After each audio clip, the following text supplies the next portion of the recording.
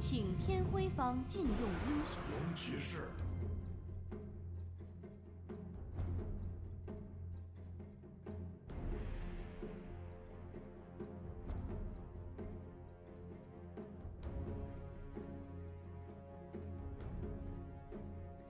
还剩10秒，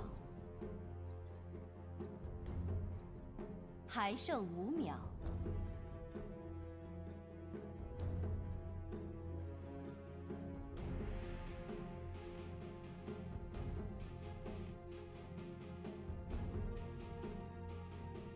请夜眼方禁用英雄。Hello, everybody. Welcome in. Hello. We're so glad to have you. It's another fantastic day here on the CDEC. My name is Cryptic. I'm here with Kips, and we've jumped right into a draft. You know, we were kind of just waiting for things to get rolling, but how you doing? It's good to see you. Pretty good. Bright and early. I got actually, I don't know if you can see that. I have my dragon scarf on. So we know who I'll be rooting for. A little bit of a bias coming in already. That's pretty nice. Big fan. Now, these teams we're familiar with from last season, correct? CDEC and Dragon both competed in Division 2 of the CDPC. Now, if I'm not mistaken, CDEC was in contention for promotion to the upper division. I believe losing in tiebreakers, was it not? It was not a tiebreaker, but they kept the most important games of the season for last. So I believe they lost to, was it RNG in the last week? Is that what it was? Okay. Yeah. I remember it being incredibly close. It was. Yeah, it was very, very interesting. Well, let's go ahead and jump closer in the draft so everyone here can see, you know, what's going on here. I got some team house cams as well. I always love it when they give an overview shot. I think that's something that more Western teams should do as well. It's like, come on, we're all in the same room. Right, I agree. Show us what these boys live like. And then, you know, it's also not always straight up in their face. I've definitely seen players already, they were eating and then realizing their camera was on and just duck out of frame. Wait a minute, they could see me. That's so funny, yeah. It is. I think it's a really good development, though. I think we should have gone here way earlier, but like with a lot of other developments, like you see there's the sneeze. With a lot of other developments, like, you know, working from home, we had to have a pandemic before it became normal. But I guess now it's here to stay. Yeah. Now, first phase, we can talk about the bands that went into this. Nothing too unordinary there, right? It's the Beastmaster, the Tusk. Mm-hmm. We see a Baton that was a little bit awkward. Phoenix, I'd say, you know, 3 of those 4 very standard first phase bands. And then we come out with the Dark Willow, Dragon Knight, Mars, and Void Spirit. The Dragon Knight, I think, is one of these heroes I've been seeing a lot more, just in everywhere. Like not even just like the core. Like I saw a 4-position Dragon Knight today absolutely crush it. So this is, I'm super excited to see what CDEC ends up doing with this hero. We get AA as a response though. Fantastic pick, right? Yep. We've seen first phase AAs in China already, basically into nothing other than just, you know, the security that they know that the enemy would like to pick up more heroes that would want to regen more, like the Juggernaut's very popular right now. There were also Witch Doctor picks yesterday from... I'm going to quickly look up which team it was. We had 2 series yesterday and they're blurring together a little bit. So much Dota from so many regions, right? So much Dota, yeah. And I mean, this Beastmaster ban here as well, I just want to shout out to ESL, who yesterday on their stream ran in their banner like, do you guys think Beastmaster will become first phase ban material? And I'm like, hey, did you update that like 2 days ago? Very nice. It was pretty funny, but we've also seen Beastmaster fail already. What happened yesterday? I think it was Phoenix just ran a very burst damage heavy draft into it. And then as it turns out, the Beastmaster still does quite a bit of damage, but you don't have the time to keep spamming those axes and build it up. Yeah, that's exactly what it is. He's a damage over time hero now. He's not as much burst as he used to be. I mean, outside of roar, you can still roar a single target and blow him apart with a single axe stack. But you're right. He's not this like drop necros, roar someone, and they die immediately. It is you build up those axe stacks for sure. exactly. Like the enemy was running a Lina, and in the draft I was like, I'm not sure this is a good idea. And then again I was like, oh, they're just never on top of the Lina, and everybody dies before the Beastmaster can do anything. Yeah, I was looking through the drafts here. It looks like Extreme was the one who ran Witch Doctor yesterday, twice actually. Yep. So they were, and they unfortunately did not win either of those games against Phoenix. But I think this was one of the first times I've. First phase picking the AA. Yeah, they did. You're right. I mean, that's a great pick. I like it. How do you feel about the potential for core Ancient Apparition with the change of the Aghanim Scepter? And his talents, like all of his stuff that core AA, is good. The question is, is it too slow? Are we gonna ever see it? Because there was a couple core like mid Ancient Apparitions we saw in the last DPC, maybe even one at the major, where it was like a niche pick. It's a lane dominator, right? And it's something that does very well in very niche situations. And I think that's sort of where it has to stay, because AA doesn't scale. Buying items doesn't do anything for you percentage-wise, really. That is a good point. So, classic lane here, by the way. Wraith King AA. Yeah, so strong. And to see what CDC is going to put into that, because it's a strong lane, but only if you can't harass them from range already. One of the biggest problems that AA Wraith King lanes have is that neither of them is actually particularly tanky. Like, we like to think of Wraith King as a sustaining hero, but it's because he constantly sits at half health and lifesteals his way to stay there. And if you want in the lane, if you want to actually be aggressive, you need to be able to go in. And I've seen a lot of these AA Wraith King lanes go wrong, where they play it overly aggressive on the first couple of levels, realize that they're taking way too many hits, and then the enemy gets ahead. And they can't actually make these aggressive plays anymore, and that's where AA feels really bad. Yeah, that's a really good point. I'll be interested to see, how that ends up playing out. The Medusa does put a kind of a wrench in their game plan here. I think that is an incredibly strong pick here. You're kind of like, I feel like your Mars Void Spirit have to do a ton of work here to shut this hero down. Yep, absolutely. Medusa, I think the fact that her talent got changed around to being mana, as well as the fact that her snake now gives her bonus mana, have been really nice buffs. And yeah, now you have a hero that can stand and fight for CDEC, and Dragon will have to engage into that with all of their jump. And Mars is not, like, he's got great disable, he's not got the most damage, especially not scaling. And the Void Spirit also falls off after a certain point. Like, we've seen time and time again that this man is the master of magic burst damage up until like 25 minutes when he gets his full setup. He'll have a Yules and an Aghanim Scepter and everything, and then after that it's sort of like, it's wait until 25, right? Yeah, it's like you wait until you're 25 or something when you have like the stun on Dissimulate and you can start doing more. But you're right, yeah, your burst damage kind of ends once you have those two items. It is still a lot of damage though. It still is a lot of damage, yeah. Like they have definitely a nice window. They can really eat CDEC's map before the Medusa is ready to get on the field. But at the same time, when she is ready to get on the field, they're going to have some trouble. And the Nyx Assassin is over on CDEC as well. Like, if you want one support pickup to, do a ton of damage to this Dusa, then that would have been the hero, but it's already gone. Spoken for. So my next question is here. This is support Mars, or this is either support Mars or support Void Spirit here, because they can't actually go into this with both of these cores. I think you might run support Mars here and just rely on like an Arena Spear and pick up a better 3 or a better mid lane hero that can actually fight into this. They're gonna take the Invoker. I would say this explains the TA ban now for sure. But I think you need something that is more aggressive. I don't know, or it feels super bizarre because you don't want to save your last pick for your 4, but maybe you do. Grimstroke's banned. Yeah, honestly surprised that Grimstroke made it through the first phase instead of the Abaddon. Did they just go Lion? Lion's decent, yeah. I think Lion would be pretty good. You got the mana drain. You have great control and sustain set up for AA. I think from the support, if they're going support, it'd be Lion. Yeah. I like the lion. If they're going with the core, and possibly something like a razor and put it in the Medusa lane. Yeah, well, it looks like they take the Mirana, which probably support then the 4th position. Would make a lot more sense than either of the Mars or the Void Spirit going there.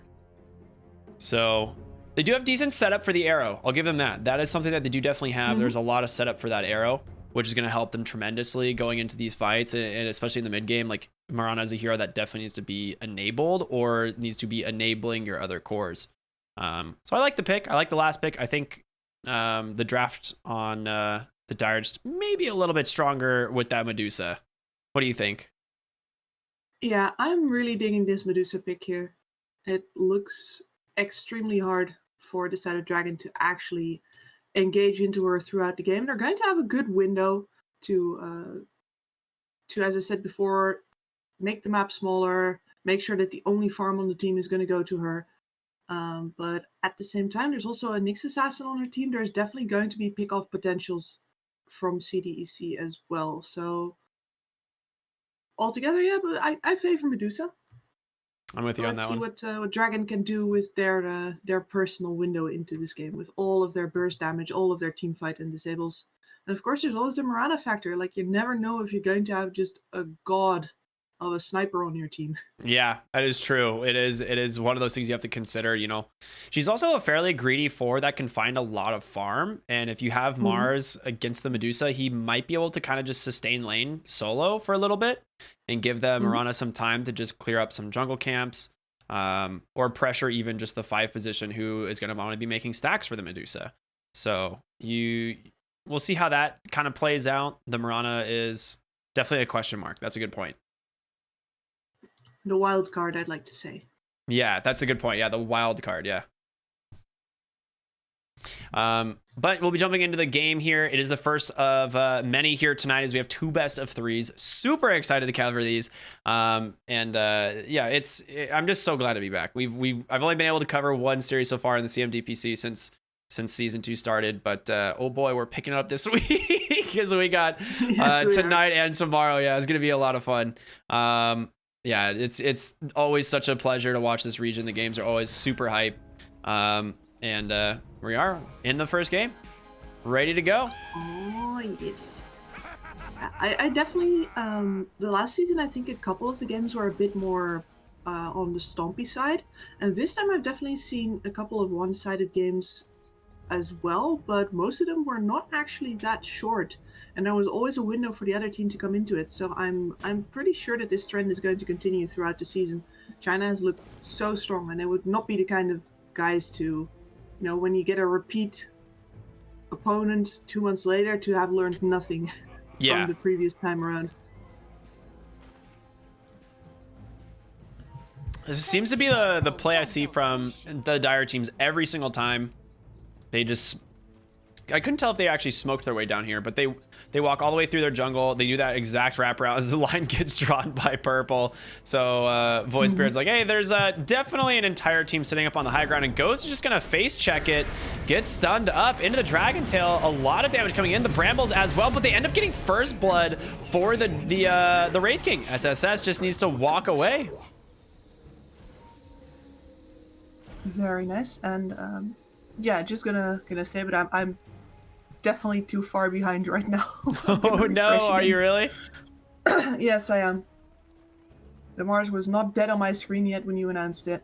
And it wasn't for like 1.5 seconds more at least, maybe even 2. Oh no. Okay.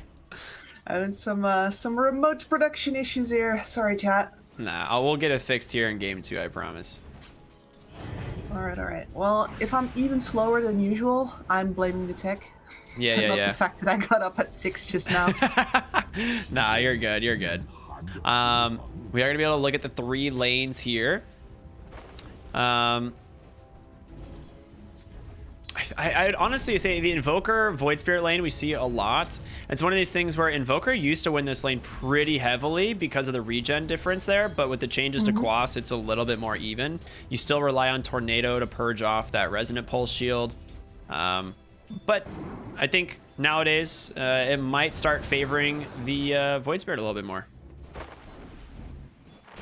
Yeah, it's possible, though I've seen that it's possible that it's very hard for Void Spirits to actually get the Invoker low enough where he can be threatened by your burst damage. Regen really messing with that lane there. And then Ghost up here, he's going to have a pretty decent time. The fact that the snake doesn't actually steal the mana anymore was a huge boon for most offlaners who's playing against Medusa. Yeah, Medusa was just such an anti-fun hero that existed in Dota because you just didn't get to play your hero, right? You're just like, oh, I guess I'll just be a creep, I guess. This is cool. Yeah. It's just one of those things that I think was just one of those quality of life changes that everyone can get behind. Yeah, I think later in the game, you kind of start missing that, like, oh man, I can't just, steal their mana at a clutch moment or something like that. But the trade-off in the laning phase is just, yeah, especially on a pro level, it made laning into a Medusa so much more harder than it had any right to be, because she doesn't actually hit hard. Yeah, it's true. You pretty much just rely on that, the snake to do most of your harassment damage. And top lane, it looks like they're doing pretty great here on Dragon. I mean, Ghost 10 CS, 3 denies. The Medusa only at 6. I mean, this Medusa was picked as a response to the Mars, was it not? Yeah, she was. And she's going to pick up a little bit here, but in the end, like, the deal for Medusa, of course, is not her laning performance. Yeah. It's what happens immediately after. So she's going to be grumpy about it, but okay. Actually, now that I think about it, wouldn't Medusa just be grumpy most of the time? I feel like she's pretty moody. She's probably not a happy camper, yeah. And over on this bot lane, we have Beyond, who is probably going to have a really nice time here, especially if the Dark Willow manages to keep the AA out of his hair. It's going to be hard for the Wraith King AA to do enough damage to kill this Dragon Knight without any rotations. He's just got too much armor. Ooh. Yeah, he's gonna be able to dodge out. Bottom lane, oh, mid lane actually, a Remnant. The arrow does actually swing on by, otherwise Blood here would have gone down for sure. They're continuing the chase here further and further in. Dissimulate, that is not gonna connect, and they will back on up, but they do force a Ghost Walk, which is huge. That spell is 200 mana. Yep. And the Nyx only has a salve for him. No mana regen for you for now. At the very least, the Invoker could go and pick up a Water Rune and get a little bit out of it. Which didn't actually used to be an option before. Small buff, maybe? Yeah, it's true. Invoker was never a hero that really fought power runes, right? He was just like, whatever, you get whatever rune you want. I'm going to sit here with my 18 health regen and not care. Top lane, though, Nyx actually steals one and Invoker gets the other. So that's huge. That's a really big play to slow down this Void Spirit.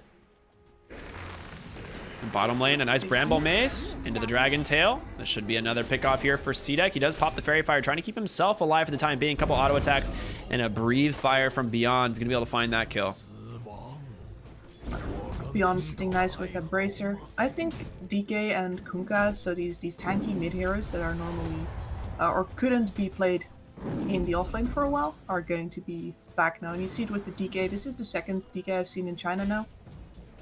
Offlane. You just build a Bracer, you get that extra health regen, it feels a lot better than before. I'm pretty sure Pudge is back in the 3 position, to be honest. I know what you're saying. I feel like that's such an NA thing to say. It is. The hero is back. People are sleeping on it. The hero's good. It depends on the lane, right? He is not like a, hey, I can pick this hero and it's probably fine type of scenario. But top lane. Nice Impale. That was sick. Well played by the Nyx there. But he's one of those like offlane strength heroes who just gets really tanky and has a decent amount of damage. He does, yeah. BKB piercing disable as well later on. The problem is just the skill shot. Yeah, well, the one thing that I think most people are picking up is you have that BKB piercing disable, but you also have a massive save mechanic in the form of the shard with like an Aether Lens, right? You have like a 675 cast range instant save. So that's like one of the things that we've been seeing a lot from that hero. Yeah, like it sounds pretty good on paper, and like I'm the first one to say that that the hook, which is like of course Pudge's signature ability, is on paper also one of the strongest abilities in the game. It's actually ridiculous. Being able to put people in a place where they've never been before. Yeah. Just think about the other way of involuntary displacement. It's all things like glimpse and X marks. They need to have been out of position first. To play against a Pudge, to die against a Pudge, you don't need to have been out of position. Yeah, exactly. Beautiful rotation there from Blood with that haste rune in top lane. They might find the next. Great impale though. Leap after it. Arrow off the mark. Unfortunately, does have a Starstorm though, and they will be able to finish him off. He does force all of the leap charges, however. So, not a bad play by the Nyx. At the end of the day, you are both mids basically rotating to get a support, right? Yep. Both of them did so on the catapult wave, but neither of them won that fight really hard enough to be able to capitalize off of it. Ooh, SSS bottom. Looks like he's gonna be fine. He's not too worried.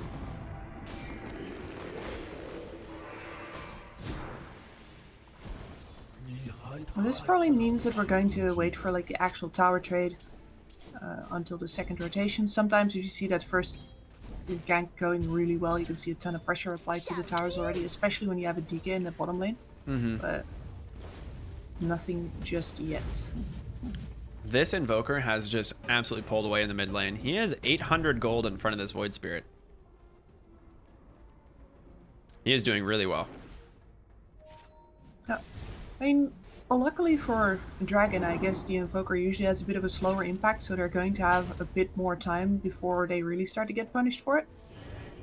But then again, there is also a Nyx Assassin on the enemy team. We could see some early Sun Strikes coming. That crown's still gonna catch? Yeah, they're just gonna be fine. They're not too worried.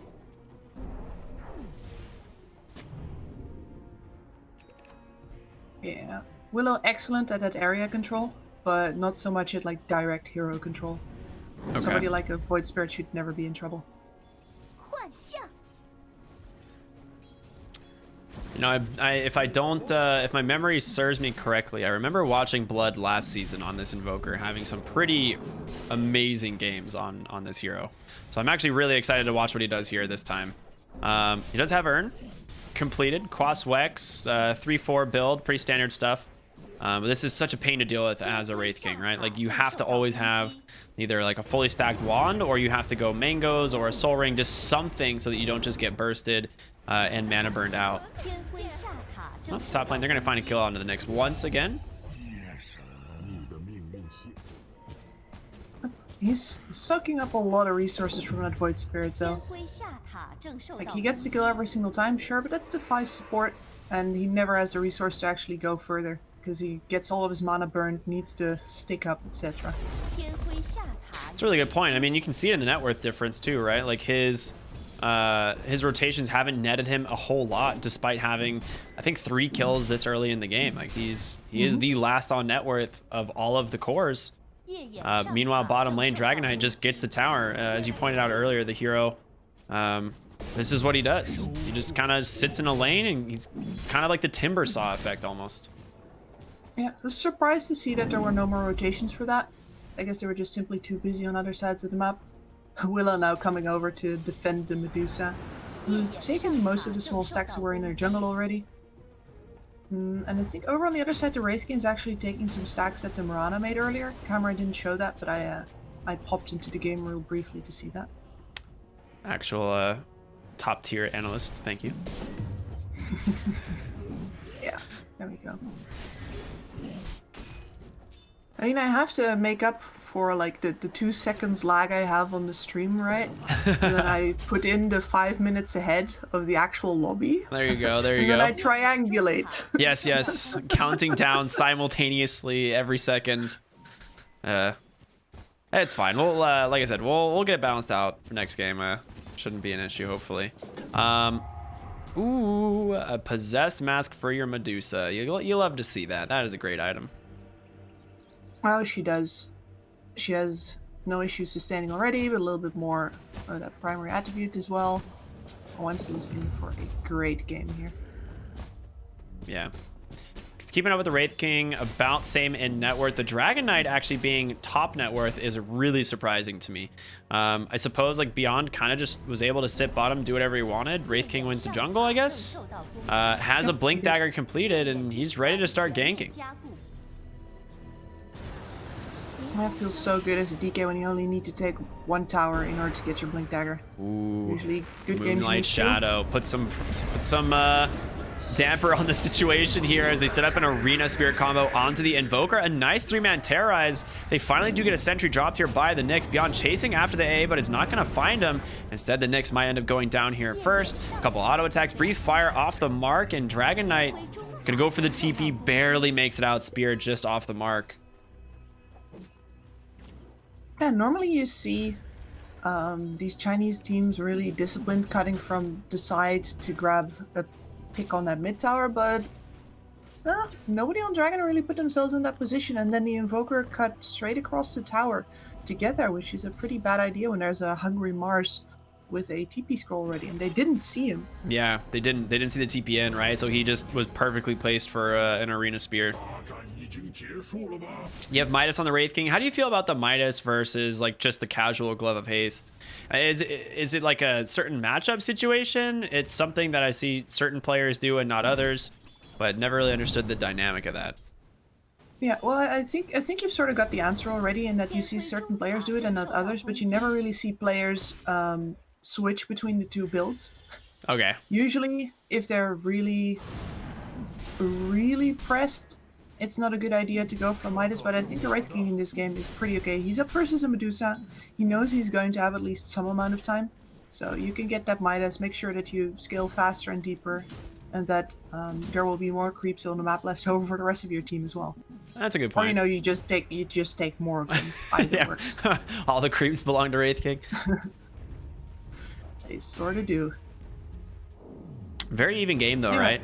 5-4, yeah, even net worth. Like, this is, I feel like we're going to be in for a pretty close. I'm really excited for the mid game fights here because they're going to be really interesting. I think a lot of it can come down to this Mars AA Void Spirit. If they can get on top of these heroes of CDEC, they should be able to win these fights. Like, their team fight is so incredibly strong, where CDEC, they're relying more on pickoffs, right?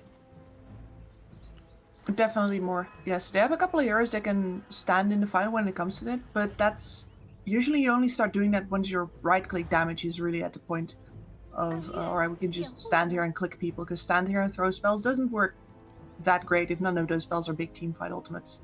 Smoke up here from Dragon. Yeah, Moonlight Shadow. I mean, they're in the triangle. They're gonna find Medusa here finally in the bottom lane, but I don't know if they're ready for this. Ghost drops the Arena. He misses the spear just barely. Blood on the backside. Gets jumped by the Void Spirit. He's going to come right into that EMP. He's got no mana to work with. Pops the wand, but stuck in place. Astral Steps one more time, but another auto attack. Blood grabs the kill. And this is sort of an illustration of the problem. Like, sure, Dragon have great jump, but what they're jumping into has a lot of hit points and will hit back pretty hard. So this Void Spirit, honestly surprised to see that they were smoking there at all. I was going to say, alright, you can see Dragon here, they're not going yet because they're waiting for the heals on the Void Spirit, they're waiting for the heals on the Mars, and then they go before either of them has that item. Yeah, it's quite a different fight if they open that with a Yules onto the Medusa, right? They can guarantee get that Arena Spear, or just spear her into a tree before. Whoa, fight breaks out in the mid lane. They get AA, but that Ice Blast gonna help secure that kill onto Beyond. I mean, that feels like a very big overextension. It is, yes. I really don't think CDEC are the ones in a hurry here. Maybe they're just feeling themselves after that dodged gank on bottom. Yeah, it's a little bit bizarre because like DK he's one of those heroes. He doesn't really need to like go dive behind towers and get kills. Like he just whittles these towers down slowly but surely from a distance. And you could definitely sit there. I mean, his role in this game is definitely an initiator. You have to not forget that this is also an offlane player who is, you know, usually the one doing the dives, playing a tanky guy with a blink dagger. Yeah, you're right. I get. I think his instincts are very much understandable. But yeah, it's definitely not necessary this game. Here's the heals. Yeah, that's a great setup, and it's gonna allow them to just grab an Invoker kill. The AA Blast from top lane. This is what you were talking about, right? They have these Yule Scepters now. It gives them that fighting potential, or just a more pick-off potential. And anyone, especially the Invoker, would be a great target if he's sitting in the lane like that. There's no real save either on CDEC, right? Nope, nothing to do. I mean, Cursed Ground sometimes makes people disengage, but that's on a long timer. Ooh, he finds the Medusa, but Yule's already committed onto that Nyx Assassin, Spear Arrow, and that's another kill. I love this Mirana pick now that I'm seeing this. Yep, the Yule's into Spear Arrow. I think most Marses right now, I was saying, he was building a Yule's, but of course it's because of the Mirana combo potential. Yeah, he's also just right so... now we've been seeing a lot of Marses go for the straight Blink Dagger now that his int gain is better.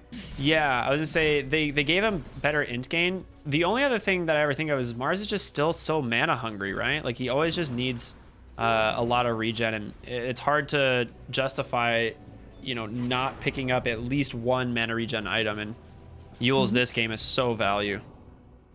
Yep, exactly. I've seen a lot of soul rings otherwise, but in this case, yep. Just go to Yule's. It makes you an absolute menace because in combination with Mirana, you can kill anybody now. Maybe except for the Medusa. He actually got a Faded Brooch as well, which is such an amazing item for him. 200 mana for this hero. It's like 25% of his mana pool, plus the movement speed, comboed with the Yules, like all sorts of great stuff for him. It's an extra rotation of his primary spells. Yeah. Which is the real big deal. Like, that's one of those things that I think people underestimate. Like any point of HP is nice, but mana only really works in absolutes. Like either you have enough mana or you don't. The only absolute point of HP is the last one. You're either dead or you're alive. Exactly. I guess that's a good point, huh? Yeah. So the fact that it's enough for both of his spells is really very nice. Well, Ghost smoked up with his team here, heading bottom. I mean, Medusa is the big kill if they can find her. Nyx Assassin. Oh, there it is. The Yule setup. They drop the Arena, spears her right into the wall. She doesn't get the Stone Gaze off, and there is so much damage to follow. It's going to go the way of the Void Spirit. Great pick off. Scary positioning here if you're the Medusa. Yep, if you want to be that far forward, your teammates definitely need to be doing something on the other side of the map. Either ganking or, you know, threatening a tower or something that you know that the enemy team is not likely to look at you. Yeah, or you can have like a Nyx Vendetta target. like just sitting in front of you, right? Like so that he can either pop smokes or scatter rotation. Yeah, and I think the Nyx was sort of near, but his positioning was definitely a bit lacking there. Yeah, just slightly off on the other side of the jungle there. And she's in big time Radiant Vision there as well. Radiant Vision actually pretty defensive, especially now that this last ward got taken out. Another catch, and EMP drops on top of that Void Spirit. They will take down the Nyx, but no follow-up damage. Blood not willing to commit any further here. You know, CDEC. I think they're just going to respond. They're rotating everyone else down here. Either that or they just want to reward this jungle. Rana might be in trouble here. She gets a TP. He didn't actually have Cold Snap up yet. And this is a dangerous moment for CDEC to decide that they're relatively strong because the Wraith King just got his Radiance. And with minus Radiance, a Wraith King is just ready to fight. A lot of people say, alright, well, that's 2 farming items. It's like, no, that's an attack speed item and a damage over time item, plus a mischance aura. Yeah, plus 17% basically more health against auto attacks. Yeah, and not just for you, but for anyone. For everyone. Yeah, it's really strong. The worst feeling is when you like get this Radiance completed on Wraith King and then you immediately lose a fight and you're like, we're in a really bad position now. Like that's true. It's such a strong point, but that also means that when you don't capitalize on it, it's like, oh, this is a sign, isn't it? Yeah, exactly. You're like, this is not good. Rana in the mid lane. They aren't gonna be able to dive her here. A lot of damage coming in, whipped by that. I don't know who had the bullwhip, but one of my favorite items. One of the greatest animations I've seen come out of a jungle item in a long time. Yeah, it's God, the audio engineers behind Dota 2 are probably some of the best in the world. It is like the Dota audio. I feel like I say this every week, but the Dota audio is really something that makes a big difference compared to a lot of other games. Oh yeah, there's nothing like it. There's nothing like it. Like there's no game where you can hear a specific, like one soundbite and be like, I know what that is, right? Just in Dota. Whereas like every other game, you're like, it could be one of many things. You know? It is one of the reasons why the pushback on the psychic headband making a 4-staff sound annoys me a little bit, though. Like, which one? I want to... The psychic headband pushback. Yeah, I agree. I feel like every sound should be distinct so that you can hear what happens in a team fight without actually looking at it. Because for the most part, that is exactly the case in Dota 2. Yeah, that's the intention, right? Like, you can't see everything happening, so that's why the audio design is so specific. Another smoke and a Moonlight Shadow coming out to the bottom lane, looking for the Medusa. She has backed off, and this time, the Invis Nyx. He's going to be able to soak the gank here.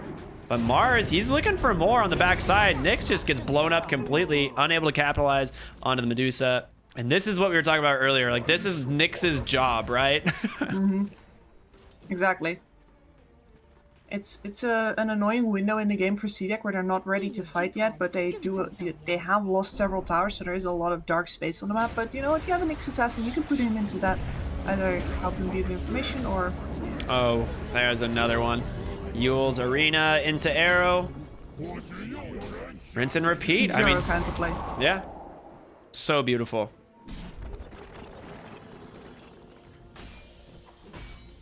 A little bit of an advantage here for Dragon. 60-40.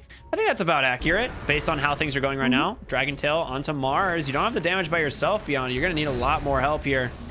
Ghost's going to be able to just use those phase boots. Gets whipped, but Yule's going to buy him a little bit of time. Wraithfire Blast. Looks like CDEC willing to just disengage here as the Wraith King with that Radiance. A little bit too scary to fight into. We're waiting for the Medusa Skadi right now, I think. And, well, it's really, she's at the top of the net worth because we haven't been seeing her. She has literally done nothing interesting all game, and she's been so happy with that. Look at that, there's the Skadi. Yeah. Just happy farming now. Halberd going to come out on the Wraith King though. I think this is a great pickup, especially versus the Medusa. It's going to help keep basically his entire team alive, as well as a little bit of evasion. Of course, Medusa pretty likely to build an MKB later on, so it's not as valuable here as against, say, a Draw Ranger, for example, who really can't afford that item until way later on. Yep, she keys it up actually. Yeah. Right as you say, Medusa's next item. Yeah, I'm gonna go MKB this game. Yeah, I mean, it's a really good point, right? Wraith King gonna tank up the double evasion you do have to deal with, right? If you don't go MKB this game, your damage against this Wraith King is so small. Exactly, and smoke up now. Medusa has a Skadi. CDEC is ready, looking to get her a fight. She's going to shove the lane into the tier 1 top maybe as CDEC walking up onto the high ground. However, Smoke's going to get popped. Beyond blinks right in. Ghost with a spear pushes him back. Tornado. You know, just some zoning spells here, as we like to call them. And now, counter movement? Maybe? The Dragon doesn't exactly want to walk up that high ground themselves. They do not have these tanky initiators that can just go up. When they go in for real. Yeah, it's like you drop Arena and you're like, ah, hopefully this hits some people. Yeah. A second smoke from CDEC. They really want to pressure this tier 1 tower, open up this triangle, and they're just going to sit behind once here on this Medusa. And I like this idea. I mean, Alacrity, Spirit Vessel, or I'm sorry, Alacrity and Solar Crest. Got that attack range thanks to that Grove Bow. We'll be forced to fortify this tower. And how do you jump this Medusa right now? You don't really. There's an Invoker sitting behind her. Oh, well, they're going to try. Down. They caught her. But the spear, it actually just pushes her back, and now once able to just disengage, drops that Stone Gaze, doing what they can, but a nice disarm from SSS. With everything thrown, they are just going to continue to back away. Arrow thrown out, doesn't connect, but looks like they're still looking for more. Yule Scepter's our thing. The Arena finally does come out, pins that Medusa against the wall here. Nyx Assassin trying to help out. A huge impale onto 2 and a Terrorize as well. They're going to lose the Wraith King's first life, and now the Mars, the Medusa, getting so much mana back once. Caught an arrow as well, and with the Wraith King here, he's going to be able to finish her off. BKB from Beyond, trying to do what he can here in this fight, but starting to just dwindle down, and Nyx Assassin's going to be the second to fall. Dark Willow falling low. Have to disengage. And that cost Dragon a lot of resources, but they did pull it off, and now the only question is, can they capitalize on it with any buildings? They're eyeballing Roche instead. Well, also good. Static objective. He's not going anywhere. Yeah, they do get the Sunstrike in here, so they know that this is happening. The Medusa, a huge part of their team fight and a lot of their damage, so if she is not here... And you can't buy back basically either. all of their damage. Yeah. Like their entire lineup. I was going to talk about that when Dragon proved me wrong. It's like you have all of this area control. With the Willow. With this Invoker. And they just dive in on the back side. They managed to take Mars down. Beyond snipes him on the back with a Breathe Fire, but... No, Medusa's up in 5. Wraith King, he does have ultimate, another Dragon Tail. They are going to get the reincarnation here, but you're in a pretty bad situation here on the side of CDEC. You don't have your heroes. Remnant comes out. They take down the Invoker. Cold Feet catching another on the backside. Nyx Assassin trying to run, getting burned down by the Radiance. One more tick will grab him. And now Beyond on the run. Blink, Dragon Tail. Medusa is here. Quickly melts down. And then a buyback on the AA. I think Beyond's having that Arcane Rune was a huge benefit to him because those Dragon Tails came out so fast. It's the only reason they get away with that at all. And you're gonna say get away with that. The initial goal was just to drag time until the Medusa respawn and then re-engage into the Roche Pit, right? But I'm not sure they're going to be able to now. That said, they still have their outpost. The Invoker is up in 9 and this Roche is not dying fast enough. Yeah. You're still so afraid of this Medusa. I mean, your Wraith King now is top net worth, but... Oh, actually, they pick up the Ags on this Void Spirit. He's going to go in. AA Blast thrown way to the backside. Going to clip all 3. Beyond. Dragon Tails him up, and there's just not enough damage between these two. Halberd there. Nice Wraithfire Blast onto this Medusa. EMP comes out. Going to burn a lot of SSS's mana. Oh, it actually barely misses, but they do catch it onto Ghost here. He's trying to run away once. Does pop that Stone Gaze, but they're all just... kiting her around right into an arrow, into a Wraithfire Blast, everything being dropped on side of this Medusa. Another Halberd. They do kill the Wraith King, but Medusa's starting to fall incredibly low. Spirit against the wall. She's done. She's got no help. She buys back into the game immediately. They also get the Nyx Assassin. Void Spirit's going to be able to survive. They've got to be able to get this Wraith King. This is the big kill. No reincarnation available. Another AA Blast coming on through, but Wraith King starting to fall low. A nice Halberd once again Beyond with the Dragon Tail arrow. Going to stun him up. They're just going to try and turn it around. Terrorize. It doesn't connect. SSS reincarnation in 13 seconds. Can they get him? It's up to the Dark Willow. She finds the kill eventually, and now Beyond will also take down that Marauder. Backside Void Spirit. More and more pickoffs. It is Medusa versus the world right now, Kips. All alone. And she can't take the Roshan either. That's why she bought back. She bought back so she could maybe get the Aegis after this fight was over. But she doesn't have enough damage on her own. And right now, her Medallion Carrier, the Solar Crest Carrier and the Invoker is dead for 15 more seconds. It might be able to do it before the Wraith King respawns, but it's going to be tight regardless. And you're going to be doing it against, once again, an AA ult and the threat of an arena. I'm not sure a CDC can do that. That's a big blow to the Medusa's economy. Yeah, you also have BKB finished on Mars, and it feels like Mars almost got away in that last fight. If he has BKB, I feel like it's certain. Ooh, that's a big pickup for the Medusa, actually. That Paladin Sword is going to be so value. Absolutely. With that much more damage and sustain.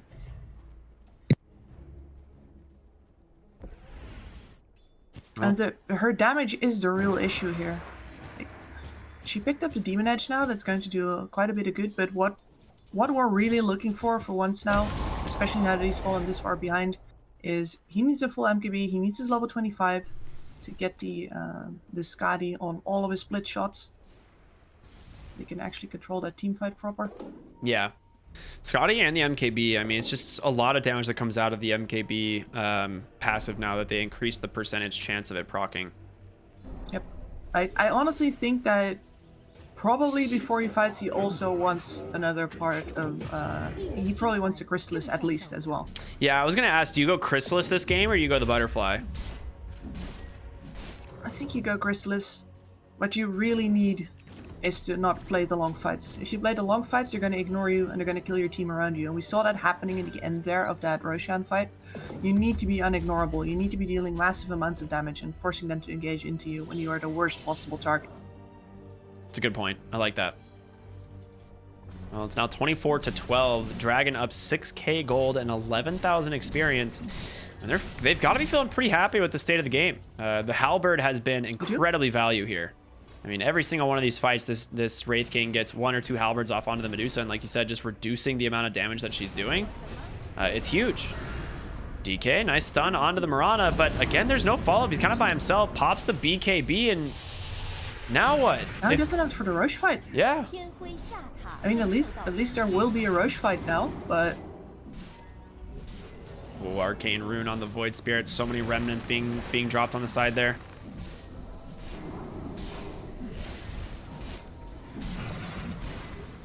SSS slowly just beating this thing down. He's getting close. Sunstrike will give them the HP bar, so they know kind of how much health they're dealing with. Medusa dropping those illusions in there as well. I don't think CDEC want to fight. They're actually just leaving. They said, okay, you get Roshan. We're going to go farm and push lanes. The risk's too high. They need the Medusa to fight. There's no way for them to skirmish. Their draft is too all in. It's like it's Medusa or nothing. And the Medusa doesn't have a buyback currently. If she dies in this Roche fight, it's just Gim. And she still didn't have that MKB ready. Yeah.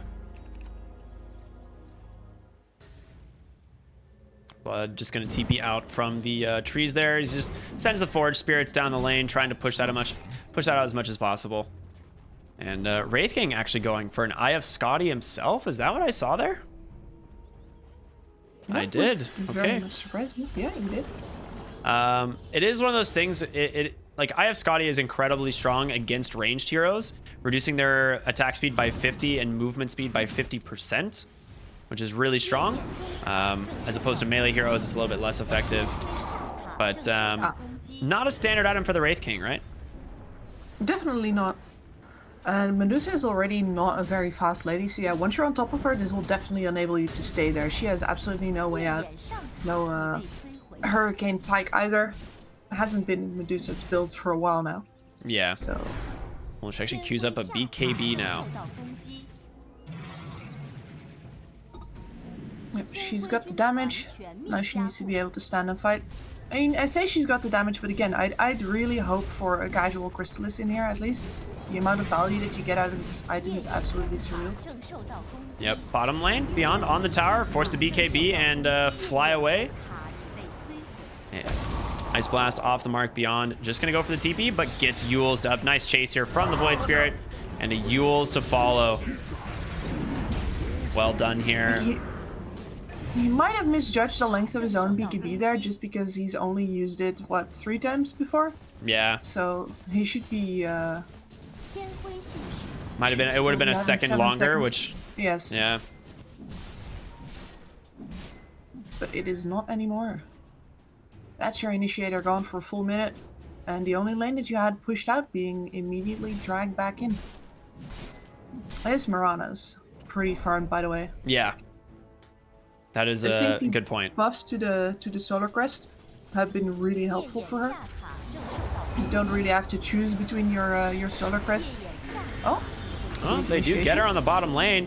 No leap available, and it's just gonna go to Blood here. One more auto attack from him. That crown didn't actually manage to catch, but the Bramble Maze, I guess, just long enough of a route. Mm-hmm. And they get out unscathed. That's valuable time bought right there, especially because you got the reactions from the rest of the team. Yeah. We'll kind of try and cut another wave, maybe 2.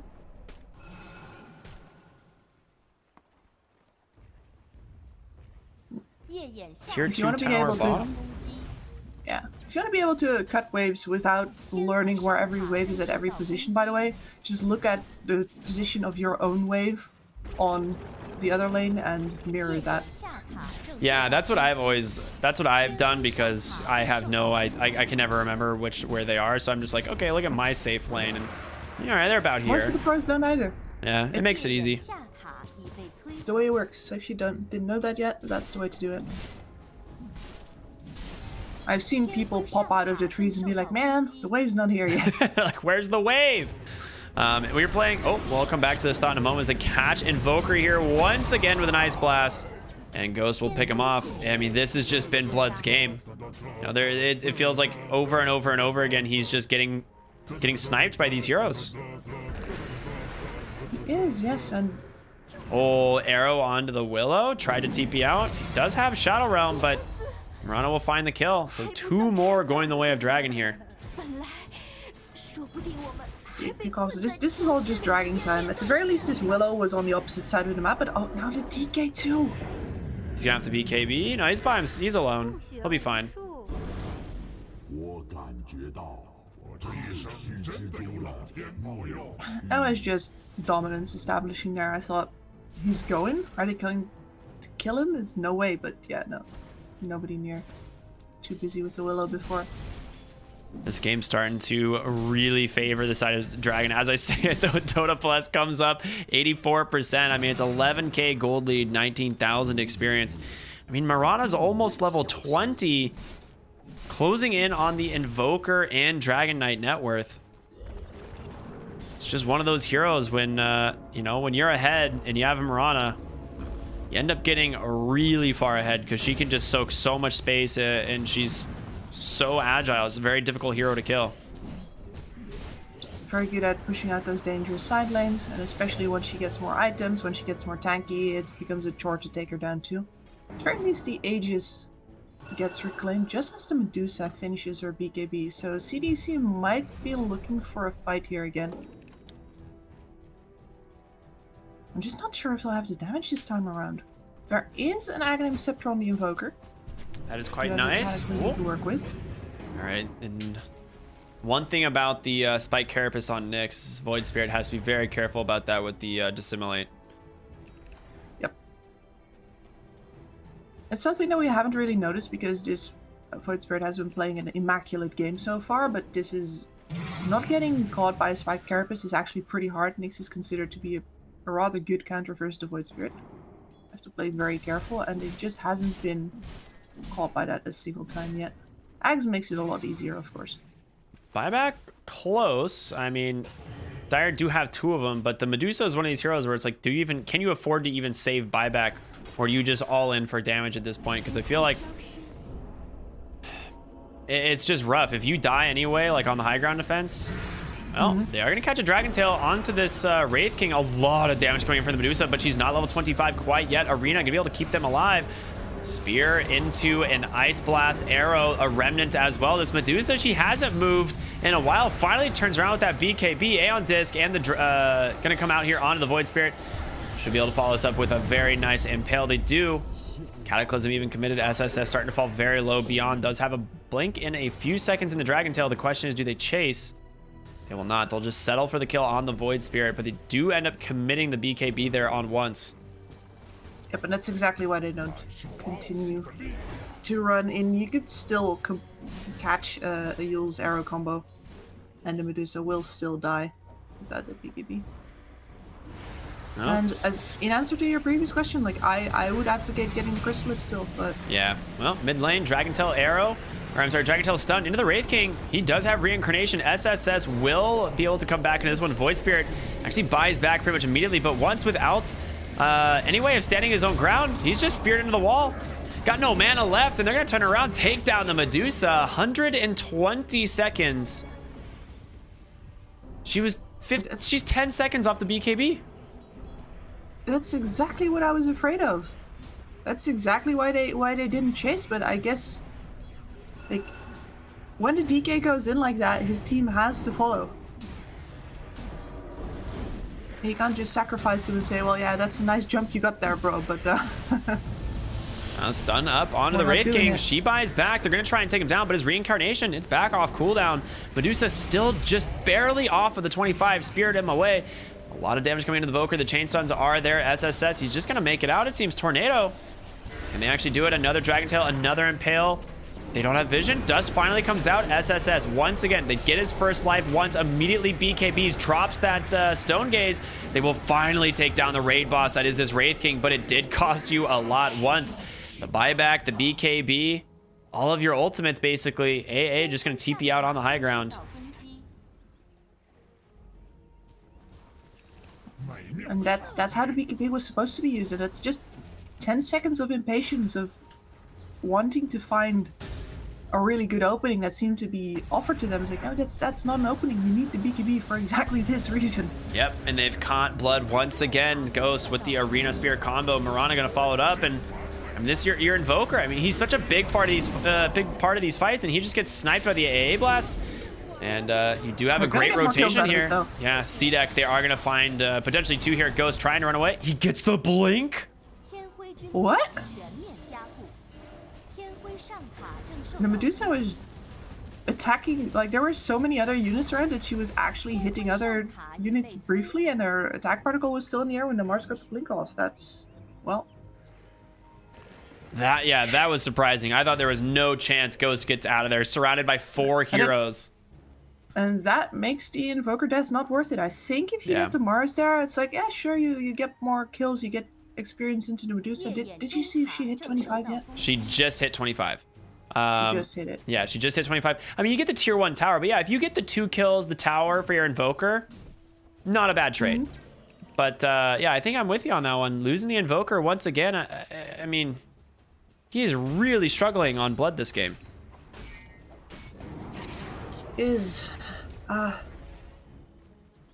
And it's definitely contributing to their damage problems as well. Like the fact that this Agnum Scepter came out so late, the fact that he hasn't really been able to leverage his Witchblade at all, the fact that he just hasn't found the time to build a BKB, and especially that last one just has been compounding. There's been several situations where he probably could have lived if he bought a BKB, and he could have had these items plus BKB by now, but since he opted for the damage here first. What an item. Penta-Edged Sword is just one of those items that always feels good when it drops. Well, I've heard that some people think it's pretty underwhelming. Really? It's not that much. Yeah. I love this item. I don't know, man. Dusa's got a leveler. I thought that's what you were talking about. Oh, did she get a leveler? She has a leveler. Okay, that is pretty good. Definitely better than the Penta-Edged Sword. I just would like to take this moment to shame everyone who has ever decided that they don't need a leveler and then dropped it in base. Oh my gosh. Put it in your backpack. Backpack a leveler, always. Nyx Agnum You're going Scepter. to be hitting buildings at some point, and then you'll wish it was in your pocket. I honestly didn't expect to see an Agnum Scepter picked up on the Nyx Assassin, but it is, I mean, it's a pretty good Ags. The increased range on stun, as well as your mana burn, and then obviously the AoE spike carapace underneath you, or on top of you rather, is quite nice. And it follows his team's theme, right? Like having just this controlled area that is extremely hard to jump into. Not just going to have the Willow Brambles and the Invoker spells to deal with, especially now that the BKBs are starting to run lower, but also the Nyx Assassin throwing out so many stuns. It's ridiculous. Smoke up here on Dragon, walking into the mid lane. Scouting with that Mars. They will catch him on the high ground with the backside. Looking for the Dark Willow. The smoke gets popped and they will just back out. However, Void Spirit, he goes in. He finds blood on that Invoker. He just gets bursted once again. No chance. Medusa standing her ground with Beyond, turning it around, trying to take down this Mars and this Wraith King, but it just doesn't seem like there's any follow-up damage as they're standing it. No problem at all. A huge Impale, however, once. Can he get Wraith King's first life? They do. They get the Mirana as well. Mars still alive at once with this damage. The AoE, all of these procs, like, it's too much for them to deal with. They have to back out. The buyback from the Invoker coming in quite handy as they able to burn out the mana. They get 2. Mars about to fall as well. All right, once is too strong, it seems, and they cannot deal with the Medusa, as the buyback from the Invoker will net them potentially a 4th kill here. Oh, he's able to dig it out just in time. That's another delay on the Invoker's BKB. Yeah, this guy cannot catch a break. He cannot. This game is really not working out in his favor, is it? And yeah, watching this fight felt like watching an elderly cyclist struggle up a hill. Like there isn't enough damage on CDEC still, but at least they got the staying power now. The damage on Dragon has finally run out. That's so such a great analogy. They make it to the top, and you can sort of feel that relief as they cross the hump, like, oh, like, yes, I made it. The Wraith King is dead. And now it's downhill. Yeah, now they just get to relax, right? Yep. Medusa gets the Ag Shard for herself. I mean, we can see here what happens, right? They jump in, the arena does do some work. They take down the Invoker, but meanwhile, you're just ignoring the Medusa. And that typically doesn't end up resulting in a very good situation for you and your team. They get the halberd for a moment, and as soon as that expires, it is just all Medusa here, melting them all pretty much one by one.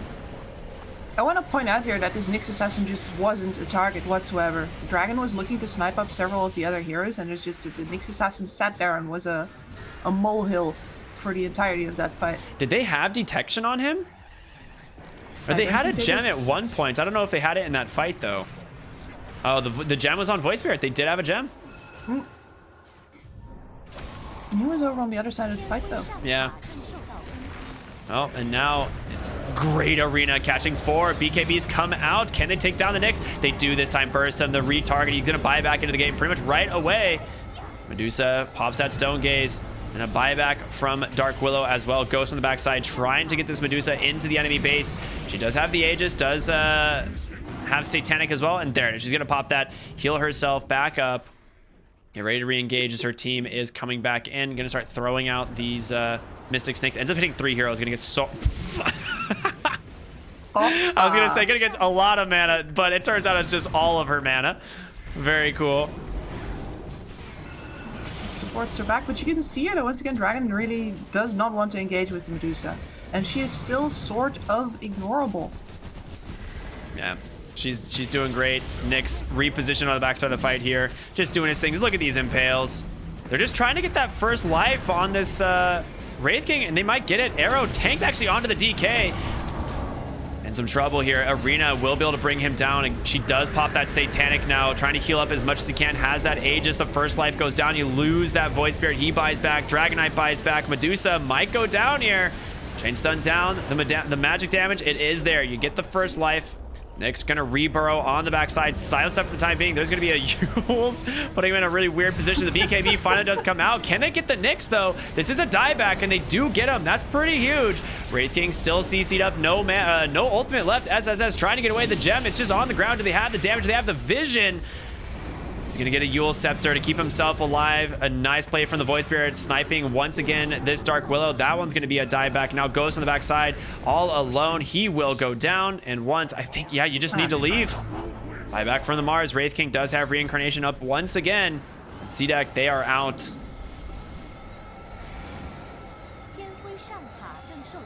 I'm just hoping the dragon doesn't catch any of them. That arrow was tickling Blood's heels. Oh, yeah.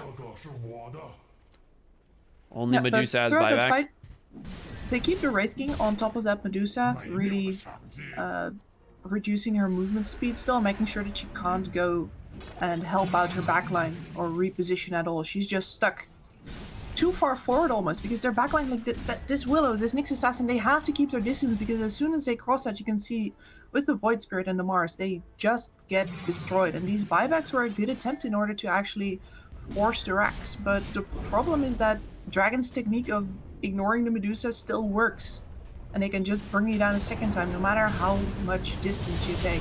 Yeah, I mean, they drop everything on her and they connect with all the spells. The BKBs come out, but can you actually kill the Medusa? She pops the BKB. And she's just gonna walk away. Blast. They don't have the damage. They will catch Dragonite over on the side, and that one is indeed a dieback. 3 heroes dead. Nyx Assassin respawning soon. Ghost going in really deep. Misses the spear on Blood, actually. Still he's finally got a BKB. Yeah, look at that. It feels like too little, too late. No, I mean, Medusa, Invoker, Nyx, can they hold the high ground? You've lost the mid lane of Barracks, bottom lane starting to fall.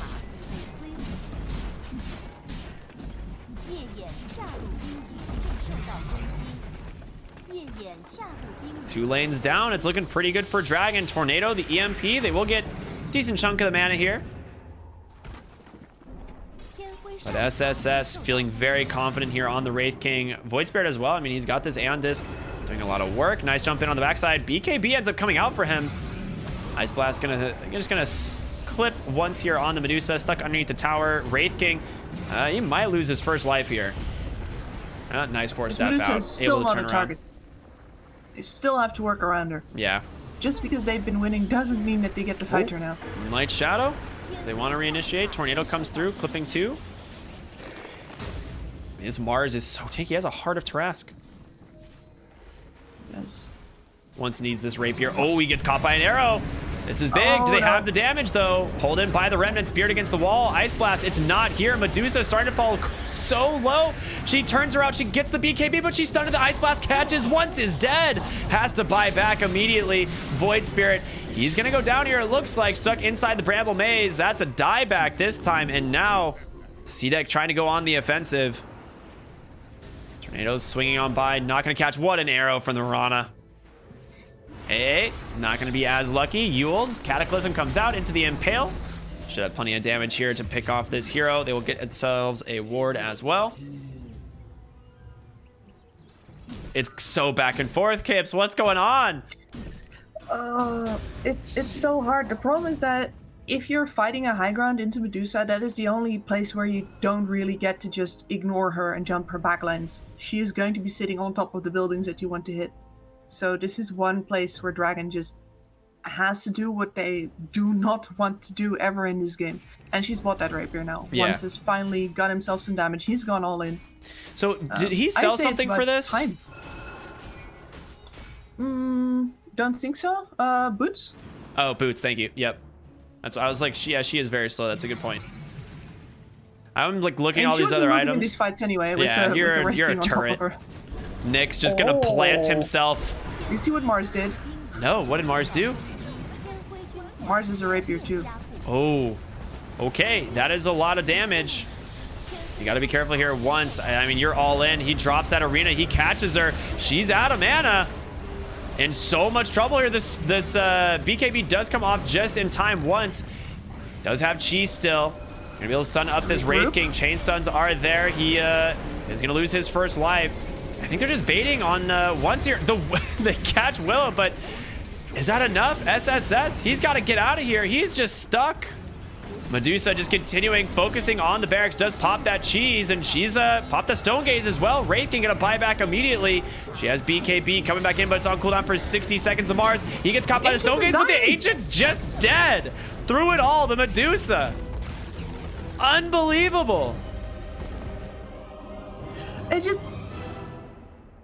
I felt like such a broken record going like, man, I wish she'd really get that crystal. As soon as like there's actual damage on the Medusa, it becomes so hard for Dragon to fight them. I really can't believe they pulled that out in the end, though. I was very much convinced that this was going.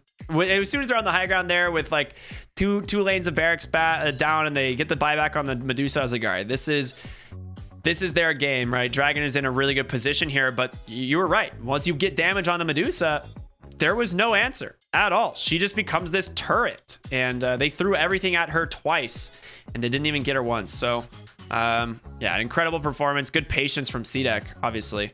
I can't wait to see the highlights. The highlights are going to be something, man. And it's like a lot of CDEC's trouble here, I think, stems from the decision to go for that Roshan fight before the MKB is up, like before she even has a piece of the MKB. And then after that, the MKB gets delayed so much that they just lose so much of the map, because she buys back for that as well, I believe. And just puts a whole dent in like their game plan. They were supposed to be able to mount that huge high ground defense way before that already. But like a damage on Medusa is just crucial. Mm-hmm. Yeah, sometimes Medusa Rapier is just one of those things where you're like, okay, yeah, we have a much higher chance of winning now. Especially that late in the game. You know, you have the split shot modifier. Used to get True Strike, right? But not anymore. It just in general, the Scotty, the MKB combined with it is just too much damage. It's quite nice though. It's pretty ridiculous. Oh yeah, like sometimes I kind of wish we were still in the territory where Medusa goes Rapier third item. Those are fun times, right? Like, Medusa can be a pretty boring hero if you don't play it like that. Here, Invoker crosses in front of the tower when his team has to dive too deep to find a pick-off. I think that if you have to dive this deep, then it's not a pick-off. Yeah, this one definitely felt like an overextension. You just end up losing two heroes. It was almost a third, too. Dragon Knight barely got out. This was the... I thought they would not be able to kill her here. Yeah, they did a ton of damage, and Medusa, the chase just went on forever here. And all of these halberds doing so much work. Yeah, there it is, the Engage arena as well, setup. once tries to life steal up. Yeah, this is just such a sick play. I mean, they do everything. Is a spirit vessel, the mana burn, everything just there available, and it's just Wraith King, right? He comes back, he's like, "Sup, I have a second health bar. Good luck." She gets arrowed there as well. Yeah, that was a sick arrow One by of the the Mirana. reasons she lives a little bit longer is because at first the neutral creeps are in the way. But it does mean that he has it left over for later. This was another situation where I think they were trying to contest the Roshan, right? And they just decided, we'll just jump you on the backside, and Beyond ends up, I think, finding like kind of a sick fight here. But it looked so bad at the start. Yeah, this was the Arcane Rune Dragonite where you just throw Dragon Tail after Dragon Tail after Dragon Tail. They were stalling for the Medusa, right? Yeah. Yeah, they're stalling for the Medusa. Who is still waiting on that MKB at this moment, and they still lose kind of too much.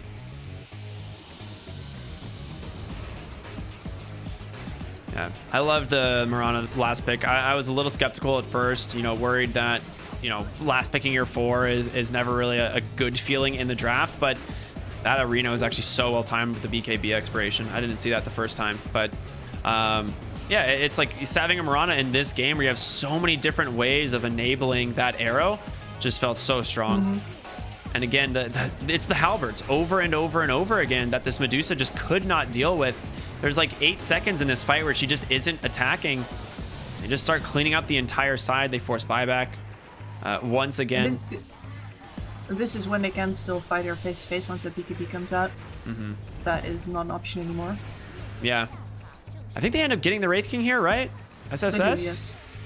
Or actually, does he walk out? No, they get him here with Willow. Yeah, it was Willow snipes him, right? Yeah. And the Medusa is just standing in the middle now without any options for them to kill her backlines, but... Yeah, this is the one where Medusa's the only survivor. That was funny. It happens a lot when teams are doing things right. This was a smart fight from them, and then there it is, the BKB just not there from the Medusa, and you lose her just before the high ground push, and your BKB is 10 seconds off cooldown, and it's just, you were talking about this, right? You want to play around the BKB timing, and it majorly backfires there. Yeah, that's the DK not paying attention to his teammates' BKB that screws him there. Yeah, this fight top lane, this so would be close. so worth it if you get that Mars. I'm so curious as to how he gets this this blink out. Yeah, like I thought, no, because the Medusa is hitting him. I thought it was the other units around, but I think she's repositioning. Yeah, maybe. There was a moment where they had damage. He didn't have blink off exactly when he landed, but yeah, he just survives. And here's the Nyx, the pesky Nyx. After this fight, you were right. They definitely realized, okay, we need to deal with this Nyx assassin. This is a huge problem. He tried to re-burrow in the middle there even. He was just repositioning. He just walked over to burrow Spike Carapace them, right? An extra 2.5 second stun. Yeah, this Nyx played incredibly well. I'm curious who they give MVP here to. Is it once on the Medusa? I feel like was there one standout player in your mind? I mean, I guess it has to be the Medusa because she wins you the game, but I feel like the way of phrasing it is correct. It's the Medusa perhaps and not the player, because how many plays are there to make on a Medusa? Yeah, you just try not to die and right click heroes. I don't know. Yep. This is that last fight where they're engaging the Medusa at least, but the real goal is always to get to the backlines of CDEC. Yeah. And they did. They got the first kill, and we'll see Void Spirit jump this Nyx assassin here with the Mars, and they do end up bringing him down. That's the dieback that they get, which is huge, but it's Medusa just dishing out so much damage to your team now. And Wraith King's going to go down here. They're going to force his buyback. The Mirana nearly just dies to the split shot. Oh, the Wraith King doesn't end up dying? I thought he did. No, he doesn't. We're not at the end just yet. It's okay. both the Willow and the Nyx assassin die here. Yeah. Oh, nice throw here. I'm open. This Terra is... I mean, it felt like she, like this was the scenario where you're just like, okay, you know, this is worst case scenario for the Medusa. She doesn't have the rapier. She has to buy back. You get the dieback on the Void Spirit, which was nice, but okay, here's the final fight. Yeah. Buys her enough time to actually get that rapier online. Yeah. One's just barely making it outside of the arena there, and with beyond honestly, the Aghanim Scepter on the DK here is quite overwhelming as a Wraith King. You cannot deal with this. You are just so slow. Yeah, he has 100 MS. He cannot go anywhere. This is so miserable. And just the constant chain stuns on the back. As well. Yeah. Yep. And then, yeah, there's the base. They decide, like, hey, if we just click the throne, we win the game. And go figure. It works. Yeah, Nyx Assassin. I actually am 100% okay with this. Mm-hmm. Tanked the right ganks at the start. Then really provided a lot of that AoE control later on in the game. Not easy to play a Nyx game like that, especially not when at the start you're basically just, you know, gank fodder. Yeah, absolutely. I mean, his play in the end of the game with the Aghanim Scepter was so good.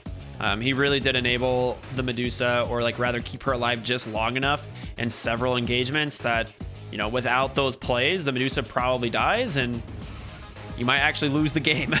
So I'm okay with that. It looks like game one's gonna go the way of CDEC here, but it is a best of 3 Dragon. You know, down but not out. They definitely tried their best here. CDEC just, you know, edging them out a little bit. They got a very real shot. Yeah, it was a very close game. We're gonna be going into game 2 in just a little bit. We do have a small break. Kips, any final thoughts before we throw it to a break? I think that we're going to see some more back and forth action here, because both of these teams seem pretty well matched, both in their strengths as well as in their weaknesses. So let's go. Excited. Well said. All right, we'll be back in just a little bit, everyone. Stay tuned. Game number 2. We'll see you in just a little bit.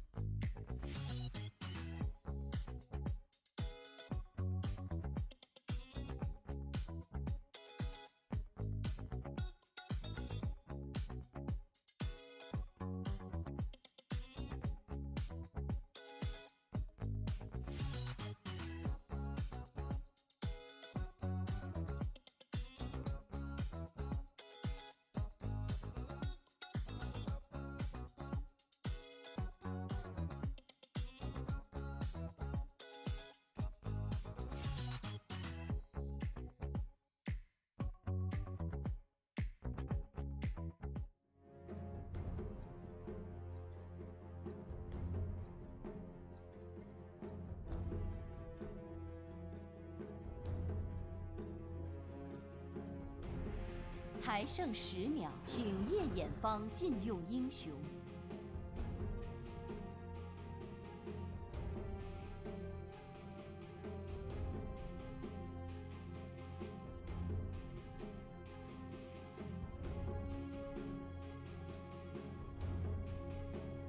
还剩10秒，还剩5秒。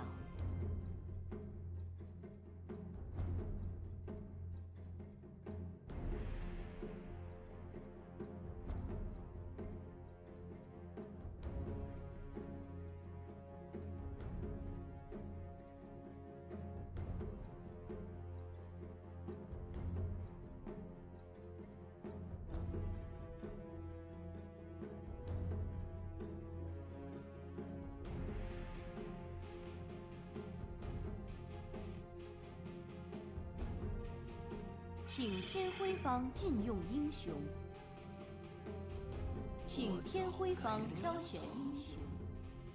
Hello, everybody, and welcome back to the DPC. I am R Cryptic. I'm here with Kips, and we are into game number 2 here of Dragon versus CDEC. Game 1 was a bloodbath, so back and forth, and we have already jumped right into the draft. Kips, how excited are you to see a Beastmaster and now a Darkseer? This is quite the opener. Listen, I call this man Baymaster for a reason. Yes! All right, I'm so happy to hear that. So great. Yeah, this hero is so good. I have always preached Beastmaster, though, of course, for different reasons and why he's getting picked up right now. Like, right now, he's a teamfight damage dealer, on top of the fact that he has all of his vision, all of his auras. Of course, his solo pushing potential has been a little bit diminished. Whereas, you know, I, as a coach, liked him more as like sort of a map tool. If you have a Beastmaster on the map, you always have pressure on a lane, which is very standard, like a nice standard to build your drafts around. Like, you know, you always have that. In this case, unless this guy goes home with Dominator as an offlane Beastmaster, less likely. We're way more likely to see him mid as well in most matchups. Can't really be harassed out, can always get creeps with his axes. Ooh, and we are going full attack speed here, I see. Yeah, the Troll Warlord, you know, if he hits fast, why not make him hit faster? Not a bad strategy, I suppose. It is one of those things, though, that's odd, is you just opened up with both cores in phase 1 here on Dragon, right? You don't run, both these heroes are too item dependent to run as a support. So CDEC has a lot to work with. Yep. I think one of the few, like, the reason why we see that here is because the only thing that you need to know for Troll to have a decent game, because there's no matchups as carries that really wreck him, is you want to see the enemy offlaner, so you know your matchup, and ideally you'd want to see the enemy 4, because there's a couple of 4s that make games way harder for him, say like Tusk, for example. Troll does not like. You also get into trouble versus things like SD, and those are pretty hard to pick up now. So yeah, this feels like a pretty safe game to already pick your Troll in, even if you've already shown another core. It's like, yeah, we can just get that out of the way, act as soon as possible on the information we need, so that after that we have space left in the draft to improvise and do other things and react to their new information. Instead of, you know, picking the Troll that you already wanted after the first 2 picks at pick 4 is not making use of the information you have now. Yeah, it makes a lot of sense. I'm curious to see what they ban out. I like the Ancient Apparition ban here. I think, you know, that was a pretty impactful hero last game, despite, you know, not actually netting them the win. But against heroes like Troll Warlord, it is so frustrating, right? You pop the battle trance, you just get ice blasted, and you're like, all right, cool. Everything that I'm supposed to do is now pointless. I'm a little curious as to see what CDEC do as a response, though, because they're going to obviously just do what they can to protect the Troll here with these bans. The Razor, the Ancient Apparition. I'm trying to think what offlane they could be worried about. I mean, it is Darkseer in the first phase, so my guess is that this is just going to be a 3-position Darkseer, and they're just going to deal with the lane matchup being bad. Or you could potentially aggressive tri-lane into it. Yeah, swap the Darkseer to your solo safe lane and really pressure the Troll. I'd say tri-lanes are pretty much the only time when the Troll is not like amazingly excellent. Normally his laning strength is just really dependent on the fact that he gets to put in so much chip damage and secure all of the range creeps. And in a tri-lane, it's not like he doesn't have a stun to contribute. His survivability is mostly the Whirling Axe's mischance, which is, at these early levels, most of the damage comes from the spells, so it feels a bit underwhelming in a tri-lane. Troll likes the experience as well. Yeah. But it's a good option for CDEC, I think, to aggro try. The question is if they'd really want to. You're already with an Earth Spirit who doesn't want to stay stuck in that lane for too long. You need more experience, you want to get roaming as well. But it's definitely still an option. Yeah, absolutely. And one of the things right now is the Ember ban, I guess just a little bit of a comfort pick. It is really difficult to play against as a Beastmaster. Like, this hero is just constantly causing issues for you. You talked about yesterday where dealing with burst lineups they're like things that can just run at you as a Beastmaster is a huge issue now with the Axe build. I wouldn't be surprised if CDEC pick up like a Phantom Lancer here. It's not bad into Troll. It's disastrous as a Beastmaster. But my guess is they're gonna run this Beastmaster mid. I don't think you want to run this Beastmaster in the off lane if they go for like a Phantom Lancer or something along those lines. No, that would be pretty hard. There's the Phantom Assassin as an option versus the Beastmaster as well. Like in general, if this Beastmaster is offlane, there's several carries left for CDEC that would do great against it, but they don't have to reveal their hands yet right now. And yeah, there's a puck. This could be a support. This could be a mid. This could be an offlaner. We have no idea. And CDEC is just left revealing more and more information, while Dragon really, the only thing that they have shown is what their carry is, and CDEC is not taking them up on that. They're not saying, all right, we know our carry versus carry matchup now. We're going to get whoever we think deals well with this and get it a good lane. Because they're not trusting that they can get it a good lane. They want to see more. And you can see them really waiting with this pick, like, what are we gonna do here? I guess we need lockdown for that puck. Yeah, it's a really good point. I will say Dark Will is not bad at dealing with the puck. You do have Bramble Maze as long as you hold it. Pretty good at preventing puck from getting like these blinks out from either Phase Shift or Orbing, etc. Also a good counter to the Yule Scepter, of course. But yeah, you're right. I think they need some like very like solid single target disables here. I think that's what they're very much lacking. I think the Earth Spirit Silence is pretty good, but it's about the only tool that they have right now.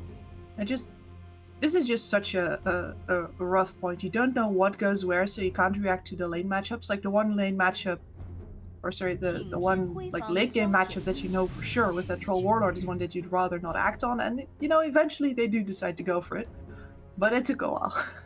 Yeah. So tell me how you feel about the morphling in these matchups. Do you think this is to be a mid morph or? Personally, really not a fan of mid morph. I like my morphs on the carry roll. Okay. Like, if you put the morphling mid, you need something from your safe lane that can make up for the fact that your mid is not making any tempo, but then you're doing it on a hero that gets less experience because he's sharing a lane. So the start is harder.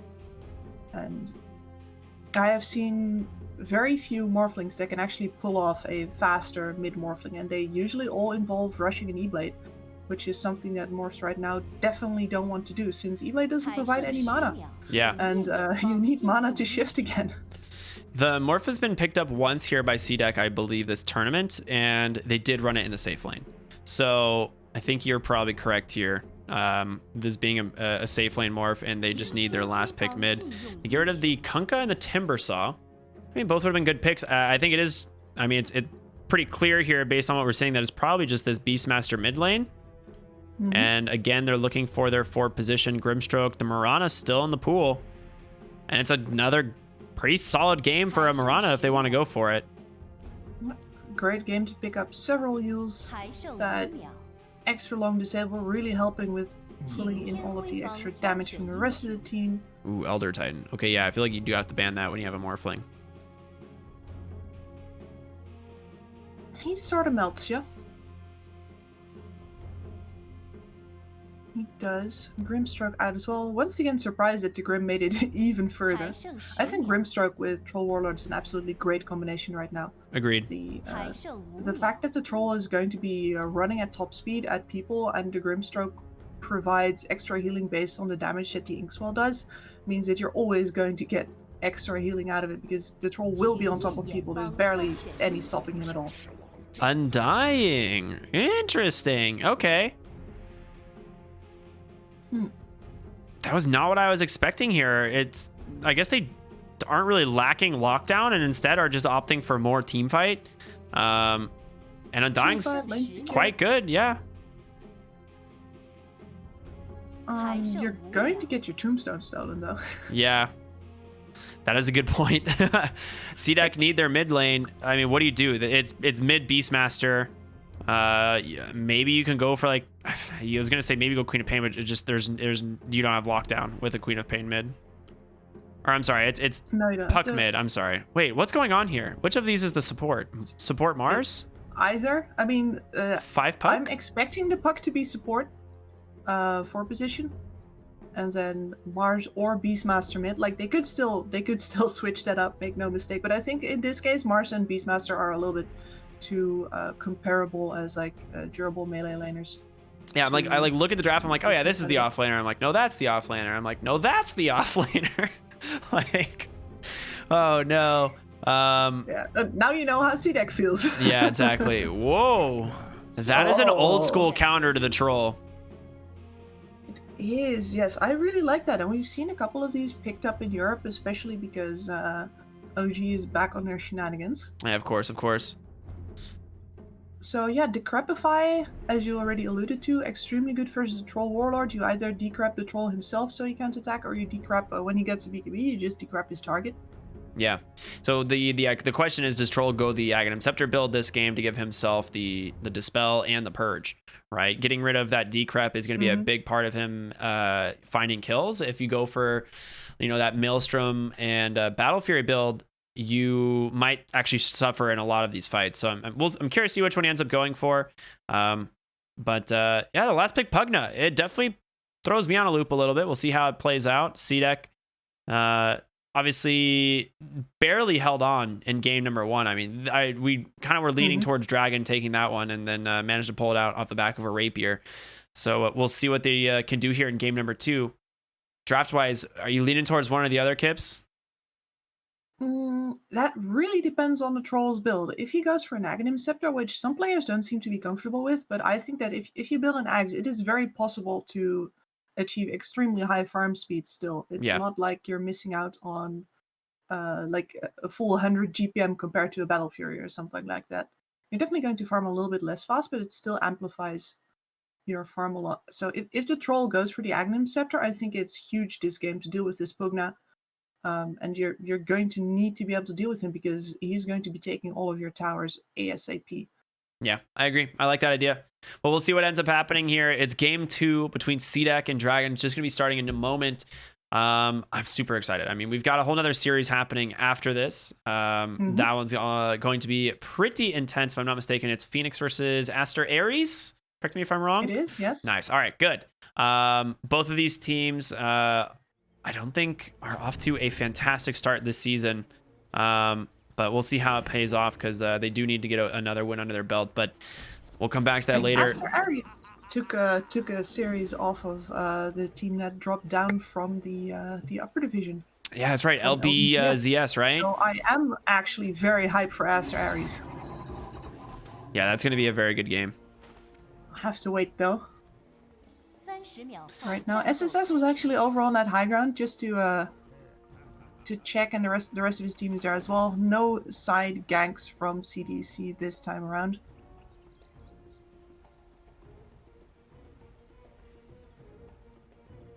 We haven't really seen which hero is going where on Dragon yet, have we? Other than, we see Ghost on Mars, so it's definitely the 3-position Mars, so it's really just going to come down to whether or not the Puck or the Beastmaster is mid, and it has to be the Beastmaster, right? This hero cannot play Dota without farm. Well, not right now. It is Beastmaster, yeah. He's got a stick. He's going to go mid lane. Okay. Once it's going to go top, this Darkseer is going to be very poor. Oh, yeah. Also, Darkseer, Ion Shell, Dispel, another good reason to go for the Aghanims build over on the Troll Warlord. Oh my gosh, you're right. Wait, Darkseer's mid. I'm gonna purge. This is gonna be great. This is a fantastic transition. It's blood on the Darkseer. Yeah, that's very nice for him. It's still not going to be. It's not gonna be a free lane. You're not lane, stopping but the Beastmaster whatsoever. Yeah, but as far as the Darkseer goes, I think his laning is still incredibly weak right now, and he is getting so much more out of this lane than he ever would bottom. Yeah, that's a good point. That said, you are throwing the Pugna to the wolves a little bit here. Yeah. Beastmaster is just one of these heroes that has such great base stats. Darkseer's isn't bad either. I mean, he's got 5 armor, 66 damage. Just all of his spells cost so much mana, and he's gonna have to get this bottle out ASAP. He's also really easy to deny against. Yeah. But he's up against a melee laner now. The Beastmaster's gonna take a ton of damage while he gets those denies out, as opposed to a Troll Warlord who just laughs in your face. Mm-hmm. And yeah, Beyond is going to have to keep his distance, and luckily his support has helped him with exactly that by pulling the creep wave over to him. The Troll Warlord has just decided to take his own creeps behind the tower. I'll say the one thing I actually do really like about the Bloodseer, oh my gosh, about Blood playing the Darkseer in the mid lane is you can just, he's actually doing it right now, I can see on the minimap. It's like you just stack the small camp next to your mid lane and you just clear the stacks so fast and there's no one that can contest it, right? So this is one of the things that like Darkseer can do better than a lot of other heroes in this position. Yep. The only one that really comes to mind is Doom. Yeah. Blood drops, gets that water rune. He gets the bottle delivered. I mean, obviously you'd love to triple bottle, then pick up the other, but Beastmaster is going to be the one that actually gets to do that. But he also needs a little bit more regen. I think he's been taking more damage.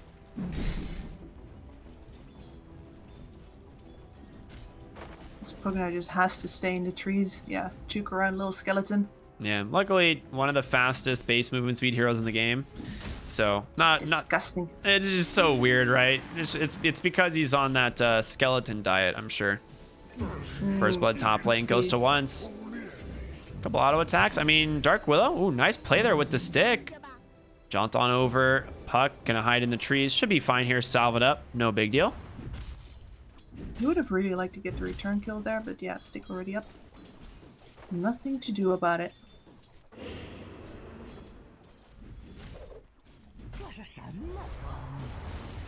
Beyond has his level 3 now, so the Nether Blast spam is going to start. Troll Warlord once again. Troll Warlord is such a ridiculous hero, man. Like, normally the Nether Blast spam starts to come in versus a melee carry, and it's like, oh no, I'm going to take a lot of damage here. Or versus range heroes, like, oh no, I'm going to have the last hit versus the tower now. Feels like, well, no, I don't have to get hit by the blasts, and then when you push my wave, I just go into melee mode. What are you talking about? I have more armor. This is fantastic. I can tank creeps. Like, yeah, it's one of the things that makes Troll Warlord just so strong.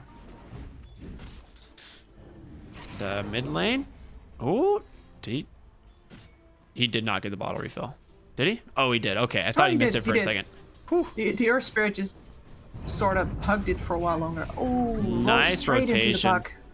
Well, I mean, he gets the water rune. The question is, can he get away with the boar on top of him? He's got an ion shell hiding inside of the Earth Spirit, just doing a decent chunk of damage, but yeah, axes there. Should be able to finish him off. 3 points now in these axes. That damage is going to start becoming quite overwhelming. The Beastmaster did miss out on that rune, and it took a lot out of his HP as well. So that doesn't feel too great. Yeah. He had to go he TP'd home. Back to base. At the end of the day, that ends up being a pretty good death. Huge, actually. Like this Beastmaster build is so mana dependent. Yeah, it really is. It's incredible. I see a lot of players. Now his side camp is getting yoinked as well. I see a lot of players just get this like boots bottle. They'll do like the classic Sage's mask. And then they just fairy clarities directly to an Aghanim Scepter, like no other items. And you just gotta hope for like a Keen Optic or something.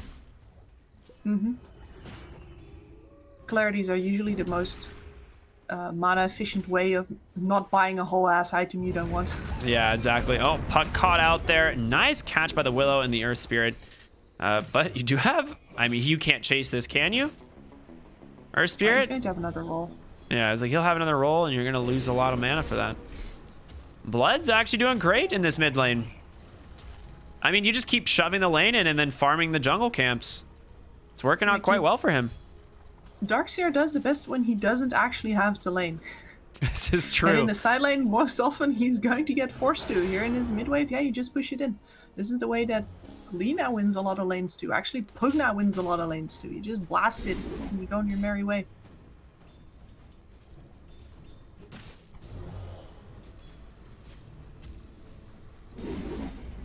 Mid lane, 6 minutes is the first power rune. Blood with the help of the Willow, and he gets an arcane. You know, insult to injury. Yeah, the thing was, you did have the Earth Spirit bottom, so worst case scenario, you're just like gonna steal it anyway. He has Roar available, but it's the damage from these Ion Shells. You know, 2 level 3 Ion Shells there, just burning him down, and they get themselves a great kill in the mid lane. Yep. So this Earth Spirit Darkseer synergy has been absolutely supercharged by how high level this Darkseer is compared to where he would normally be. Yeah, and they're winning the other lanes too, like as evident by SSS getting zoned out. They're rolling on down. Boulder Kick comes in. Earth Spirit, if they get another ice, or if they get an ice blast, if they get another nether blast, he's just dead. Can he be healed up by oh, Roar comes out on the backside. Pugna starting to fall pretty low. Earth Spirit working on that tombstone. He will get it, but beyond. Not gonna be able to get that second, or rather third decrep off here to keep himself alive. Troll is like 2, as the observer shows, like 2 experience off of level 6. Oh no. Disaster. Well, blame your undying, because you know that Earth Spirit has been roaming. He's been giving that Pugna a lot of extra EXP. Yeah. They're going for this Beastmaster again. Like, as you can see, the Axes don't deal damage on the first go. No, it's just go time. A beautiful rotation from the Mars, though, is going to keep him alive and massively punishing this overextension. It's going to net them 3 Ghost. What a sick play. Gets a triple kill. Beyond, though, he's showing up. A lot of damage from the Pugna, but he is by himself. Not a lot you can do there other than start to chip the tower, I suppose. Yep. A little bit of a contrast on how Pugna normally starts taking towers. Oh, this is juicy. All of the neutral items are going to go in now as well. Beastmaster gets himself an arcane ring. That's what you like to see.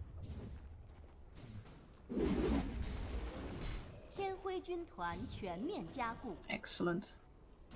Doesn't quite put him back onto par with the Darkseer, who has been really just running his own economy here, but pretty good still. And once also getting this top tower. I mean, we haven't really looked at top apart from a couple of the Mars deaths, but that's, I guess that's the price you pay for those stacks with just not being in the lane. Yeah. This Morphling having a great time. I mean, the thing is like CDEC managed to pull heroes from these side lanes and still gave Morphling a ton of farm. Right, this, like, they pull their supports in mid multiple times, and Morphling is still top net worth, and Beyond is taking a tower in the bottom lane. Like, CDEC has played this lane stage incredibly well, despite it being fairly close on XP and net worth. But I think they're getting everything that they want right now. Oh, they absolutely do. This Morphling's off to a flying start, and it just closes the gap between how early he's going to actually be able to get active. Yeah, we're going to see a Manta style pickup here. I think we've already seen it in the previous patch, gaining popularity. But the survivability is important, especially versus the Puck, being able to take off the silence, as well as the fact that, yeah, Manta style is a stat item, which means mana. Yeah, absolutely. Point booster, first pickup there for that Beastmaster. Nice roll into the mid lane. DD onto Blood. He gets inside the arena just in time, but the arena's going to cause some issues. A great coil in from the Puck, holding them in place. They do vacuum back the Undying. Picked off just for the moment with that life drain. A 1-for-1 trade, but Blood barely making it out. I thought for sure he was... Oh, okay, he is dead. I was like, I thought for sure he would die. Ends up taking down to the last drop of the urn. Excellent counter engage with the coil there, and this is the way that you're going to be able to actually put that Beastmaster damage into people. Oh, he walks into another Bramble. Oh, they're gonna go in. Earth Spirit's here. He doesn't have Magnetize though. He's only level 4, but it might just be enough anyway from once gritting the kill. Especially after the Puck coil has been dropped, the Morphling is free to come in here. No danger of him actually getting caught. He's got a full 1 dat already as well, so he can go as low on the Agi as he wants. Or, sorry, as high on the Agi, as low on the HP as he wants.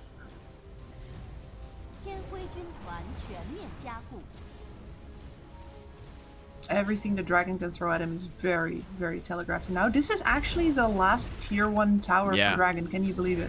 I mean, it's 10 minutes in. You got a Pugna and another roll forward. Finds the Mars. Arena on cooldown. Pugna just going to give him that life drain and another kill going their way. Blood picking that up. I mean, this is such a high tempo draft.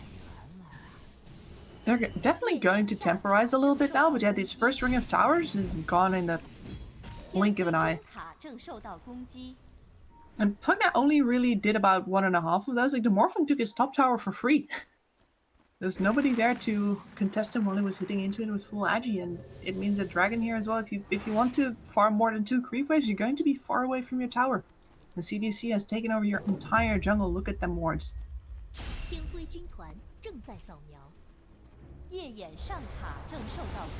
And this is exactly how you capitalize off of the fact that you have taken way more towers than your enemy. Like, you can see up here, Puck is trying to work away at that top tower, has trouble killing the creep waves in time even.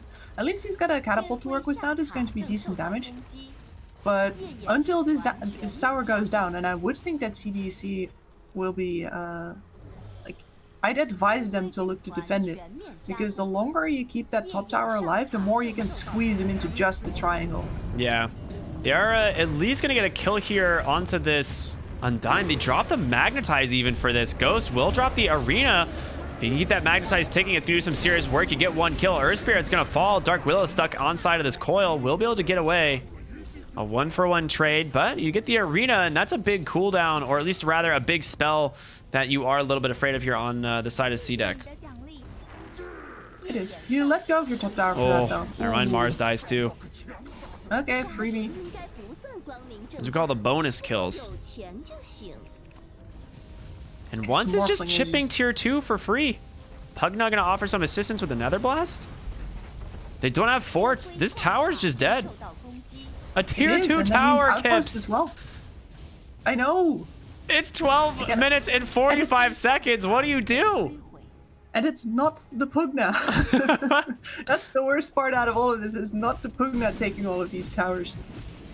This is so much extra gold into the pockets of CDEC, especially because these are single heroes that are doing the tower pushing. Normally you really need to group for this, and it means that you have trouble getting your EXP back up. It means that the enemy is going to be able to farm a lot in the other lanes and, you know, keep those nice little money bags of towers. You know, they'll be there later. They will equalize on that gold eventually. But since you've been just pushing them with single heroes, it means that you're economically winning as well. Ooh, that was a big word on an early morning. Yeah, I feel that. It's late to me. It's late for me, so I understand this. I understand that stress. Now they do have a Spirit Vessel on Puck. This is a great timing for them, right? Being able to pick up Spirit Vessel charges, but they have no vision. You can kill the Morph with this. You 100% can. Can it just cross the distance? No. Oh, Willows popped him on the backside. Able to get away. A nice Arena, though. Darkseer silenced out of mana. Drops the wall finally, but you've lost the Dark Willow. Roar does come out. The Tombstone just completely destroyed. Ghost now trying to run away beyond from downtown. Trying to finish him off, but once will go on in. Finish off that Undying. Question is, are they going to get the kill on that Mars? Yeah, one more moment from the life drain there. Able to get that kill. He was slowed up so much by the stolen Tombstone. Like, we didn't really see the Morphling actually do it, because that's really all he needs to do. He turns into the Undying, he drops the Tombstone, he turns back. It's like, alright, free area control, guys. Oh, you have a DD once again on the Darkseer. You know, it's not the best hero to have a DD rune on, but he does have a lot of damage. I'll give him that. He does, and he will be in the front lines most likely, trying to get his Ion Shell on people, so why not? Yeah. He hit them too. Wow. If he keeps on getting DD runes, he might want to consider, you know, if he's got the anime punch, a subscription. Yes, if he's got a subscription to the DD runes, he should definitely consider getting the normal punch. Yeah, just throwing it out there because I want to see it in a pro game. It is. They did give it a pretty substantial buff, actually. It is a lot stronger than it used to be. One thing that is very interesting though is Troll did go the Battle Fury. And now he just queued up the Aghanim Scepter. Okay. So he's going both. In farm speed. Yeah. Yeah, I've seen that too. Once again, like the Axis build definitely requires clarity spamming as well. Yeah.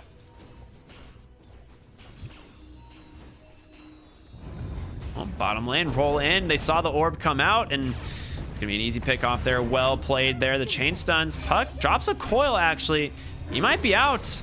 Nope, and comes the rest of the alive. team. Oh, Nether Blast clips him just barely, but worth it as you get the Pugna. And that's when you type support lol. Top lane, SSS, however, caught out. He does have the battle trance. Gonna be forced to use that right away. The surge, though, and he's forced attacking his own illusions until he dies. No, what a disaster. Rip. Yeah, as soon as the Mars shows on bottom, he's not safe on top anymore. CDC immediately punish him. That must be the DD Rune subscription is still active, but maybe it's going to get sniped. Oh, mid lane, they're rolling in. They really want this Beastmaster. Boulder Kick comes out. He silences before the roar. What a sick play. Now with Beyond Roar, the magic damage ends up getting him with the Nether Ward. Wow, I didn't even think about the fact that Nether Ward is going to be a massive issue for this Beastmaster. They will be able to dive quite a bit further here. They get that kill onto one, but Tombstone on the high ground, giving plenty of vision to work with, and they just continue to dive as they take down a third, and now a second tier 2 tower potentially. That Tombstone has been doing more work for CDEC than it has been for Dragon. This is what I was afraid of in the draft. Yeah. Then I saw that in dying, thinking like, sure, you're securing a lane here, but at what cost? Yeah. They were just going to go ahead and deny the mid tower. They actually cannot deal with this. It's just one more Nether Blast. Yeah. Also, did you see that Pugna run off just now with the surge? Yeah. It's disgusting. He's like, yep, I'm a hasted little boy. Don't mind me. I'm doing my thing. Yeah, this game is getting so difficult here for Dragon. It's a 5,000 gold lead. They actually smoke up here, head into the triangle. See if they can find someone. A ward sentry just got dropped. They drop a sentry of their own, looking for Puck. Or looking on Puck here, rather. Gonna walk into once here. On the backside, Arena comes out. They spear Blood into the side, separating the fight into two, but Waveform inside of the Arena. Once is out. And Ghost might be the one that's in trouble, as he's just stuck on the high ground here. Again, they just cannot find the kills they want. Pretty hard for CDC to properly engage up into here, even now that the arena is down. They don't have the best of jumps and they're pretty fragile, so they're really looking to guarantee getting the burst. Instead, they'll just say, hey, why don't you come engage into us again? We're taking Roshan. I love watching Pugna just life drain a Roshan from a mile away. Some good stuff. It's pretty good. He's like, oh, Blood, I hear you need some mana. Roar inside. Yeah, where did that... Wait a minute. Was it an illusion? Oh, man. It was an illusion. It was an Earth Spirit illusion. Because he has the second one rolling into the mid lane. Oh, What a play by the Earth Spirit. And now he's going to chase after Ghost instead. Drops the urn on him. Boulder kick, not available. He's going to continue the roll. Kick now online. Spear going to push him against the wall, but once chasing after him. Coil on the backside does catch two, but no Mars. This fight's going to be very difficult. And actually, it just caught the other illusion. Really well played by the Earth Spirit there. Oh my gosh. Just guarantees the Roche with that. And any possible ensuring fight. Ghost just needs to get out of here. At the very least, most of the dire vision has now been dewarded or timed out, so Dragon have a little bit of space, even if they don't quite know it themselves, because they don't have any vision in their own jungle either. Yeah, they do have like this ward in their triangle, which is very useful because you need to be able to have vision on your triangle when you lose those towers. Like that, losing the mid tier 2 and all your tier 1s just pretty much makes it so that this radiant triangle is a death trap if you don't have vision up there. And they'll hold it with their lives. Just park the Mars up there again. Yeah. All right, they will see once walking in, but they're just too afraid. They actually can't fight it, and now in comes Earth Spirit. D-Ward time. He's gonna grab that. Nice spear, pushes him on the low ground, doing quite a bit of damage. The E-Blade combo, nearly killing that Beastmaster. Jumps forward, Waning Rift, gonna silence up that Morphling. They'll take the 1 for 0. Just back on out.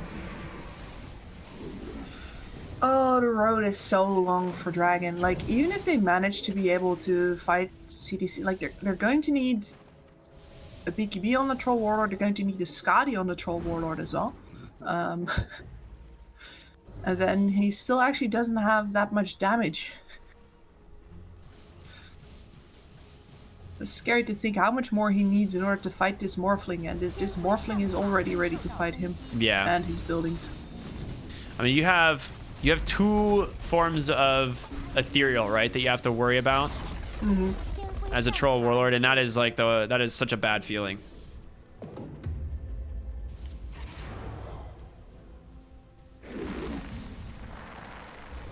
Once just goes up right on the high ground, a nice offensive placement of that Nether Ward, and Beastmaster is going to start just chucking these axes, but he takes a lot of damage from this ward as well. Once just gets popped. All right, Aegis down beyond, aggressively goes into the base looking for the Undying. Going to be protected for them. Never mind. He just has to leave. E-Blade combo onto that. Oh my goodness. I mean, you gotta respect the Wraith King, or I'm sorry, you gotta respect the Beastmaster. Yeah, they're just continuing to go. A nice silence though on the backside, and your Beastmaster is in a terrible position. He does have buyback. Tombstone's gonna get taken down, and they will get themselves a lane of barracks. I mean, that's what you're talking about. Dropping an aggressive Tombstone on once, right? He just turns himself into the Undying. He's like, I can do what you do. No big deal. Anything you can do, I can do better. I can do anything better than you. Yeah, exactly.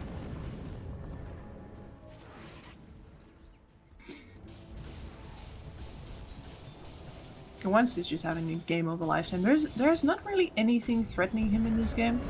Ooh. Blood is so tanky. I don't think you ever go on him. Yeah, this one's got mech, pipe, Greaves. Yeah, actually, it's not a mech anymore. It's just full Greaves. Yeah, Ghost forced to BKB and try and run away. Protected by a Glimmer Cape for the time being, but it's going to cost your Undying his life now as an adaptive strike from downtown once picks it up. He is now on his way to a Satanic. It is, you know, that seems about accurate, Kips. What do you think? Yeah, I do not disagree with that. Like, the only chance that they have is getting this Beastmaster to spam his axes out. They're going to try it again, and the Netherward's going to be zapping him the entire time. And he needs to be so careful of his positioning, because if he steps wrong even once, the Earth Spirit's going to be on his face, they're going to burst him, and the game is over.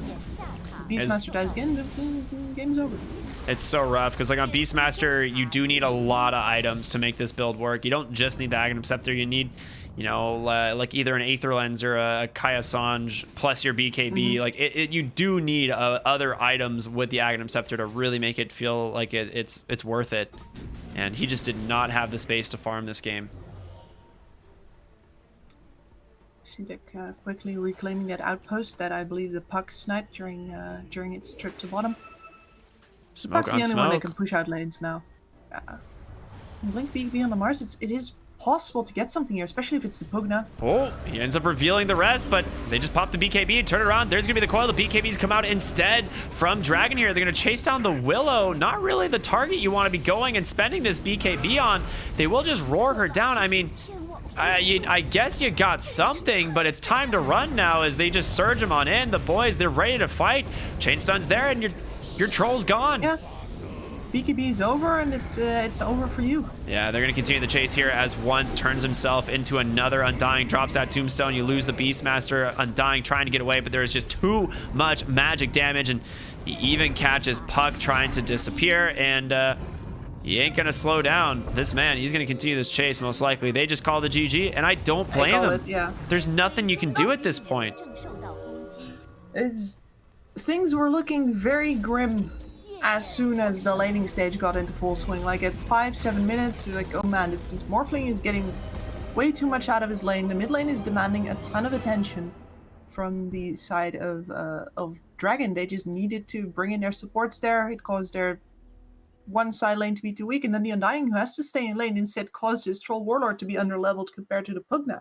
Yeah. It's just everything went slightly wrong, and if you give that advantage to a Morphling lineup with so much tempo, like a mid Darkseer, of course you're going to have all the team fight items. Yeah, There's no way to burst anyone. it was really telling when we're, you know, looking at this game and we're like, wait, all 3 outer towers are gone. It's like 9 minutes into the game or something, and then they're just taking a tier 2 bottom at 12, and there's nothing you can do to stop this. Like, you could really see the momentum.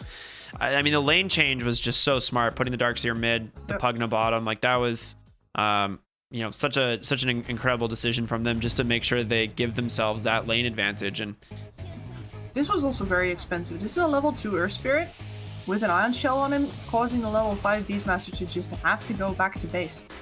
And he's a target for the entire game after this. Yeah, I mean, this Beastmaster just had no game. Earth Spirit, Darkseer constantly chasing after him. One good fight it was. Dragon got, because CDC just overextended big time. Yeah, and it was just this is like Mars's like peak performance right there. It gets level 6, TPs to a lane and kills a hero, but this time he gets to TP into a mid lane and kill 3 instead. You know, this was also pretty funny. Oh yeah.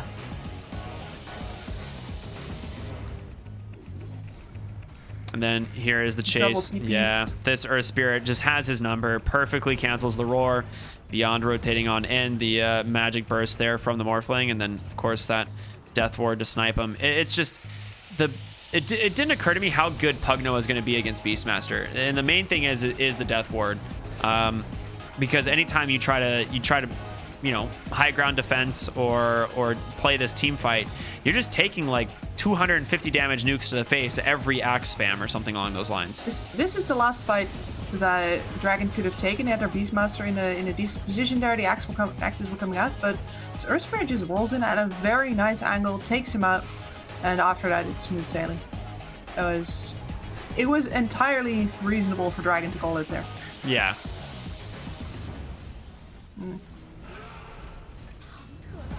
So much time spent on a Willow who's just not vulnerable to physical damage, and a lot of this lineup is just really not intimidated by physical damage whatsoever, so your Troll Warlord feels pretty, even if you have a good lane, he feels pretty unhappy in this game. Yeah, I think the Aghanim Scepter into BKB would have been the play. Like, it is a little bit harder to farm, and you don't farm necessarily as fast with a as a Battle Fury, but I don't think you can play this game without it at all. MVP to the Earth Spirit. I mean, well deserved. I think that he played so well this game. Yeah, he really made that mid lane into an even bigger victory for the Bloodseeker than it already was. He pulled that puck away from the top lane so that his Morph could have a completely undisturbed lane and take that top tower at what was it again? Like 6 minutes? Like 6.5 minutes or something. Insane. Yeah, 6.5.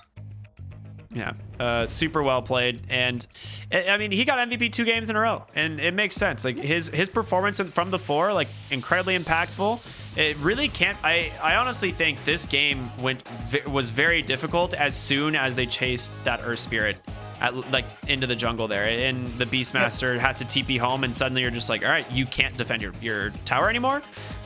You are a full level and a half behind your Darkseer, and Earth Spirit doesn't lose anything. Like, he just comes back and rolls on you, and it's just one of those. Another fresh Ion Shell. Yeah, it's just one of those things where it's like people talk about okay deaths from the support position. That was like, despite dying on a support and giving money to the core, it was actually better for you to die there. Like, it's crazy how that happens. Gourmet death. Yeah, right there. That's a chef's kiss, as they would say. But we do have another series coming up. This is just the first one of the day. CDEC will take this one 2-0 over Dragon, and coming up next, it's gonna be a fun one. We've got Phoenix versus Aster Aries. Now, Phoenix just coming off of a 2-0 last night against Extreme, and Aries coming off of a 2-1 against LBZS. So we've got 2 teams feeling high and mighty. One of them will have to take the L at the end of the night, but we'll see which one that is. And if I'm not mistaken, Kips, this is playing at scheduled time here in just about 45 minutes, right? Yep, should be. All right. Well, that being said, we're going to throw to a break, enjoy some fun content here, as Perfect World always treats us to some great games, so definitely stick around and check those out. But we'll be back in about 45 minutes with our next series. We'll see y'all after just a break.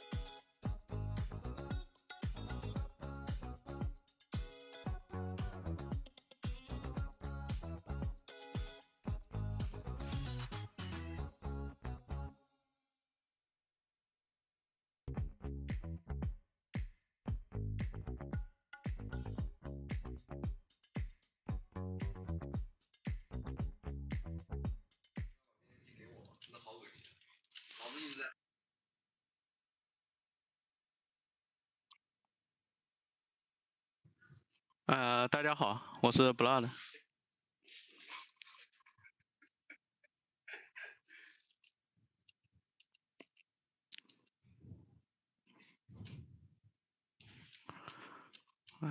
第一盘主要是我们大哥吧，就说他说等他装备就随便打，然后我们就一直往后拖嘛，然后拖着就，有一点紧张吧，但是往后拖着就赢了。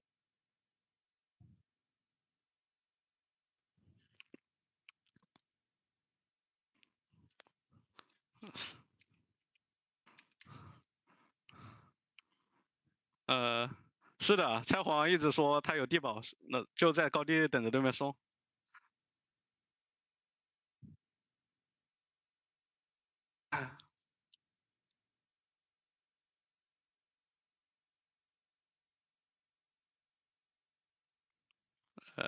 我们就我最近玩兔子玩的比较多嘛，就一般选兔子就可能能放到中路，然后也比较肥，然后出团队装也很厉害，好吗？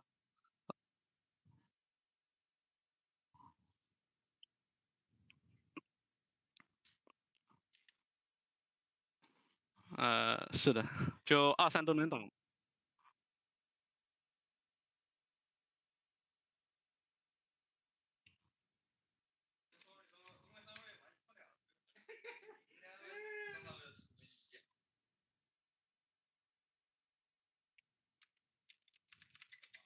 恶心啊！我他妈一杠没有，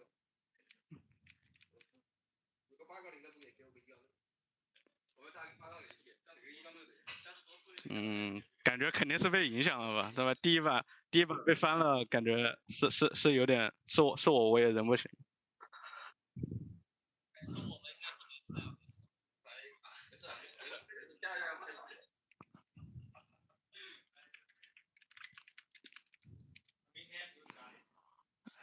这英雄主要这版本他那个魔晶特别厉害，然后我们4、5都比较喜欢玩，就后面放那个王冠，然后又有花，就打起团来，就那个地上花特别多，好吧？就不抽型的话，可能就要踩3、4朵那种。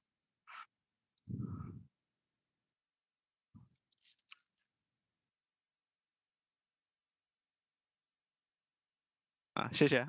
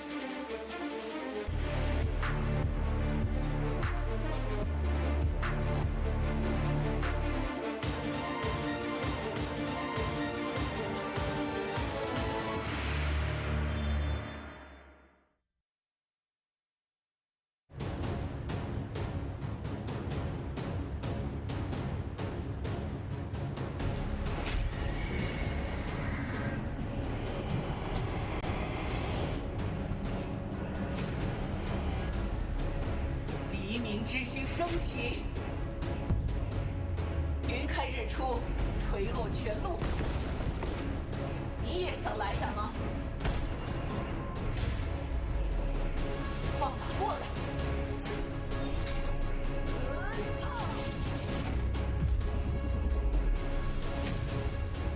让晴天烈火点亮天空。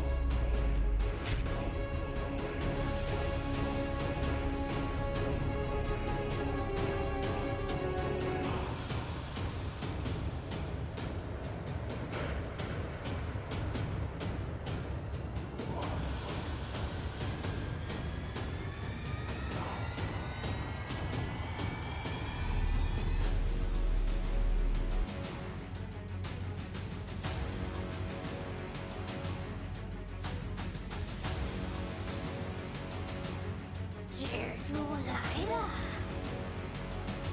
所以我把他们全部解决了喽。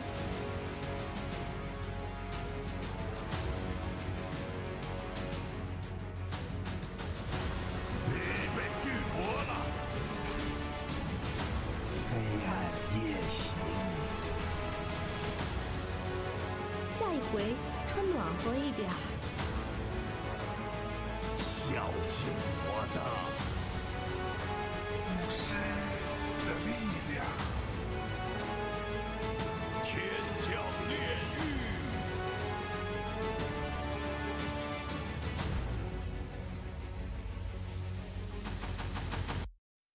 我们现在状态其实并不是特别好，好吧？就看一下版本更新之后能不能弄出点，就是自己的东西来，看一下能不能在这一次的 Major 上面拼一下。我们希望这一次至少能进个前4，因为只有前4才能去有机会去打 TI 嘛，所以目标就是最少前4吧。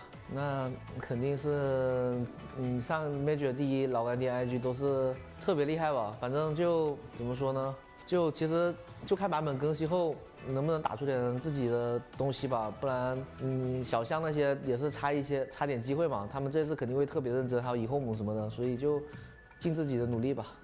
就是因为现在是版本末期嘛，因为现在其实很多 BP 都很公式化嘛，比如说前段时间就是帕克一出就出紫猫，就大家打来打去都是这些英雄嘛，可能就是快更新版本了，所以大家也不想在 BP 上面再多想一些，就现在就是多打打自己多打打单排，或者是多看看比赛吧，就保持自己的状态吧，等版本更新之后再重新的一起整理一下，看能不能研究出自己英雄上面再搭配一些阵容吧。其实上次能2比0他们，其实有点想不到的，好吧。然后突然就换成我 BP 了，然后就不知道我们突然阵容变得那么大，他们也没做好准备，然后可能他们状态也不好吧。然后这次肯定把都希望能赢吧，就看一下，所以还是一样要看一下阵容上面能不能选好一点吧。版本要更新了，其实他也不一定能知道我们太多的东西，好吧。之前他肯定对我们很了解啊，我们玩什么他都知道，就怎么打他也知道。就他怎么打我们也知道，其实，石头他心态其实有点容易崩，然后就是如果我们杀他打伤他几次，他就有点受不了了，所以可能让他心态得好一点，好吧，不然可能要搞他心态。石头等着我们打赏你吧。大家好，我是来自 ING 战队的菲利乔巴，跟之前都挺类似的吧。就算2方面中单都差不多风格，就多帮他，然后就比较好赢游戏吧，还挺好的，都还在磨合期，希望越来越好，希望2比0他们吧。有什么特别针对他们？目前还没有，就等版本更新，然后看怎么应对他们。有挺多的呀，那南美战队都挺厉害的，通常担任都是包子担任吧，毕竟老将了。练子哥不会磨练一下系统吗？练子哥就比较正常吧，老大哥还是包子就可能比较有个人理解吧，有时候发挥就不是很理想，可能就那样吧。装备上每个人都有每个人的理解吧，希望可以拿到前4吧，最好是可以进 Major。S 级每个队都实力都很不错的，就希望我们可以打到前4就好了。大家好，我是 Elephant 的 Euros。感觉更多就是可能就是 PP 上吧，然后就是在 PP 上就是不需要我们队员这些操心嘛，然后我们就负责做好自己的本职工作就行了，打好自己的。感觉有时候可能是和阵容选的有问题嘛，然后有时候可能也有团队问题吧，当然肯定也有自己问题吧，可能这就是一部分，有的是团队决策吧，主要大家状态不好的时候思路没那么清晰吧，就这些等于说，成绩不好，怎么说，做什么都错了吧。我们的目标应该是这次DPC 联赛的前2吧，就是去打 Major 的4支中规的，感觉大家都挺厉害的嘛，然后也是差距不是很大吧，他们压力肯定有嘛，但是感觉有压力才有动力嘛，然后我们这边也是，对，就是拿前2，大家都是非常的向这个目标去努力去实现吧，就是这个行动嘛。我个人感觉就是其实版主他们感觉没那么重要吧，因为大家都是跟进版本之后，大家都是看谁的适应能力更强嘛，然后谁先找到版本的那个版本答案嘛，感觉都差不多吧，还是要看自己。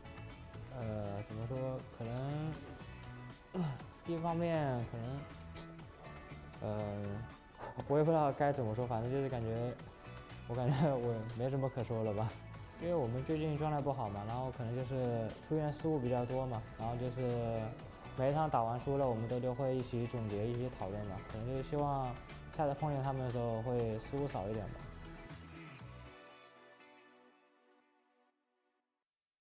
大家好，我是小象的教练 LTK。新版本之后，你们在 BP 上有什么变化吗？新版本的话，感觉就是节奏比上个版本要偏快一些吧。这个版本其实说实话，应该是还是可攻可守的吧，大家会有利弊吧。防守方他的爷爷点离得很近，其实大哥刷钱还是很快。但是进攻一方呢，因为现在赏金神父是3分钟刷一次，所以进攻方如果你足够强势，你在压制上要比以前打得更凶一些。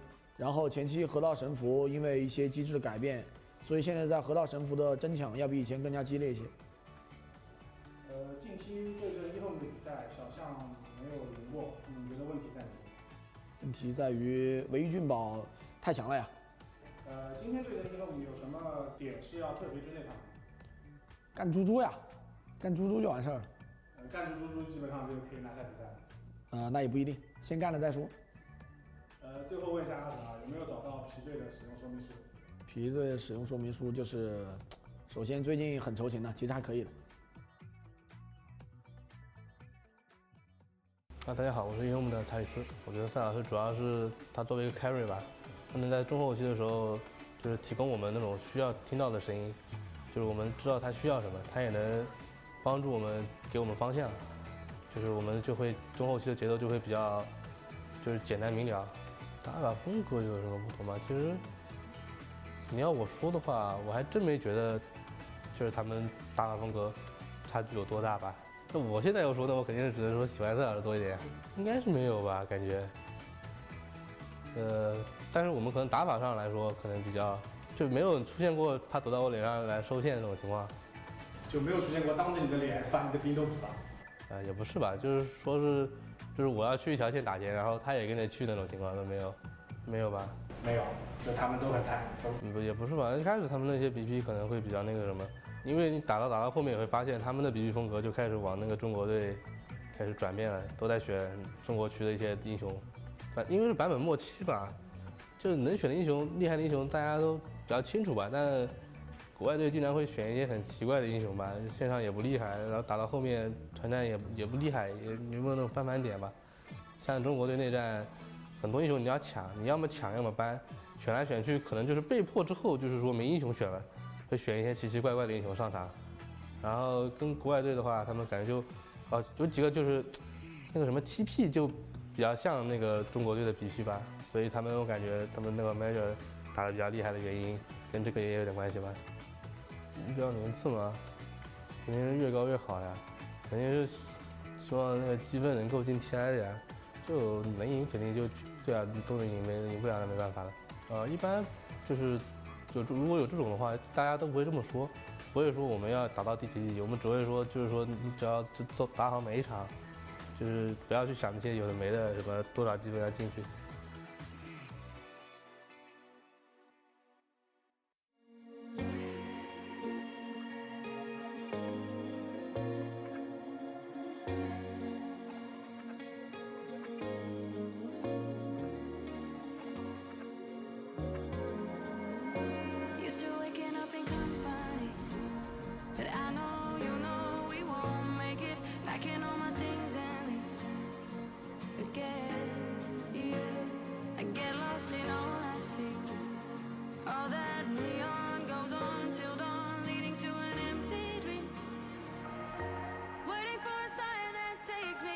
主动的一个先手出击，换掉了对方的一个幻影长矛手，目前打了一个1换3，在这高台位上的一个 PA 有点尴尬，4个人直接围殴他，没有办法。吹风落地过后还有变羊，黑鸟再跟输出，后屋一波有大，直接开找到，全部人贴脸，美杜莎血量瞬间见底，直接被秒。正当此刻，大红脸还在往前追，血接黑鸟再次击杀，李之后被残云吸住，血量瞬间见底，一文倒了。残云吸住，黑鸟给羊，这把有危险，买活死吗？买活死。SK 咬大，接上一剑有机会，两个人全中了，今天杀对方谁？推了一下，布拉德还是死了。这波就找美杜莎，残一加上穿刺已经没蓝了，那感觉走不了了。紫毛过来打一个先手，这个位置美杜莎没蓝，这个被呼唤晕死了。恭喜 RNG 拿下了这场胜利，也拿到了下赛季 S 组的名额。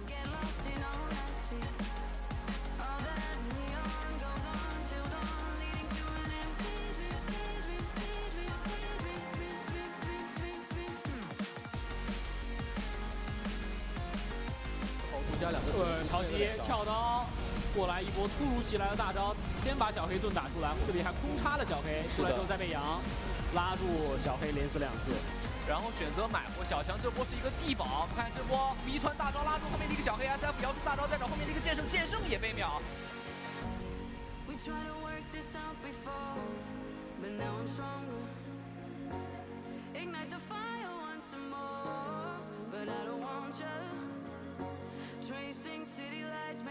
马尔斯过来打先手，一毛扎住这边的一个毒龙 ，TP 变身过来打输出，冰魂的大招也跟过来，这波毒龙好像第一时间要先死，精灵的位置好像也被找到，精灵毒龙阵亡，精灵是选择买活，白牛赶紧冲过来，女王大招也甩过了，白牛大招残血，换血换出来了，隐身符摇大招，1炮2炮，一下3炮，非常完美。追下来，首先被先手好像要直接被秒掉了，羊这边没有开出大招，直接上了，这一炮伤害差点秒了 DP， 还有雪球补了出来，但是 DP 是一个超级残血，能吸回来吗？吹风吹起自己，2个误触吸回来，漂亮的勾引，但是石灵剑士的残局滚 ，DP 能不能活下来？被撞晕了，但是又被弹上来高光了。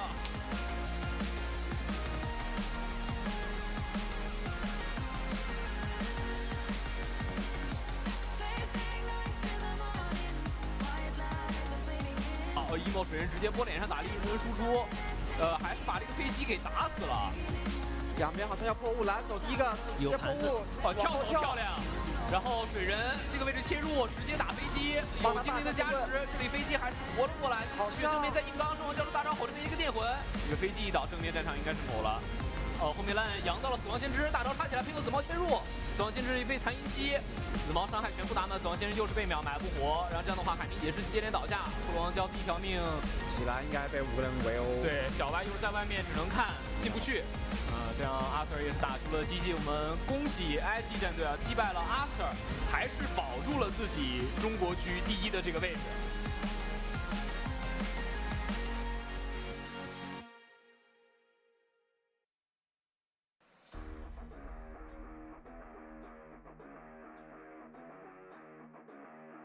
海明过来想动兽网，这位置有没有机会？马尔斯大招，接一毛，但是没有能够毛到墙上，毛到海明冰片上了。不过输出伤害还是很高，有个奶棒，但是兽王撞了一下墙，还是被奶棒奶回来了。剑圣剑锋到 CD 直接交了无敌斩，怕被扎跑。海明雪球过来一包，救掉了剑圣的无敌斩。这样剑圣撞墙撞2下，有奶棒没奶回来，剑圣直接死了。但是他换掉了马尔斯和海明，后续老婆女光机阵运到2个，再带走一个花仙子，蚂蚁再跟上去，伐木机阵里也跑不了。大招大了后面的电狗，末日 BKB 直接过来找神电狗，神电狗觉得已经死了，大招甩给了马尔斯。是的。亚发盾也被先知发芽框了起来。滚滚这时候想开车切入，直接中了一个血魔大，头有点晕。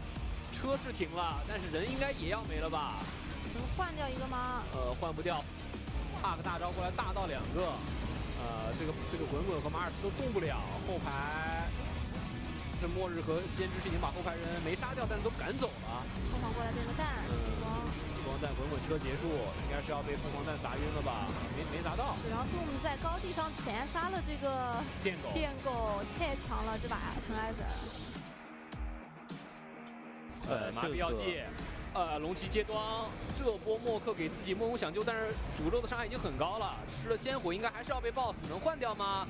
假狗还在输出，配合先知甩过来一个大招式换掉了龙骑士，TB 是有盾，敢往上走，默克大招一连双沉默，又是要先秒龙骑士 BKB 前面是开过在 CD， 让 TB 这波反而感觉他的这个站位害了龙骑士，动真狗，真的，这波好像有机会 ，TB 出了很高，暴击打出来。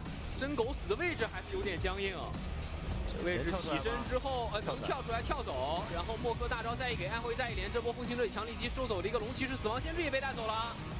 但是 TB 输出还是有点猛，只不过 BKB 快要结束了，想要撤被一个发芽给框住，再被羊刀扬住，一个双捆，捆到后面的一个巫医，暗木脖葬给出来，巫医先倒，这里 TB 应该还是要死吧？回头吸血撒旦猛吸，吸不动了，后面电狗的输出有点高，拍有拍熊，能杀，紫渊岛拉住，诅咒，麻痹药剂，大招给 OK。龙骑士跳端找 NEC， 队友给套上一个微光帕克，一个大招，大到剑圣加上龙骑士。船长幽灵传过来给上队友一个传油，这波又是急只能往后撤，但拍熊输出非常高，拍晕了剑圣交出自己的小斩，回头再交大斩。拍熊身上是有奶酪的，奶酪一吃只是带死了一个冰魂，回头 NEC 大招，死神镰刀一割，剑圣是阵亡不能买活，这场游戏结束了。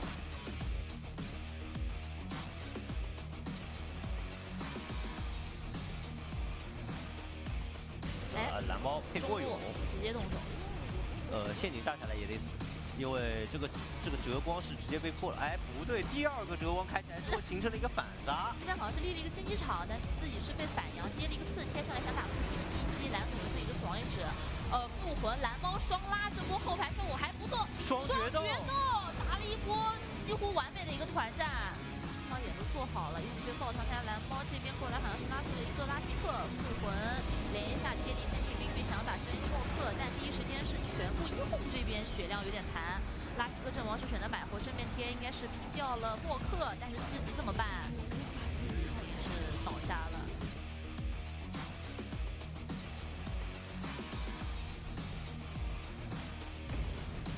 往一个滚，近身给伤残恐惧沉默，冰魂甩大招。这波是一道月光，还是收掉蓝猫？蓝猫阵亡，减速效果还在。小莱恩回头扬夜魔，自己想要走，又是一发月光。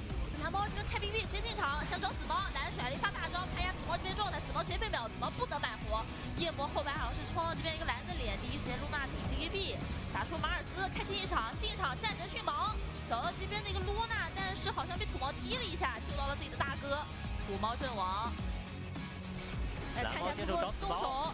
然后紫猫蓝猫进场，看一下200点 BKB， 这边土猫应该是已经在土猫被秒，土猫选择买活，这边幽鬼往前顶，大云给冰魂，杀后排的一个双油，幽鬼是状态不是特别好呀，要看一下，第一时间是先往外撤，有盾，还好，幽鬼第一时间是交盾，起身马尔斯顶一个进场，蓝猫再一个切入。露娜阵亡，露娜是没有钱买活的。这边第一时间用正面战场少了一个绝对核心，而且蓝猫好像是残血吃了自己一个奶酪，反身是被冻住了，伤害不够，再在原地进行一个滚打，拉住了夜魔。他还有恢复，他恢复就一直没断，刚刚一直在打一个，这几进几出了呀，蓝猫。不知道，反正是差不多7进7出吧。7进7出吧。这一波蓝猫是超级极限血量，吃出一块奶酪，然后在最后开始恢复来回滚打。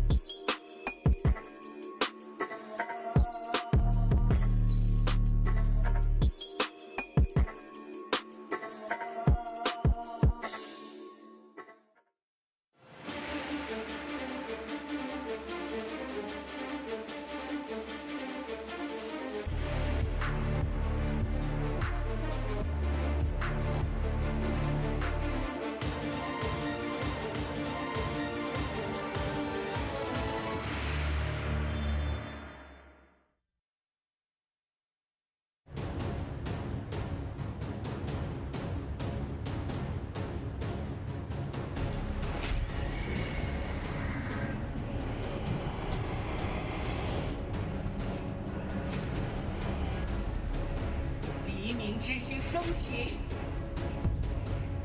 云开日出，垂落全路。你也想来打吗？放马过来！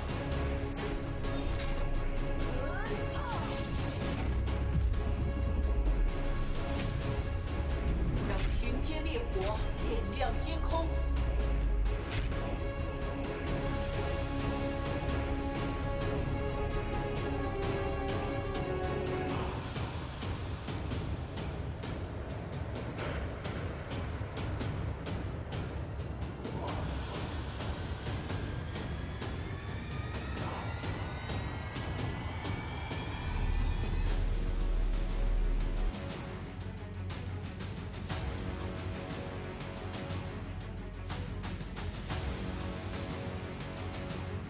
蜘蛛来了，所以我把他们全部解决了喽。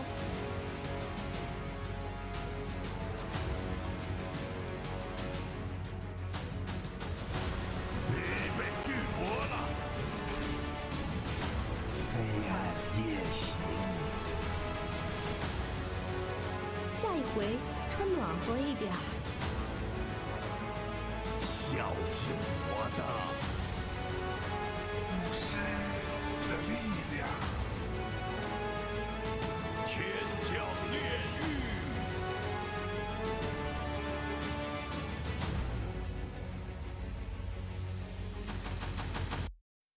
我们现在状态其实并不是特别好，好吧？就看一下版本更新之后能不能弄出点，就是自己的东西来，看一下能不能在这一次的 Major 上面拼一下。我们希望这一次至少能进个前4，因为只有前4才能。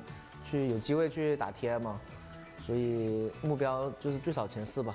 那肯定是你上 Major 第1，老干爹 IG 都是特别厉害吧。反正就怎么说呢，就其实就看版本更新后能不能打出点自己的东西吧，不然小象那些也是差点机会嘛。他们这次肯定会特别认真，还有以后姆什么的，所以就尽自己的努力吧。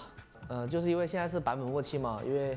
现在其实很多 BP 都很公式化嘛，比如说前段时间就是帕克一出就出紫猫，就大家打来打去都是这些英雄嘛，可能就是快更新版本了，所以大家也不想在 BP 上面再多想一些，就现在就是多打打自己多打打单排，或者是多看看比赛吧，就保持自己的状态吧，等版本更新之后再重新的一起整理一下，看能不能研究出自己英雄上面再。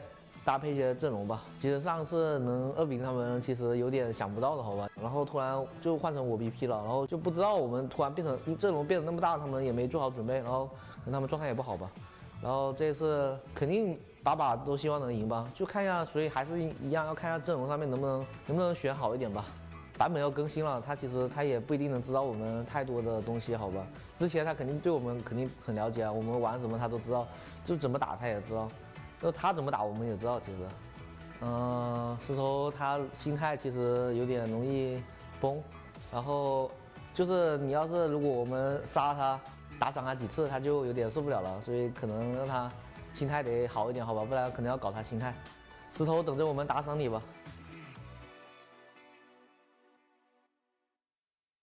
大家好，我是来自 ING 战队的菲利乔巴，跟之前都挺类似的吧。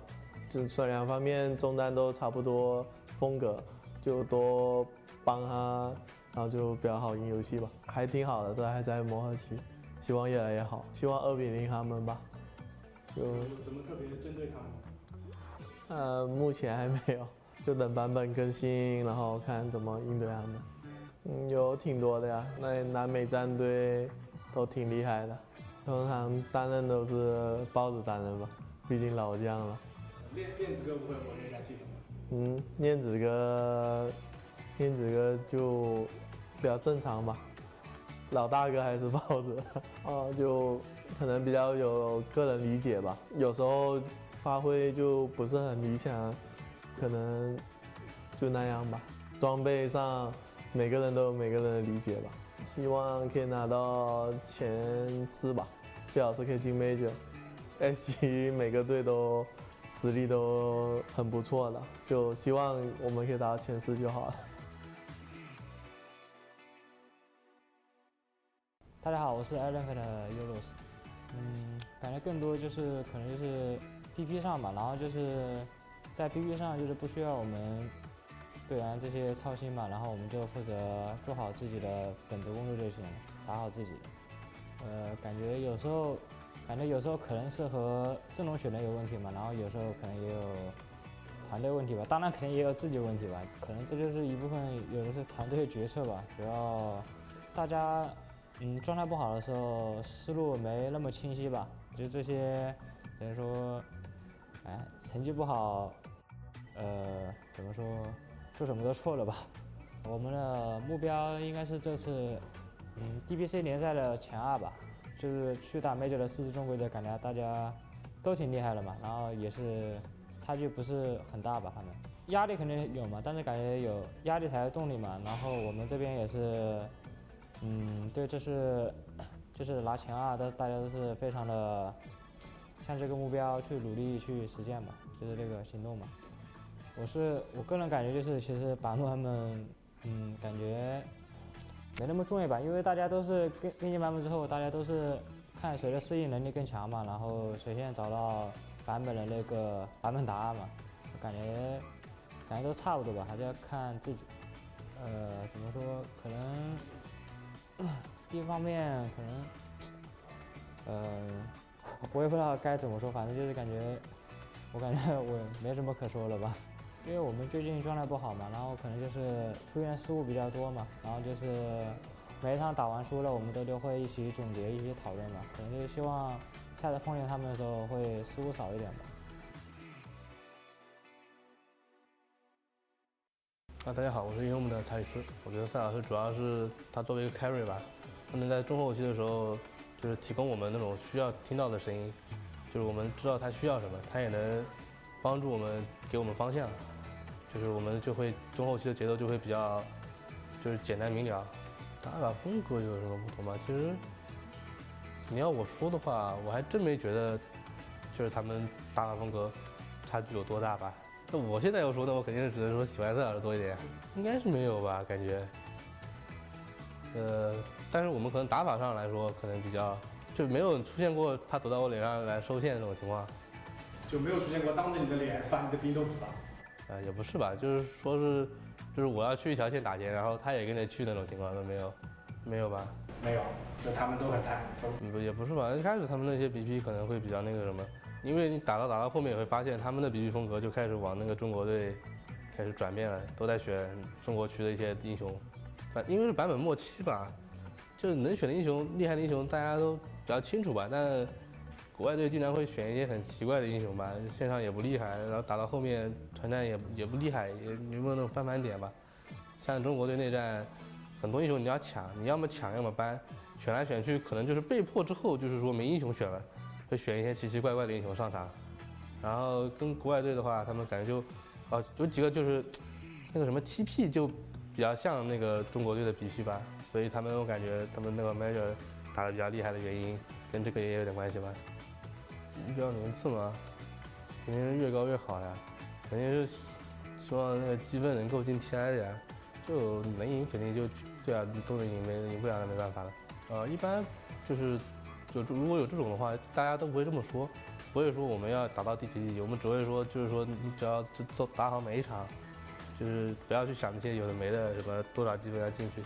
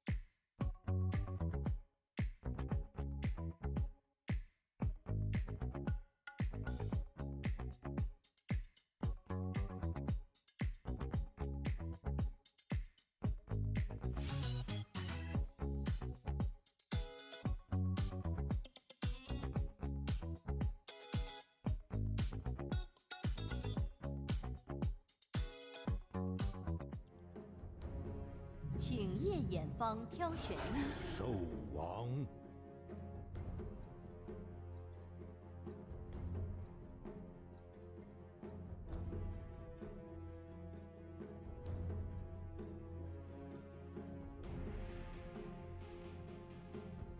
还剩10秒，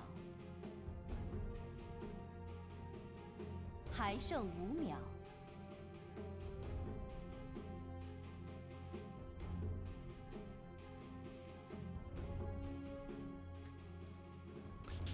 Hello, everybody, and welcome back to the DPC. My name is Art Cryptic. I'm here with Kips, and we are into our second series tonight. It is going to be Phoenix versus Aster Aries, and we are jumping into the draft of game number 1. Kips, super excited for this one, right? This will be a great series. It will be, yes. Aster Aries has been for like an open qualifier team. I was warned about these guys, and it's good that I was told because they are looking really very good. They actually took the series off of LDZS earlier, which was one of the teams that dropped down from the upper division. So no mean feat. And they are probably like, they're at least my favorites for this series now. Phoenix, no slouches either. But I'm very curious to see if they have what it takes to take up Aries, who are clearly hungry. Yeah, and the other thing to mention, the one series that Aster Aries did lose was to Magma, the other upper division drop down. So, you know, Aster Aries has had what would, you know, could be argued as the roughest start to the DPC for them. Like, they have beaten or gone against what should be the two most difficult or strongest teams in the league, and they came out 1-1 and are now going up against Phoenix Gaming, a team that had a fantastic run in the CDPC last season. I believe one of the teams that almost qualified as well up until the last day. I think there was a whole bunch of stuff that happened, ended up preventing tiebreakers from going through, and Phoenix, I think, was going to be in the running for tiebreakers, if I'm not mistaken. They were in the running for tiebreakers, yeah. They were top 4, I believe, them and CDEC as well. I think they might have actually been tied. RNG made it through, and SAG made it through. Mm-hmm. And Phoenix and CDEC might have been tied in score, if I remember correctly, or at least they were pretty much one game off of each other, but neither of them in contender for the actual top 2. Yeah. Very close indeed. Let's take a closer look at the draft here as we see some familiar faces. The first phased Beastmaster, the bans though, Grimstroke, much more respected in this game, clearly, as the previous series was kind of ignored until sometimes the phase 2 or even later potentially. But we get Ancient Apparition, the Puck, a fantastic combo there, and Tusk with Beastmaster, another great combo. Yep.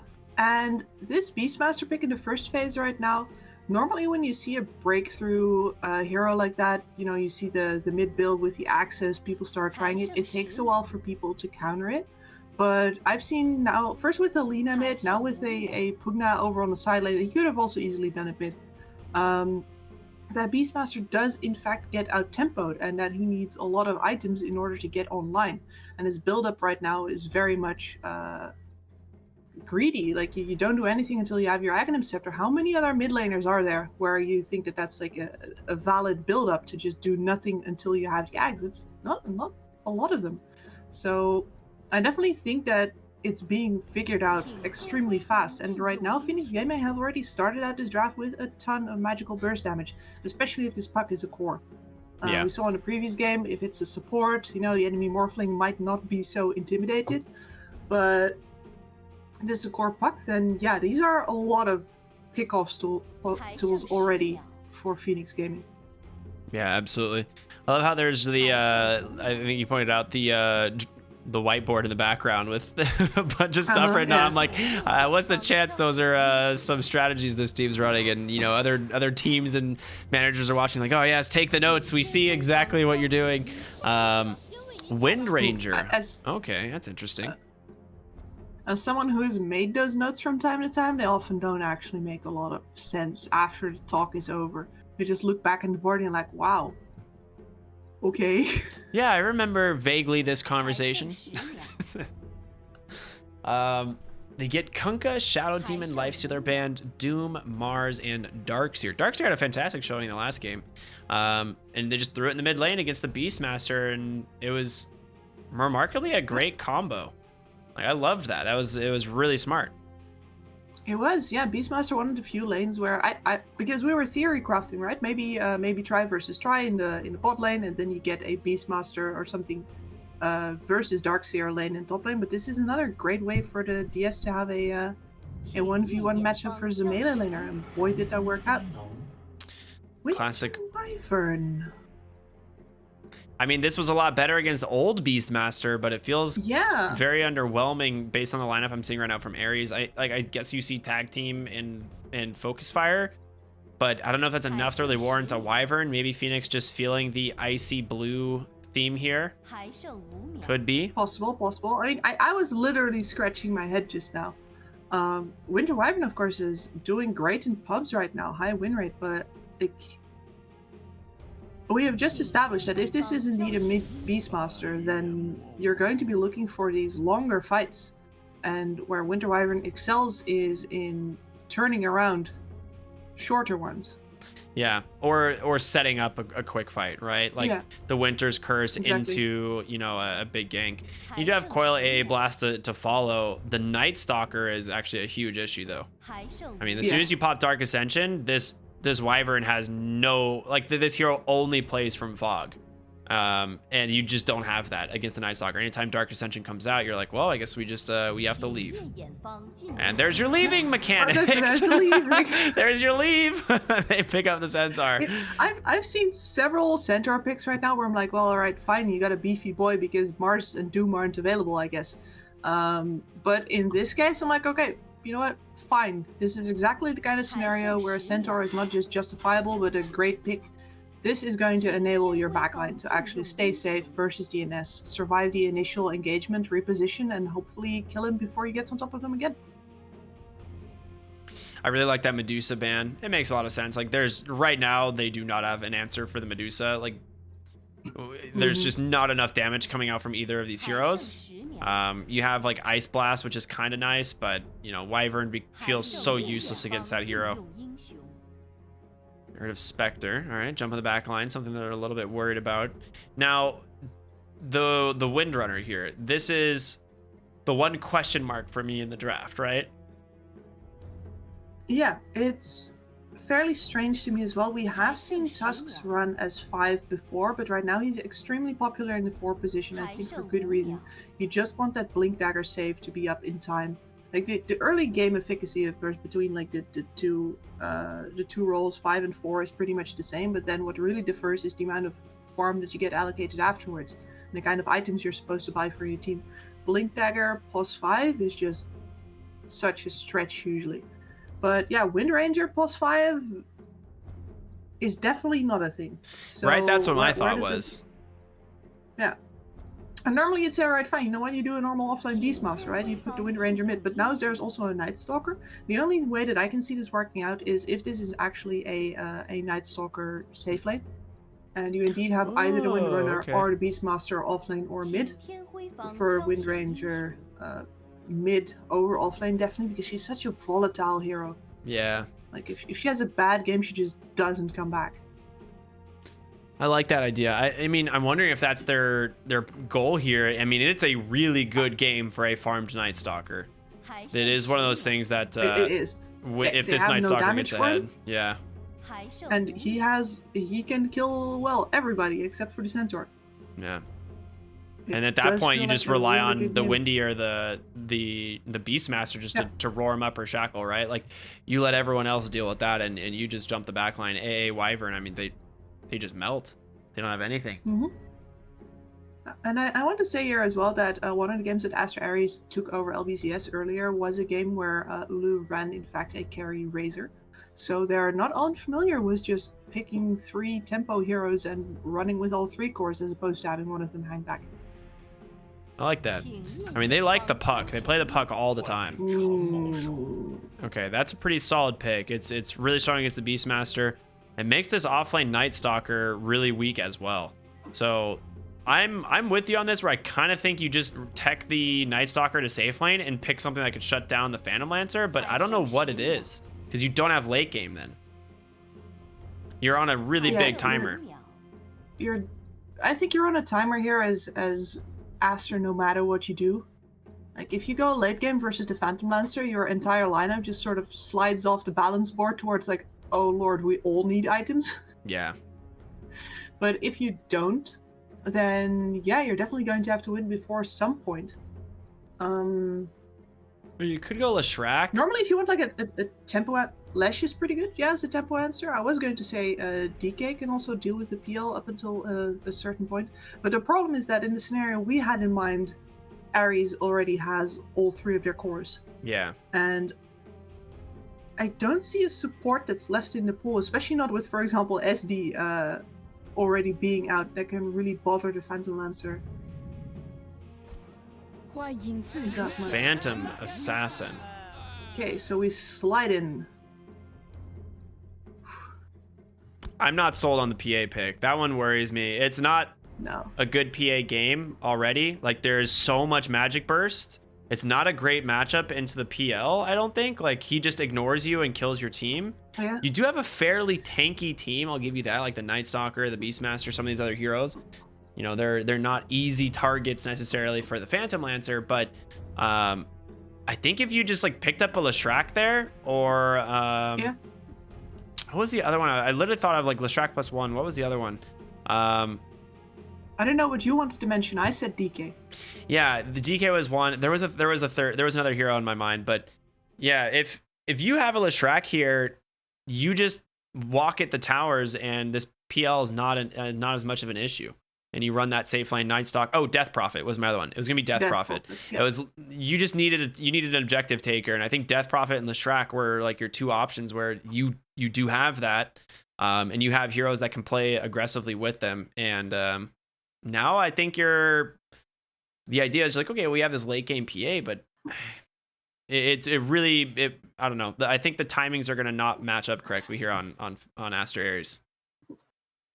No, and this is a PA into a core puck who's going to have an Aghanim Scepter at like a decent time. You're running it into a Winter Wyvern who's going to also have a BKB piercing disable for you. And your matchup versus DPL is flimsy at best. Like I've seen earlier, actually Aster Aries beat LBZS Phantom Lancer with a PA, but she had a Magnus. Yeah, that was the thing. They ran Magnus both games in that series. Yeah. And then the second time when it was a Monkey King, it didn't work out because of the burst damage difference. But this is a PA without a Magnus who is going to look for usually a 3-item timing. But honestly,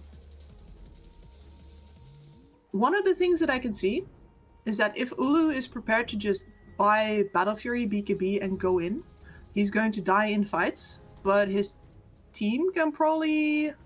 They might have the damage to clean it up. Yeah, especially with the Beastmaster stacking. And then he's just going to have to farm in between those fights. That's what I can see. Yeah, I was gonna say that is a really good point, because Aster Aries does not take burst fights. Like you just try and play around this Dark Ascension. Ooh, bottom lane, they have this ward scouting this rotation. Oh, they actually just misses EZQ there. But yeah, they want to play like this Dark Ascension in the sky and you know, go from target to target, not necessarily like take one big burst fight, whereas that's exactly what Phoenix wants. And so I think a lot of this is going to be PA's positioning. I can't imagine she's going to be joining the fight for a very long time. She's going to get forced to, though. Well, last time they did the PA pick, both of us were also like, I don't know, this is going to work out. And then in the end, Ulu just came up big and killed the entire backline of their enemies. So who knows what they'll be able to pull out this time. But it does not inspire confidence right from the start. Yeah, definitely. We'll see how it goes. Axes starting the spam. I mean, Beastmaster shouldn't really have many issues here CSing in the lane against Puck. One of the things that Beastmaster does is he just shoves the lane, right? That's just how it works. He shoves the lane. Oh God, Ulu is just gonna have a disastrous lane top. Into Centaur, I feel like it's not a good lane at all. It's not. He is really not intimidated by your dagger spam. He could definitely burst you down as well. And then, just in general, in the trades, you're very fragile. You don't win those.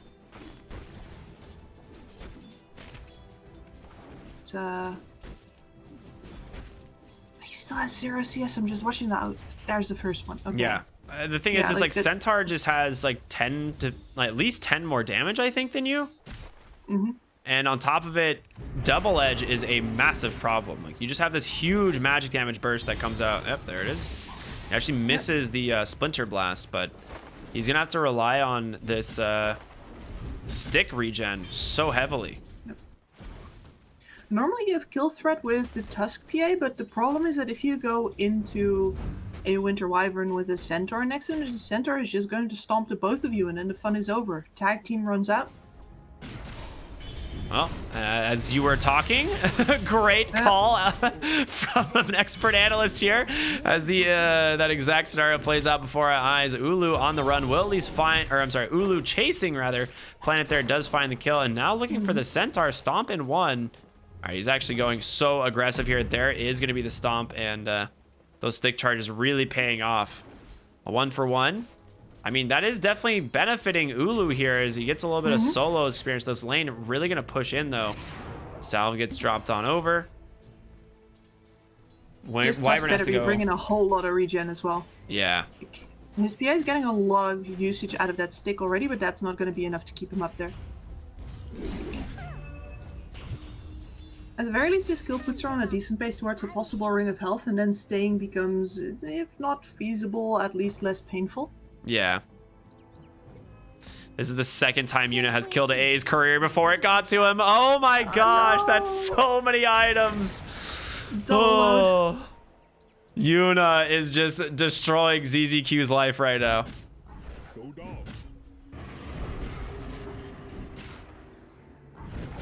A lot of damage from the Tusk here onto the AA.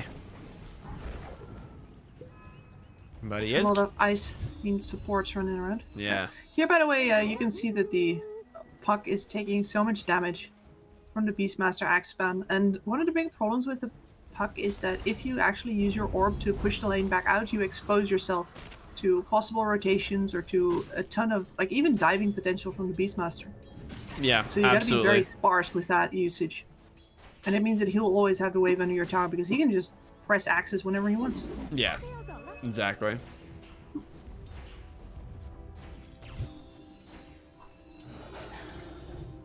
He definitely wanted to jaunt to that orb, I think, but I think he uphill missed on one of those autos there. Water runes coming out. Yeah, they'll just pick those up. Really smart play. He actually sent the board top to try and deny it, so he forced Puck to go up there immediately. A lot of mind games here between the positioning for the axe throws as well as the dodge from the Puck.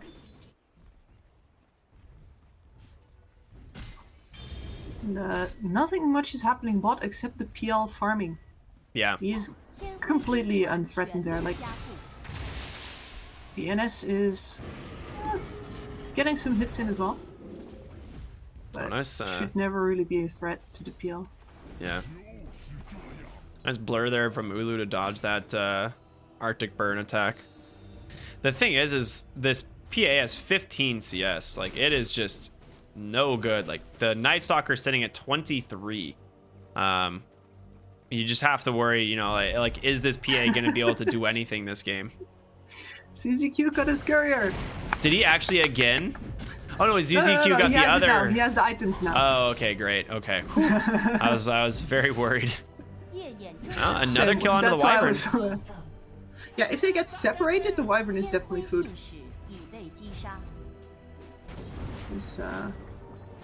ZZQ a happy camper right now. All right, it is 5 minutes nighttime here. The Night Stalker, what a shackle. Just lining that one up. And Night Stalker's just going to chase you down. There's just no chance you survive this. This is his game now. At least for the next couple of minutes. Yeah.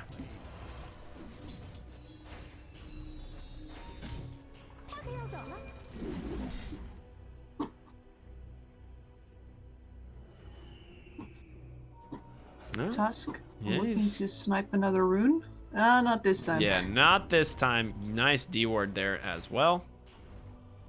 He's gonna kill his sentry that he dropped. Ooh, a little bit of lag coming out.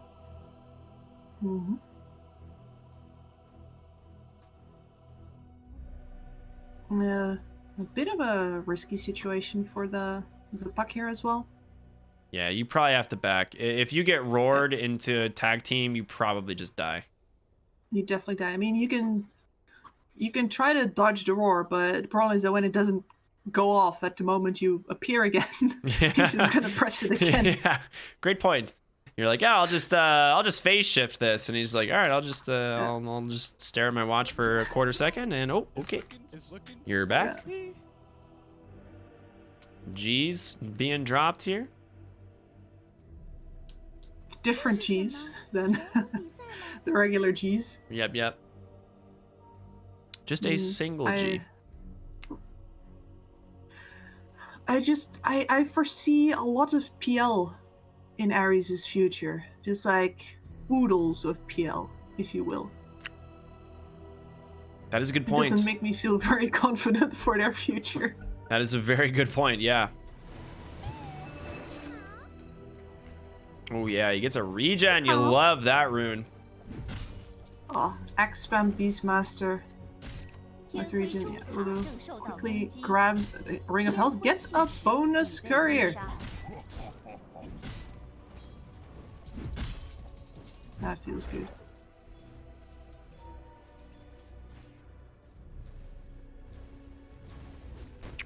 And now we're still waiting for this Night Stalker to get 6. I think that he is going to have to do a lot of the heavy lifting for his team here. He's the only one who really moves, like especially Beastmaster. I already mentioned it in the draft, but the way that people are rushing Aghanim Scepter right now, of course it's also your farm amp item, but like we've just shifted back into this meta where mid heroes are definitely way more of the tempo deciders, and we see a lot of Blink Daggers, a lot of Yule Scepters, a lot of, you know, around the 2000 mark items that get people going. And you're going to be looking for double that, and also basically double the time to farm it. And your PA is also farming. You're leaving everything on his Night Stalker and your 2 supports. And the enemy is not going to, because they have a Centaur. He's building a Vanguard. It's going to be standing under your towers going, well, what do you got? Yeah, and I mean, the PA is...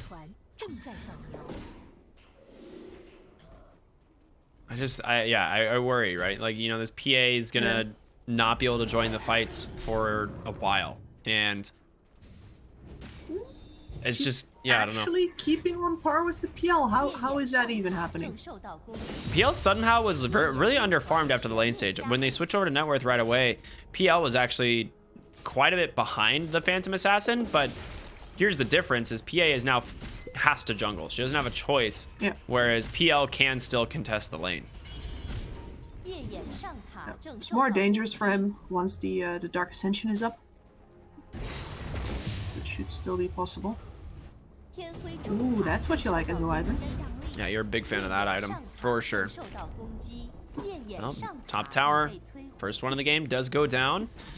Well played there by the Centaur, and a good rotation from the puck to secure it, giving some nice solo experience on over to the Wyvern mid. Sentry's not going to catch that ward, so, I mean, Phoenix see everything that's going on here. That darn Sentry they missed it again. You missed it, yes, of course. Just, you know, 100 range on at least the bottom one. I think 100 range on the top one wouldn't do it. Yeah. Why did they nerf that? Were sentries that overpowered? Short answer, yeah, justifiable. Okay. Oh, that was a nice attempt. Yeah, it was. Close, but no cigar though. Double damage on the Beastmaster. Yeah, Puck needs to be back in mid lane soon. Unless, of course, well, I guess Beastmaster has no intention of moving forward right now. Into the Splinter Blast spam. Oh my gosh, that power shot did so much damage. Especially when there's no creeps to cover you. That's a big nuke.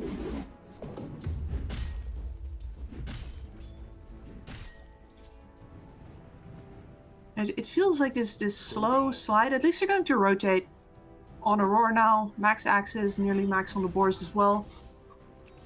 This is a solid point for this Beastmaster to make a move. Just, they gotta catch somebody. And Shiro just went in, actually. Yeah. Oh, no. Ooh, barely gets out. Yeah, that would have been huge. Planet. Winter's Curse, however, spins it around. They get the first kill in the fight here. It's going to be on the Wind Ranger. You are not catching that Night Stalker, no matter how fast you think you are, and they'll just take a 1 for 0. That's a great rotation. I mean, now that it's daytime, you have to rely on Dark Ascension for that type of aggression.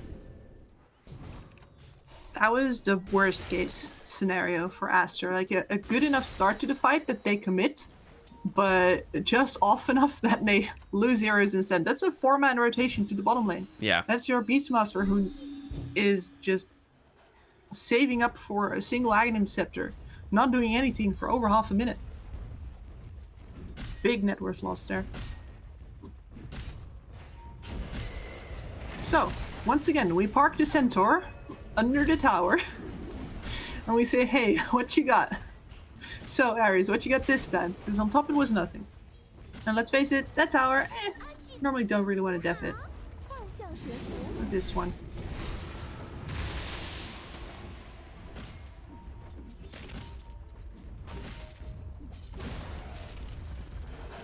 I'm straight up bringing a Night Stalker. Might as well.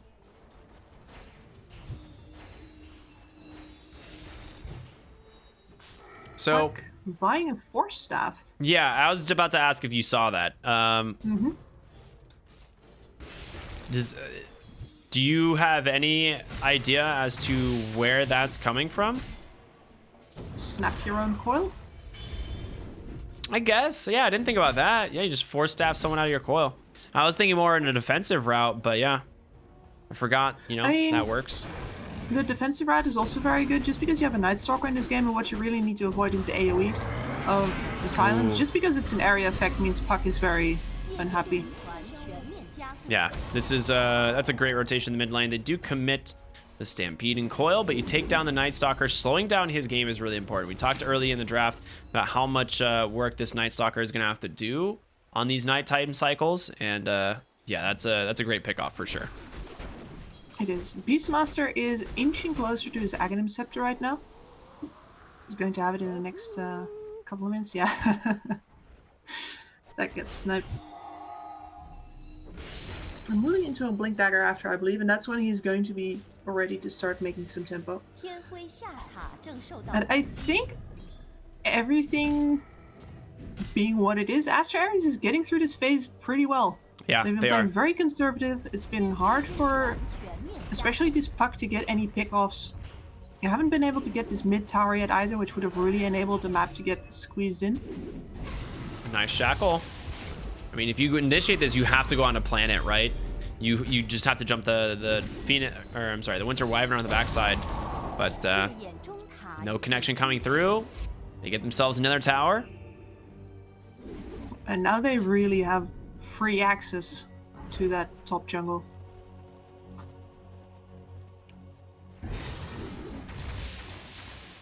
And the bottom tower is still standing. The AA is just catching up on levels there, sending a Ice Blast towards mid once in a while. PL in the triangle hasn't been touched for a while now. He's got a full Diffusal Blade here as well.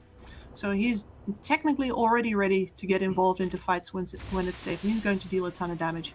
Just has to watch out for the Dark Ascension like pretty much everyone else over on Phoenix.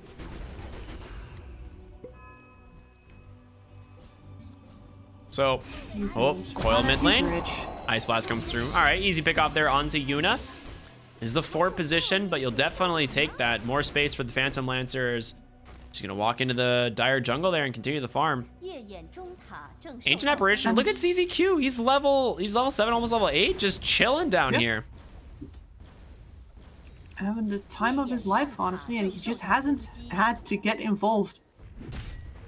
Phoenix has had such a smooth draft going on here with just, we park the Centaur, we look menacingly.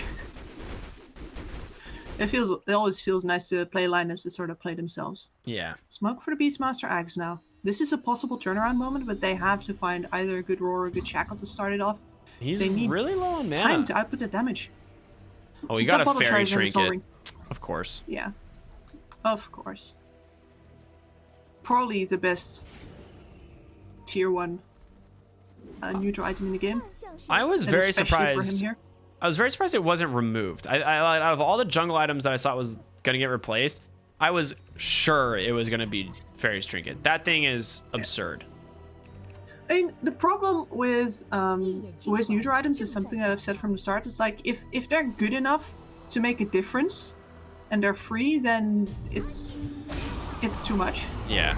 Well, Stampede And if on they're in. not good enough, Great snowball. why do you have them? Yeah, that's a good point. All right, well, Dark Ascension doing what it's supposed to do, zoning Planet off and leaving a Centaur to the death. Yeah, this is what we expect. This is exactly how Aries needs to be playing these fights, saying, okay, you know, AA, Wyvern, you guys want to get involved? Good luck. You know, I'm going to be running at you, this big Batman in the sky. Yep. The biggest problem here is that, of course, Phoenix doesn't necessarily have to take these fights. Like, they definitely want to take over some more of the map. They want to encroach on that PA's farming space. They want to ideally not give away any towers. But in the end, the Phantom Lancer should do much better in the ultra late game than the PA does. Especially with so many team fighting solutions over on the side of Phoenix. Especially once their supports also get some defensive items up. So Phoenix are not in a hurry. Oh, Really not. nice They can take blink this fight, they don't in. have to. What a reveal. Yep, Night Stalker getting that Blink Dagger completed. Now, suddenly the backline even more in danger. Dark Ascension, not even necessary if he can get on top of these heroes. He does have that Crippling Fear. I mean, the Force Staff from Puck earlier, you know, we were like, you know, what could this exactly be for? Yeah, I forgot. You know, Crippling Fear, a pretty important spell you have to get out of as a Puck. He's going for a Linked Sphere next, just to deal with this single target here as well. But yeah, that's not a kill now. Yeah, exactly.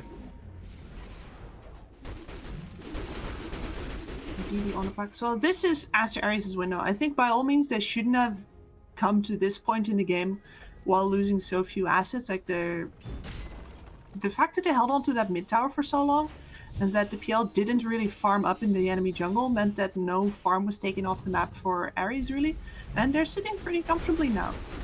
The window where they get to bully these Phoenix supports around is pretty huge. And even though, well, both of us are still concerned about the late game, of course, I think that the late game isn't quite there yet. Yeah, definitely. One thing, I haven't seen the PA here in a little bit. You do have the Diffusal Yasha completed on the Phantom Lancer. Did you happen to catch PA's items anytime recently? I did not, but she was involved in that fight. Okay. I mean, she's third network. She's pretty high up there. The Beastmaster is also one of those heroes. Okay, there it is. Battle Fury on her way to the BKB. Straight BKB and then into the break, which is good for both sussing out who the real Phantom Lancer is, because it's AoE obviously, as well as that you're going to disable his ability to create more illusions. It also necessitates the Centaur, gets rid of his... And that's the reason we see the PA into the Phantom Lancer, right? Nice Snowbell, but Walrus Punch gonna send him into the air. The Roar on the backside, but again, it's just Planet getting ran down by the Night Stalker. They end up getting that Stampede off. One more auto attack from this DD on the Puck. They will get the kill. One falls on the Centaur. Night Stalker continuing to provide plenty of vision to play with. And Planet, just no chance. A lot of this here is, I think, lesser teams who have had a real big problem pulling off a fight like this. But if you go look at that team fight again, you can see how far apart each of Aster Aries' heroes are positioned. Of course, some of that is just by virtue of having a Wind Ranger and a Beastmaster who can really stand that far apart to still throw their spells out. But a lot of teams would have just been on the ramp with 3 people, and that Puck Coil would have been disastrous and a possible turnaround. Instead, he just catches only the Tusk. A really good positioning. Very much making this this press forward by Aster Aries possible.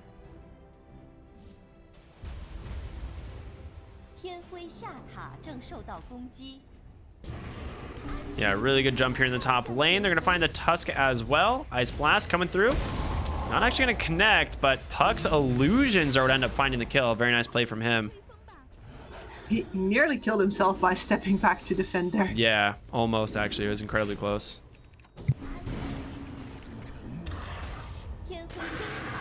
Ooh, Winter's Curse. That before.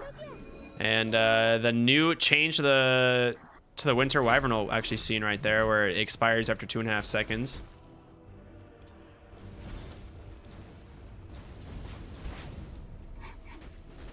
CZQ. Still having the time of his life, honestly. It's always been the Wyvern that gets jumped because CZQ knows better and he's not in the fight at all. Like, why be the backline when you can be the artillery? Smoke breaks. Yeah, Stampede comes out and Night Stalker will get away scot-free. Oh, don't worry, they got the boar though. A pig murder in broad daylight.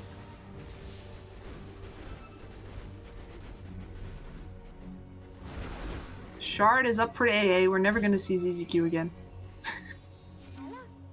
He's gonna sit back in a different lane. He's gonna get even more farm out of it now that he just gets to push the entire thing. He might be jungling a bit. Cool. He's gonna come out with like a 4 staff. Ooh. Yeah, it's a nice jump onto the Centaur. Nice blast on the backside. Look at Roar. Split. Oh my gosh. He's just gonna keep throwing the axes. Does he get him? He lives on just 70 HP, barely. But now, well, on top, there's gonna be the Dark Ascension looking for on the backside. They group.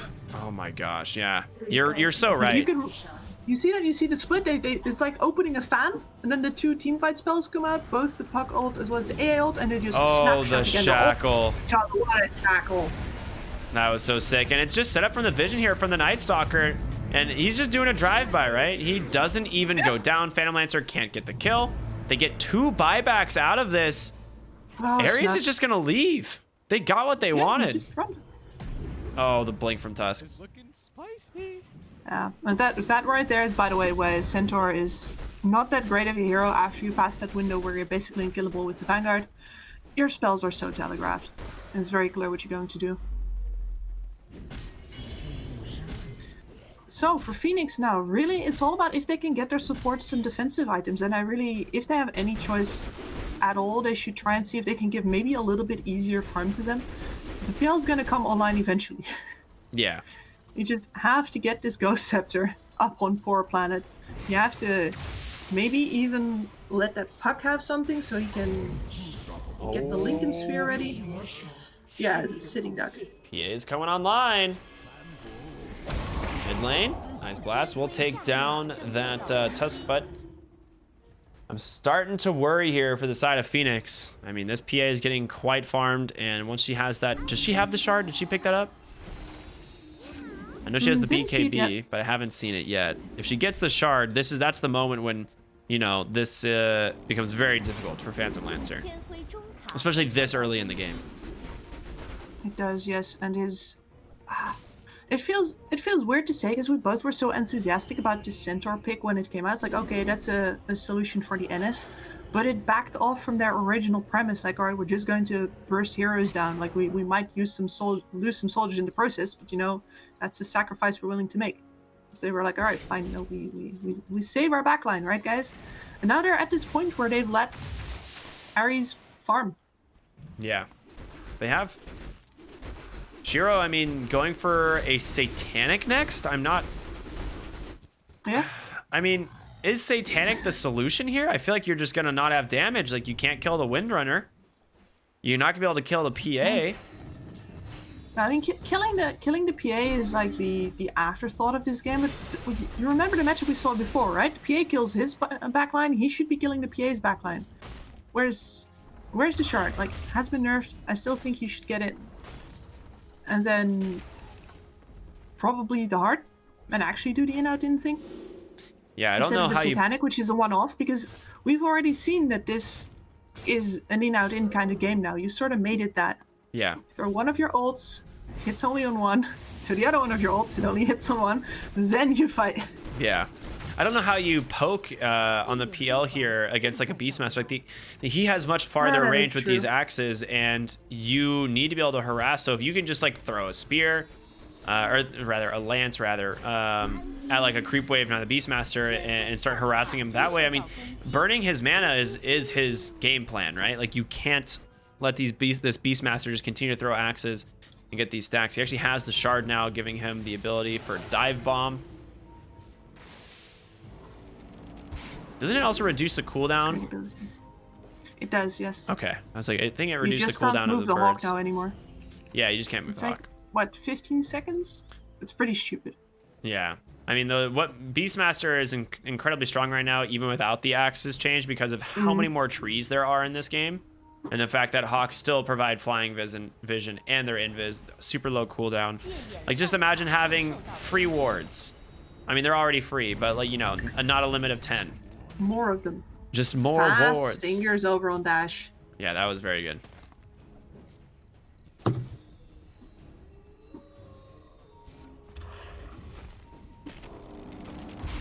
Pushing out those dangerous waves.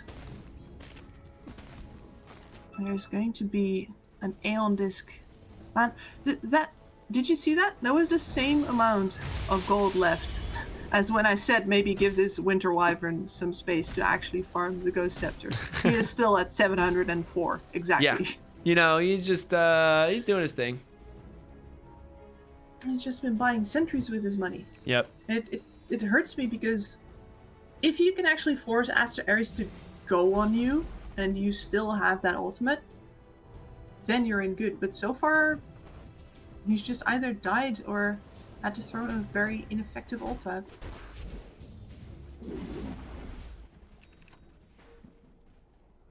Yeah, everything looking pretty good so far.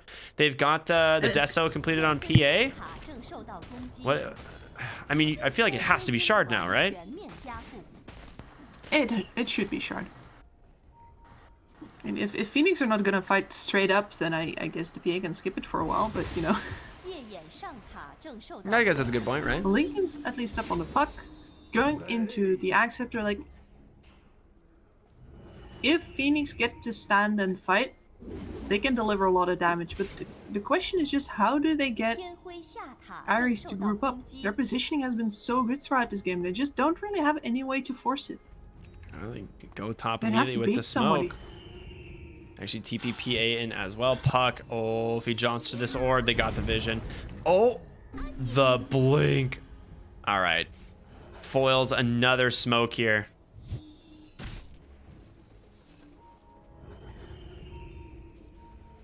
Yeah, that was a sick play there. Oh, Kips, I can't hear you. Sorry. Oh, no, you're good. Into the Roach Pit they go. Why not? Ancient Apparition's Ice Blast swinging on through. Gonna clip the PA. Has to back out now. Ulu cannot afford to They die. should be contesting this. This is the one place where Aster Aries is gonna group before they hit your high ground. Yeah. I mean, this is not... Oh, both teams. 10 people smoked up. Aries going for the long wraparound while Phoenix trying to get eyes on the Roche Pit. Looks like Night Stalker PL. Oh, the smoke. Wait, how did his smoke pop but not...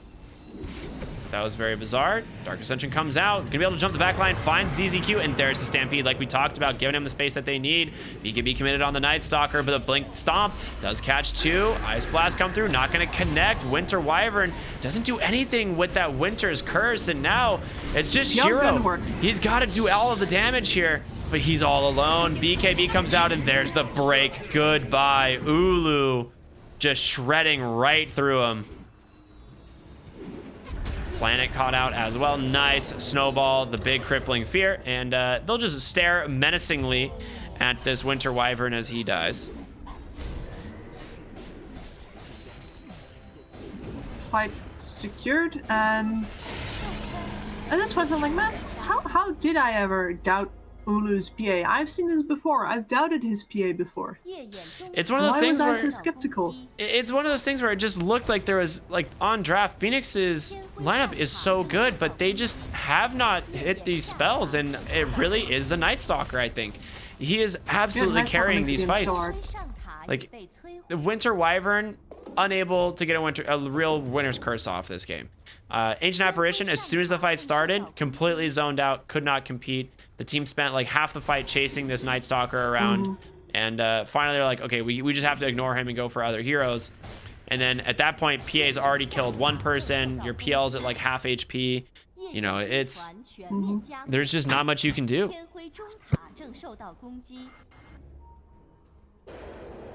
Like, I'm very tempted to once again blame more on this Centaur pick. Like, that was the first time we've seen the Centaur ult been really effective at keeping someone alive, but that was an AA that had already used his ult. Yeah. Oh, they're going to go up onto the high ground. Blink Stomp not going to connect, and it's a big bait. However, there's your winner's curse. The Ice Blast coming through. Tusk manages to get caught as well. The BKB comes out, but Night Stalker, there's no way, right? He cannot escape. He does shatter Ulu on the run now. PL, he's got to start finding these kills. They take down one. I think that's a shard on the Lance here. We'll see. Trying to escape here. Blink strikes away on over to the Beastmaster. Phoenix gonna be just fine. No shard yet. No shard, okay. I wasn't sure if it was just the illusion throwing the lance like it's supposed to, or if it was a lance bounce, but well, double bounty rune there. That's what we call a bonus bounty. This was the right use of the Centaur. Doesn't even matter if he misses the stomp. I said before, how do you get them to group up? A bait maybe? Yeah, bait maybe. Oh, PL dodging a dive bomb there, by the way. Yeah. I mean, it makes a big difference because the big thing you have is like this Ancient Apparition's Ice Blast falling up to the winner's curse. Tusk has happened to go on in and get caught by it, but that was the first time we've seen the combo this game. That's the first time you've seen a really good Winter's Curse. And and this is the way that you get discipline to break. Like if you want a team to react instinctively, you give them something unexpected, like a Centaur jumping in. Dive bomb. What a funny spell. It is so fun. It looks so stupid. Like there's another bird. They just have to assassinate the birds now. You know that gank on the boar earlier? That was a prophecy. All right, Ulu and friends grouping up on the bot area of the map here. Looking to take the tier 2 tower. Really want to open up these outposts, and looks like they're not going to be willing to commit, or to contest rather. So they will get the tower, outpost available. Oh, they know that they're going to back for the outpost. They're going to go right into the enemy jungle here. However, the blur protecting the PA Aries. ward dropped on the high ground. They do not have the vision. They are going in completely blind. That smoke will get popped. Just yeet the Centaur in there. Yeah. Just it's fine, Sense. You can do this. This is not enough. This is not enough. They have time to think about their positioning now. Oh man, he is just needs getting to jump. He is so dead. Yeah. He's forced to commit the stampede. Night Stalker, he's in. We'll just finish him off. Now everyone has to just disengage. I mean, he just took like 6 or 7 axes and had nothing he could do about it. Yuna just getting crushed. Dive Bomb comes in on the bottom side. Phoenix, he pops his BKB. Great coil holding both of them in place. Ice Blast, not gonna connect though. And they end up dropping the Winter's Curse there. It's gonna do a decent amount of damage on over to Beastmaster, but it's not gonna be enough. They need more help. Winter Wyvern starting to fall down, but your BKB's not there, Night Stalker. Puck is in, doing what he can. Phoenix as well as PA able to just disengage, but Tusk will not be as lucky. All right, some signs of life from Phoenix here. Yeah, the fact that they have 2 of the teamfight spells left over after the initial just false start of the Centaur means that they do in fact get to catch multiple heroes with them, and even though it's clearly not enough to get the kills, at the very least it's enough to be able to direct the focus over on the NS, who can then finally be brought down if they properly focus fire him. Normally they can't focus fire him because there'll just be axes coming in from the back end. There's going to be a Beastmaster, or daggers and a PA flying in as well. So decent fight for Phoenix. You can see that they have the tools in this game, and that whenever the positioning of Aries breaks, it gets possible to take these fights. It's just so conditional. We keep realizing that there is a player named Phoenix and a team named Phoenix, and so I should probably start calling him Beastmaster. The team Phoenix and Aries very even right now. Dotaplus has it's just tossing a coin. Like, yeah, you know, one of these teams is gonna win. It's really just a team fight, right? From Phoenix, like on paper, their team fight is so superior if they hit these spells, but you now have 3 BKBs on the side of Aries that you have to worry about. And if they can jump these backline heroes, Planet has to have perfect positioning here. That's what it all comes down to. It does. At the very least, both of the teamfight ults pierce BKB in some way. Axe is up on the puck, so it's not going to be as much of a problem as well, but yeah, especially the Ice Blast is going to be greatly diminished for now.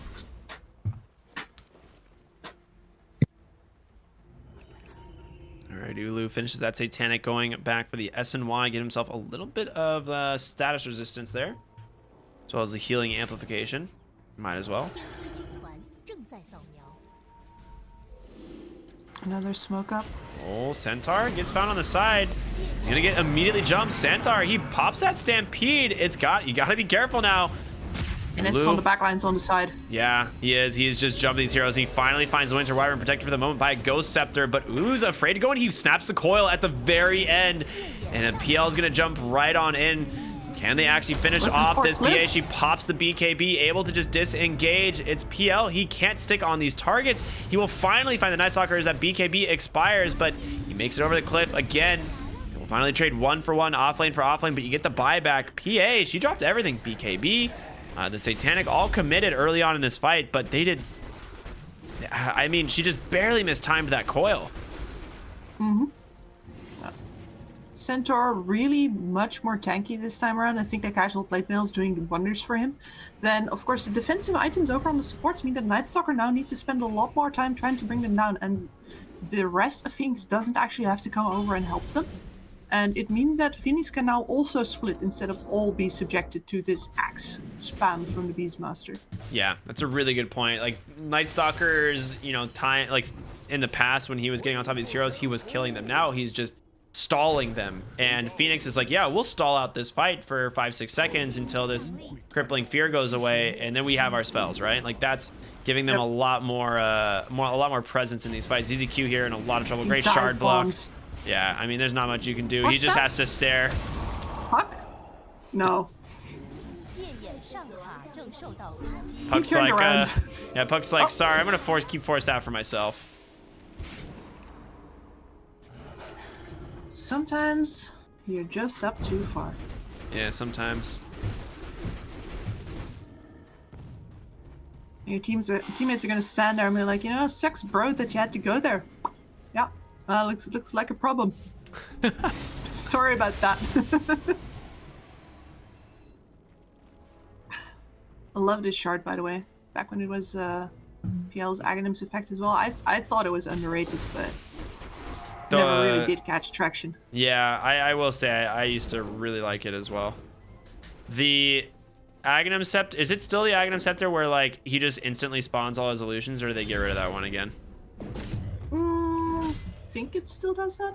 I will It's check. so bad. It is so bad. It is the worst Ags in the game, I think.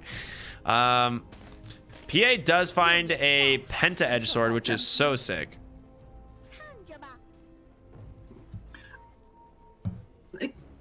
I'm not sure if I like completely. One of the reasons why I used to advocate for, well, what's now the shard, but used to be the Aghanim Scepter, is that it allows you to create more illusions without actually putting your doppelganger on cooldown.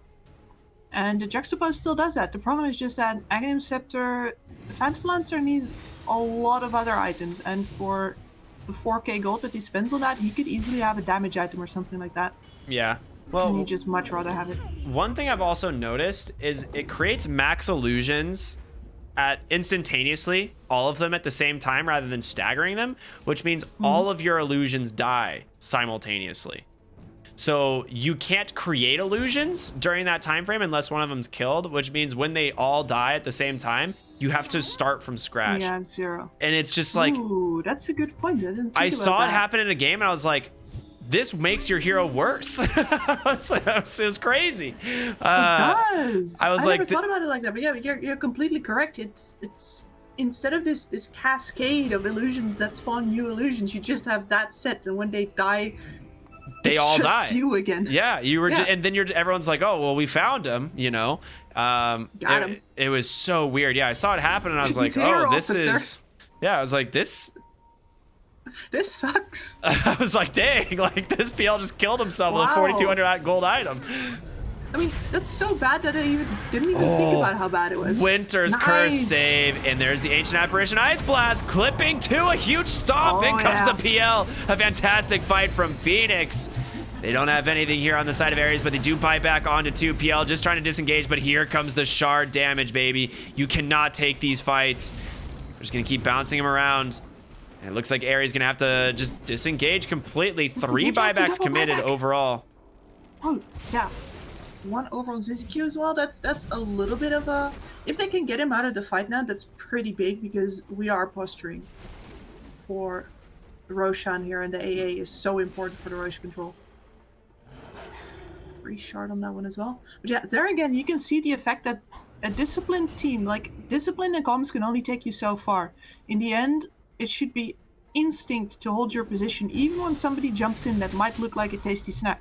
And you can see there again that Aster Aries is very good at that up until the point where they get confronted with something surprising. That's not strange, like most people break there. So they get a surprise pick off and everybody reacts with their pub instincts and they're just going. And that's where you get the team fight combinations from Phoenix that they've just been craving all game. I mean, this game is still so even. It's 15-18. A 5-man smoke actually coming out from Phoenix.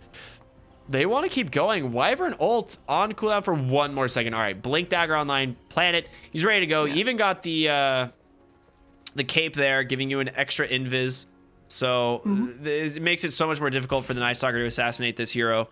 Yeah, this is gonna be sick. This gives them a lot to work with. They're hanging out the Windrunner here top lane. Stampede Stomp. They'll take it. Yes. No reason at all. Phantom Lancer Lance from downtown snipes himself a kill, and here comes the Lance spam. This is where things become a problem. Coil comes out onto 2. They're gonna have to snap it immediately. Ice Blast gonna clip him. Goodbye, Night Stalker. Just shatters under the damage. In comes Ulu though. All right, see if they can keep this fight going. Winter's Curse doing some work. Phoenix, he pops that BKB, trying to keep himself alive, but the cold feet, the damage, it's there. They get another kill. They can't do anything about it. It's just Shiro shedding them 1 by 1, and the Puck constant waning rift is just holding them in place. It's gonna be a complete wipe here as they take down all 5 members of Aries. Yeah. Beautiful. Beautiful. I mean, this was the AoE pickup on the waning rift. We saw it in that fight where it's so impossible to dodge this ability at this point. He's also able to get around these fights with so much more mobility. Oh, it was, yeah, this is what I kind of expected out of Phoenix's team fight. Like, I don't know how you deal with them.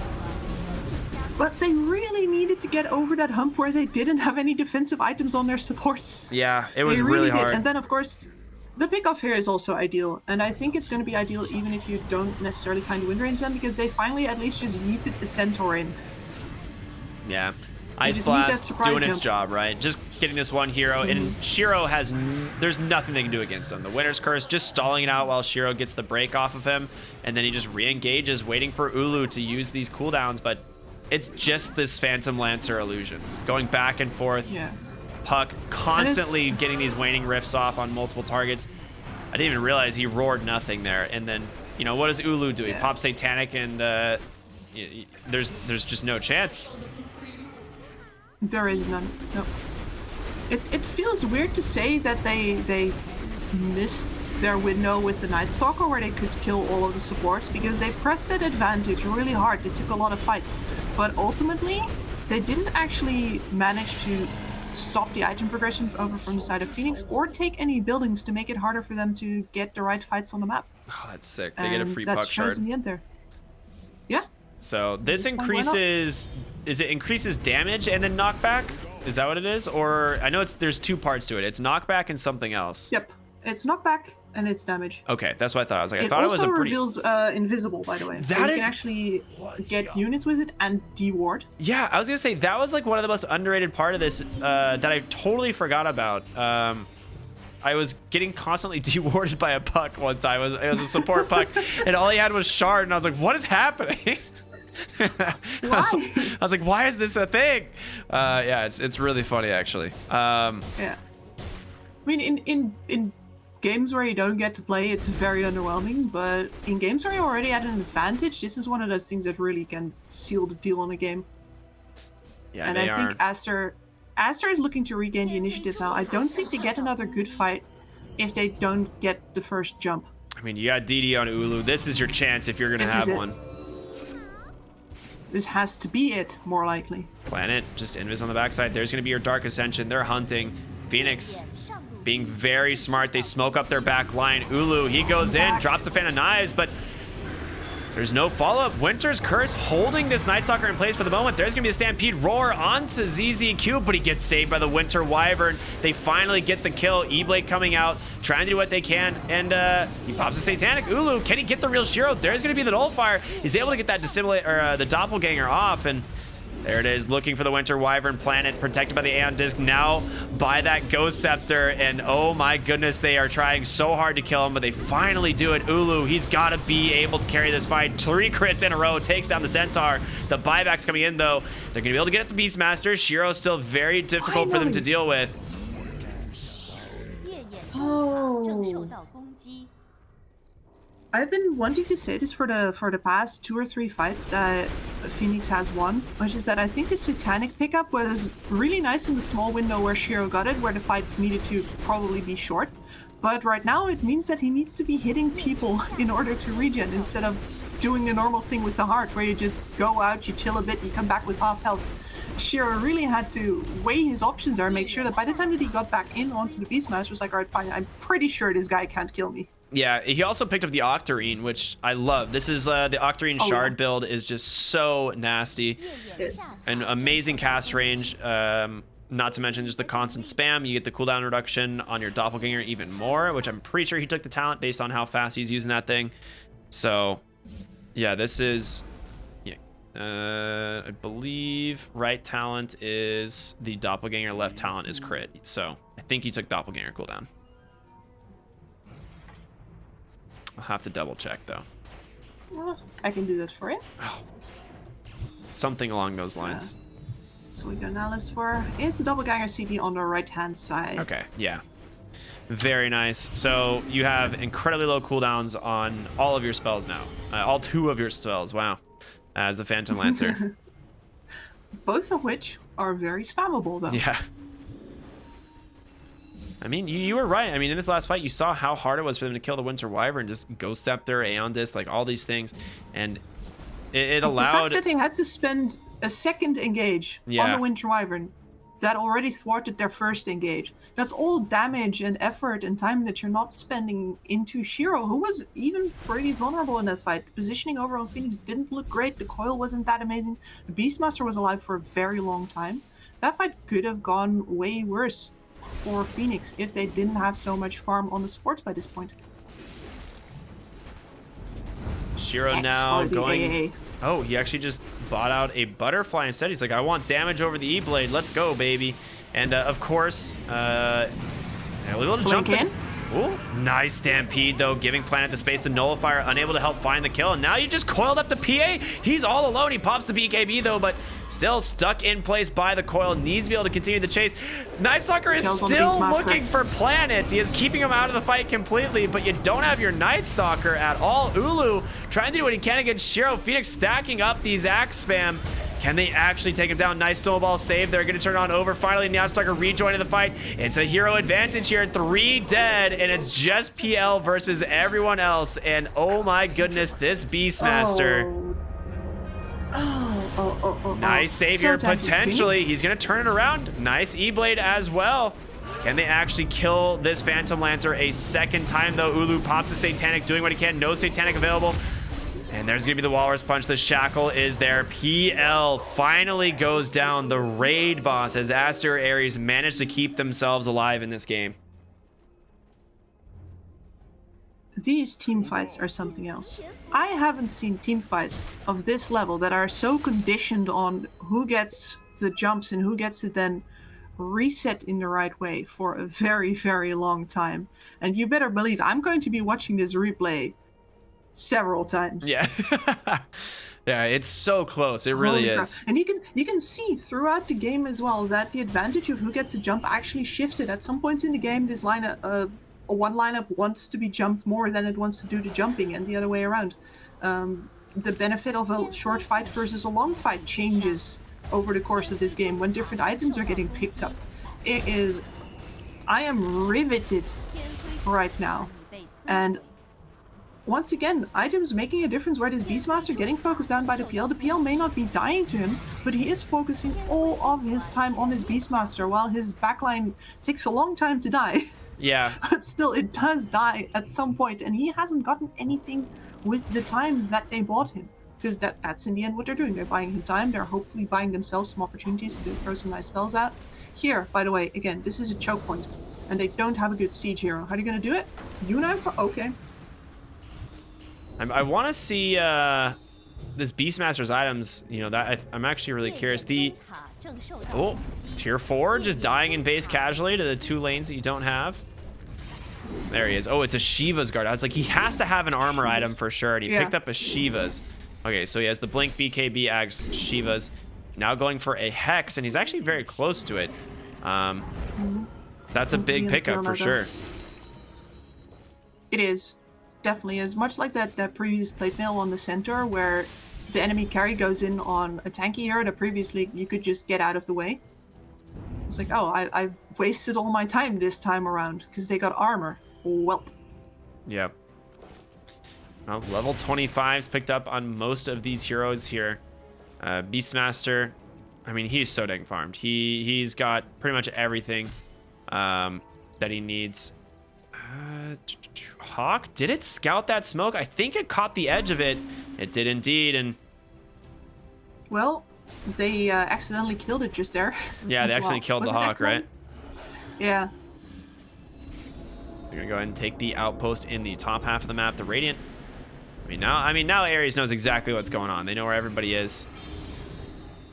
I mean, it doesn't matter if they know the rough location. They still need to get Night Stalker onto one of the supports within 1.5 seconds of engaging, roughly. Yeah. And they have to worry about their lanes getting pushed in. I mean, they have 2 lanes of barracks that have been taken already.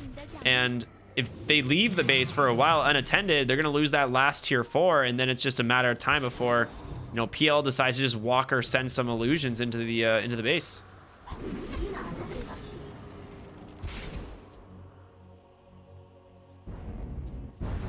Centaur once again, just such a clunky hero. I mean, this is. I don't want to say that it's. I guess it's tough love. I actually love playing Centaur, but he is rough to justify right now, and I think Phoenix have absolutely made the most out of playing with this hero, and by now we have in fact had a couple of stampedes that looked really good, but it took them a while to get there.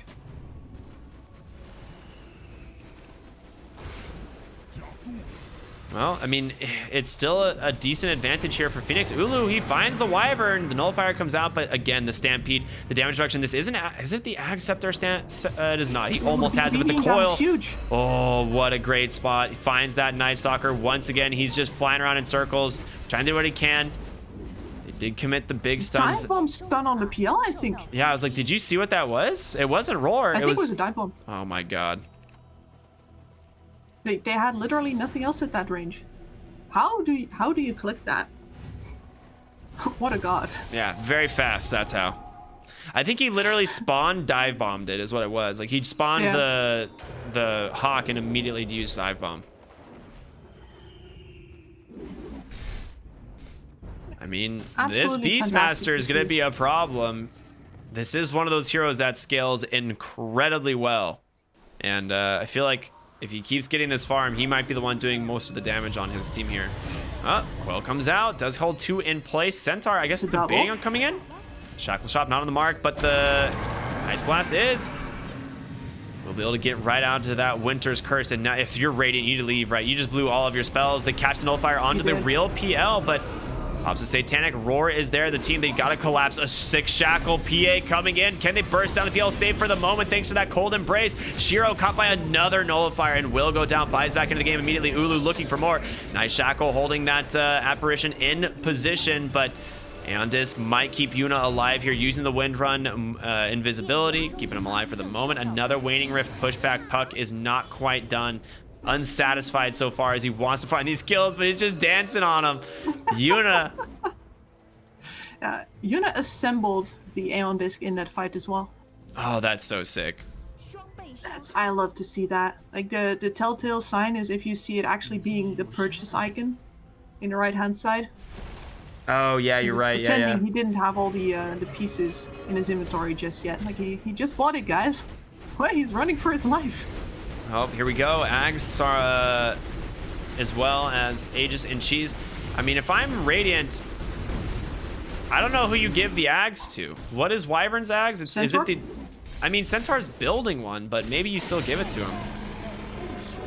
They give it to PL. Oh my god, don't do it. They actually did. Oh no, oh no. They don't know. They don't know. We'll find out. At least I feel slightly less bad for not realizing it early as well. But you know what? Just don't press the button. We'll see how it works. Maybe it's better than I remember, and it was like a one-off scenario, but I do not remember this ability being good. Well, Shiro just losing almost all of his health there to Ulu. Nice lance coming onto the backside, though. Needs to Satanic it back up there, but that definitely means that he has to be a little bit more careful. Oh, there they are. All of the illusions. Now we watch. Oh my god. Okay. I don't know. We'll see how this goes. It's going to be interesting for sure. Blink Stomp on the backside, though. They catch the Windy. And is protecting her. She is going to be out. Ulu still under the cover of Blur. Stampede. They want to get out of the base and save their boys on the backside. Nice push back. The coil as well. Every single time committed for this Night Stalker. And he is just going to snap it. They get the Centaur. Night Stalker, he put himself in a position that makes it hard to grab, and ZZQ is going to be the next to call. The Winter's Curse not on the target you want. Maybe they can take down Windy. They will. Ulu, he's out here by himself. Oh my goodness, the crits. You gotta run, Shiro. You cannot take on the PA. First life down. Phoenix, Beastmaster just going to go ahead and TP out, and they are surrounding this PL. Shackle is there, and that is a dive back into the game. Ice Blast coming through. Ulu going all the way back to the base. They need to protect the throne. Ancient is under siege by 4 catapults. So you got to deal with those. And that's really saving this from being even worse for Phoenix right now. Shiro just can't stand for his DPA. You can see both of them, they're doing the thing now, right? Cleaning up each other's backlines, just getting several heroes out of the way before coming back in here. But Ulu is... when he crits, just all of those PL illusions disappear. Yeah.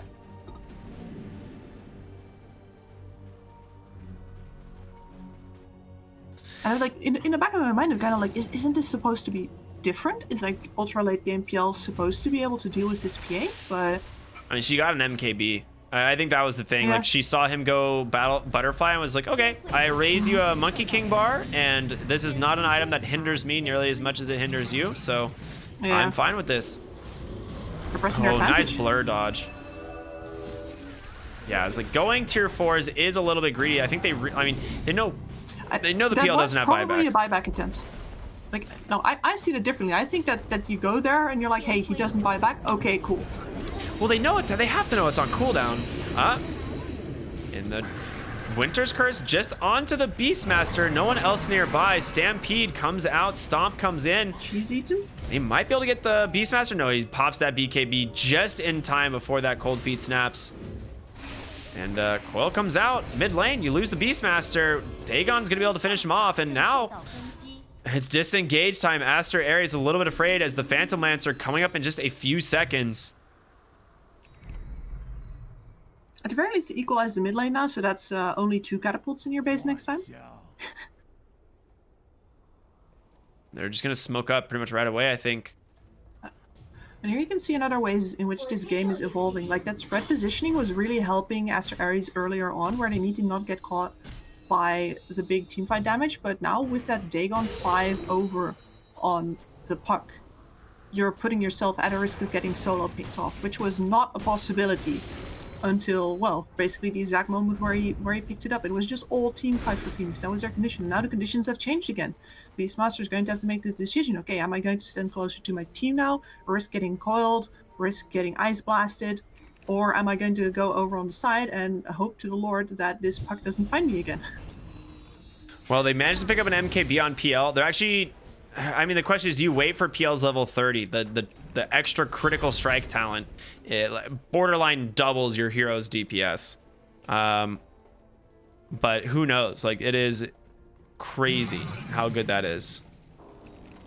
It is really rather good, and I know it used to be the preferred pickup for most PLs for a while, especially if you're playing a faster game. Well, here's all the juxtapose illusions again.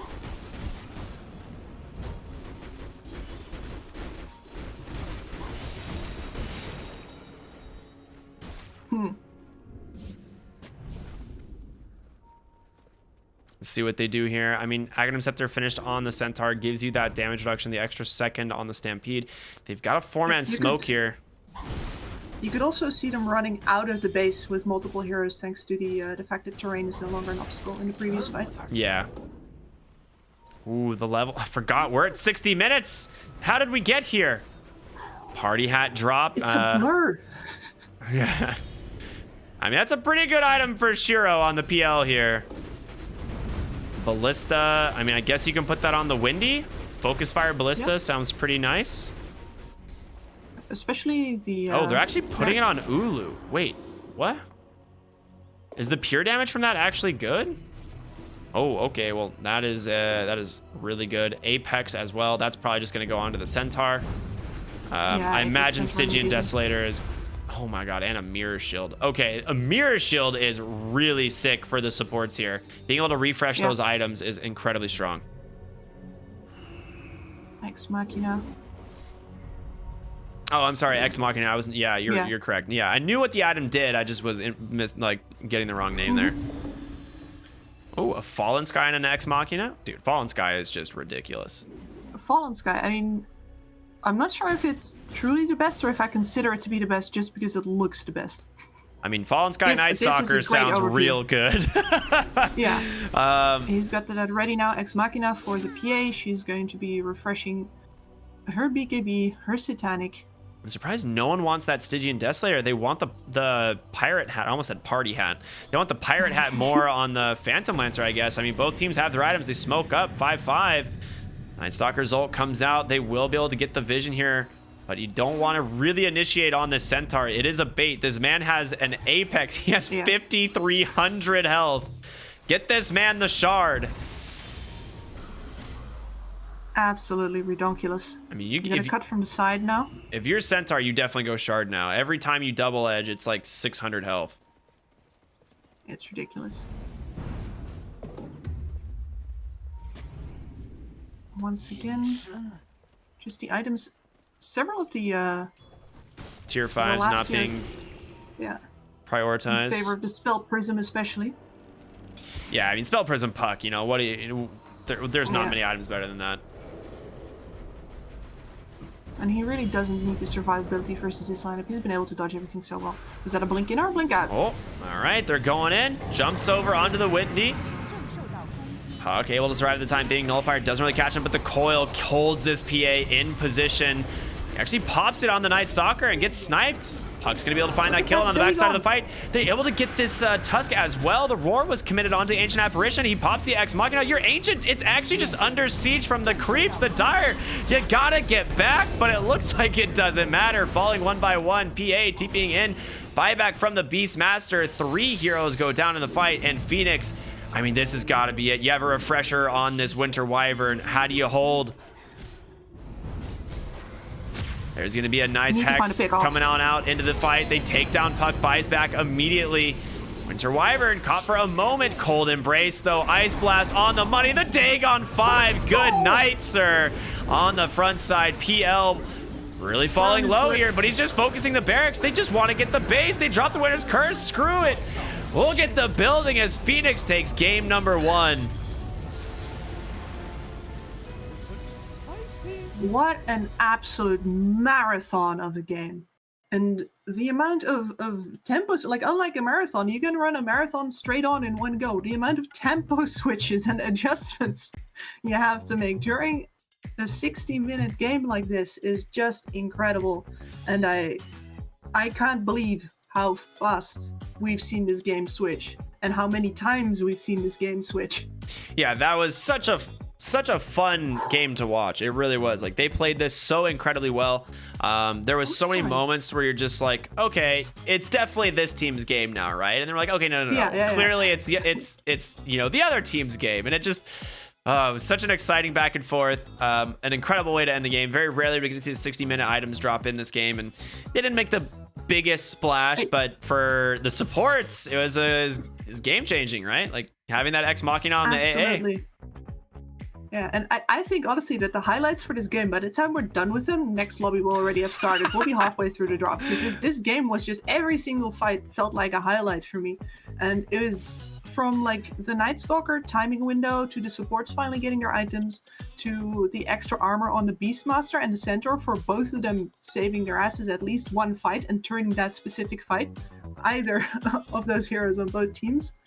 The Butterfly versus MKB interaction, the realization from Phoenix that they could actually fight at that Roche pit. Oh my gosh. Excuse me. What a bloody game. Yeah, that went back and forth a lot. I was really worried for Phoenix. I was like, they're somehow losing this game. I was like, I didn't quite get it. I was like, it just seems so weird. Like draft wise, we were both like looking at Phoenix. We're like, all right, this is a Phoenix game. Oh, we're starting at 30 minutes in. All right. Yeah. All right, okay. Let's go. I was worried. I was like, we got 30 minutes of replays to go through. Yeah, this was such a ridiculous game. Ulu here finally losing his Aegis.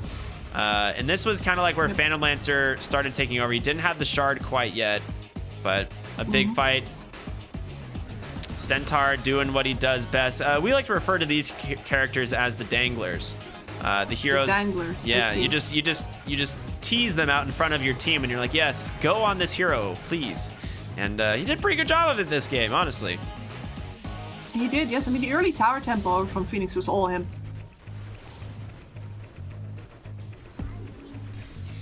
This was such a good puck game, too. I mean, the coils were so on point. It was beautiful. And then I think in the end, what really makes a difference, I want to bring up that Dagon again. The fact that they can finally punish Aries for splitting like they're supposed to is huge. Because here, like, this puck is trying to do the same thing, but he just can't bring down a Beastmaster. Just not enough damage on his own. He's like, you know what? I get this. I'm going E-Blade, Dagon 5. This was such a good go. Oh, yeah, this was so sick. They get the Windy, and then it just cascades out of control. The Winter's Curse, coil, everything just being dropped perfectly. Yeah, this is when PL really shows up, and we're like, okay, yeah, PL's a hero here. Not a whole lot you can do. And PA's BKB, I mean, look at it. She's just wasting the entire duration. Can't really connect onto anyone. PL just like comes back in. It's really the puck too, just causing so much havoc for these two heroes. He roars an illusion with his last breath. There's just nothing. It's extra tragic. You miss every roar you don't throw. If I have to give an MVP award here, it's 100% to Dash the puck. Yeah, I agree. Yeah, I think well. the go on the back line, both sides. NS doesn't get to make the kills happen here. Shiro, by the way, getting pretty low throughout this fight because he doesn't get to kill that Beastmaster off fast enough. Yeah, it was so close. There's so many times here in these engagements where it's like Ulu gets one crit and we go on the back line. And Planet's still alive. Switching over from the PL. Yeah, like. Yep. It's so crazy. Like, these fights are just so chaotic, so back and forth. For the PL. Yeah. He's got to go because he doesn't have a heart. He just needs to be hitting.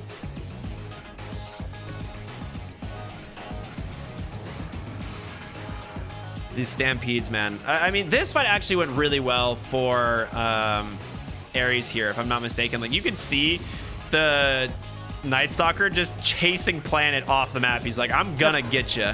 And as a result... And this is where the Beastmaster just picked up his Shivas, I believe, and you can see how much less damage Shiro is doing. He keeps on chasing him. He's like, and he keeps on extending his backline. He's like, he's not dying. What's happening? No, my backline's dead. Yeah, that's exactly what happened here. Like, he thinks he can get this hero much faster than he could. Meanwhile, you know, PA, Tusk, Windy, and Night Stalker have killed every other hero on your team.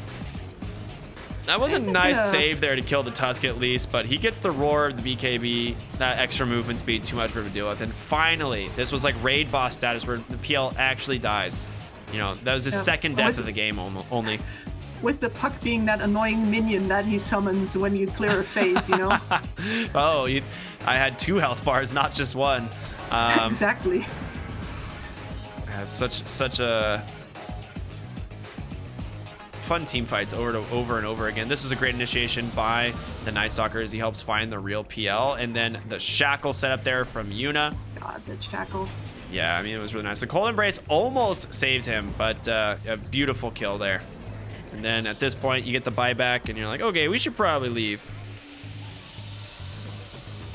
I completely forgot about that buyback because of how hectic everything had been up until that point. I mean, man, the Aeon discs this game, these were so value. Absolutely. This game would have looked very different. And here, the chase onto the NS. I thought for sure that would have been too hard for Aries to actually chase after this, just because they were so far away. But it did open up parts of the backline again. Yeah, a misclick on that Winner's Curse too, getting the PA instead of the Tusk, right? And as a result, Ulu's just like, hello, all of my heroes are alive, and I'm just going to kill your PL. I have the MKB, you're rocking a butterfly. Yeah, and then a beautiful shackle, the tag team.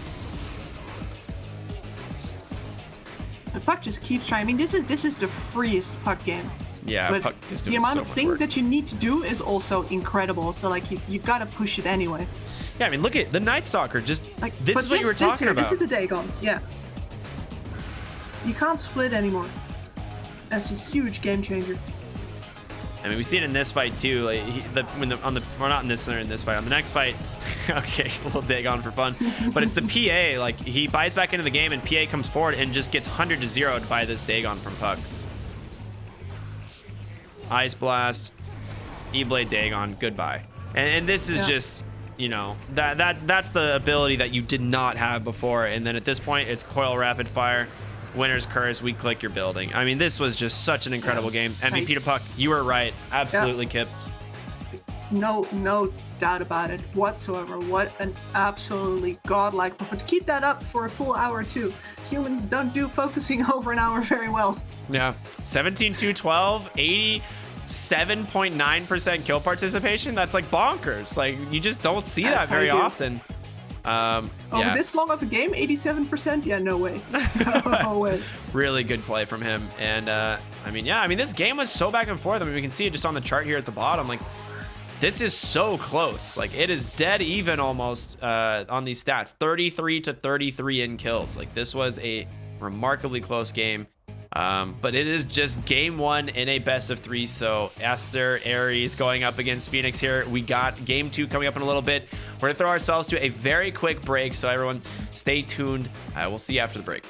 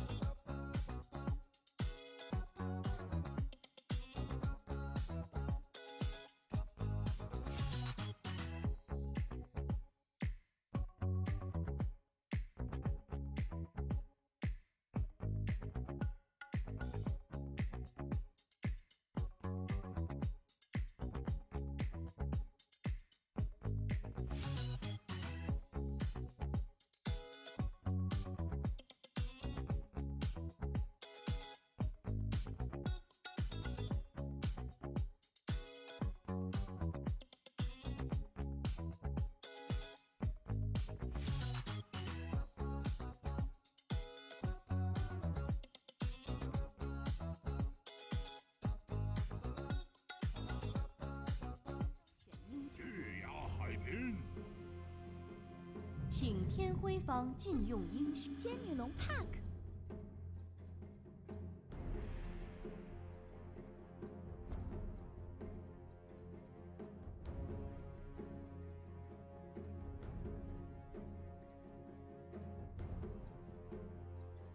还剩10秒，还剩5秒。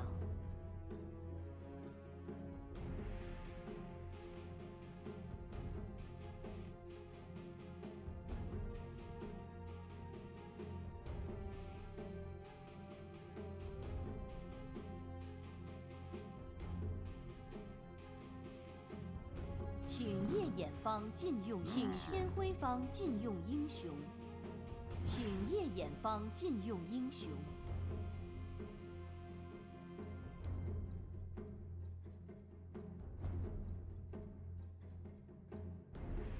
请天辉方禁用英雄。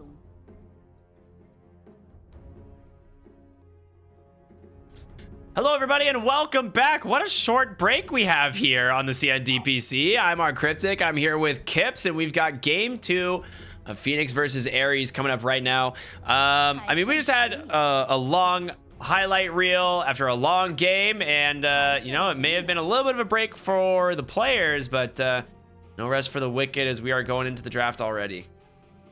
I thought you were going to say a short highlight reel after a long highlight reel. So Man, good. That game was something. Yeah, it really was. Yeah, I mean, we're just going, you know, run it back basically. Phoenix up game 1. They're feeling very comfortable on the puck. Obviously, I do not blame them. Pick that hero up right away.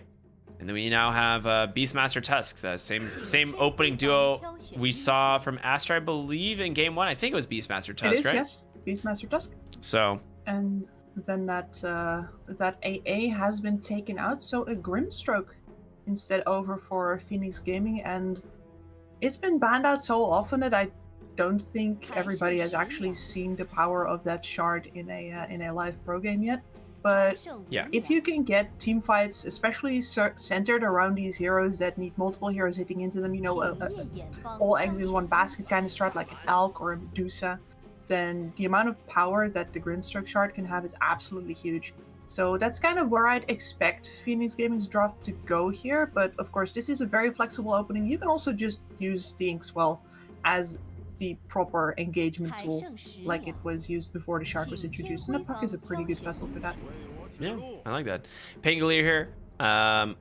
Honestly, one of those heroes that's just really strong with the Grimstroke. This is something I was going to mention earlier when we were talking about Grimstroke. Let's take a closer look at the draft, though. Inkswell into this Swashbuckle, incredibly annoying to deal with. Can you Inkswell magic immune targets? You can, right? Yeah, you can. So you can Inkswell him during Rolling Thunder and stuff? Yeah, I think I've seen that multiple times. Okay. We're going to see a Doom pickup from Aster Aries. All right. A way of handling puck, technically. Mm-hmm. I mean, in more ways than once, like, even if you cannot get the Doom on the puck for whatever reason, you are still incredibly tanky and a very hard target to bring down. And we can look directly at the previous game, like, okay, Puck's damage output was just not really a concern for at least the course of Phoenix Gaming, all the way until that Dagon E-Blade came out. And a Doom is going to build an early BKB, like, earlier than most heroes, just because he can afford it earlier than most heroes. And then he is going to frontline for Aries in a way that, yeah, Phoenix need more damage on the board now, and ideally some right-click sources as well.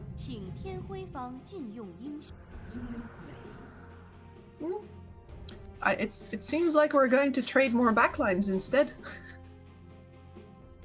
Yeah, it looks like it. I love the Spectre pick here. It's really good at dealing with the Shadow Shaman. I think that's the biggest issue, is they're genuinely worried about this Shadow Shaman controlling the puck. You know, one of the answers to puck has been Lion. It has been Shadow Shaman. It's been the Void Spirit. These types of heroes that have pretty much these instant disables.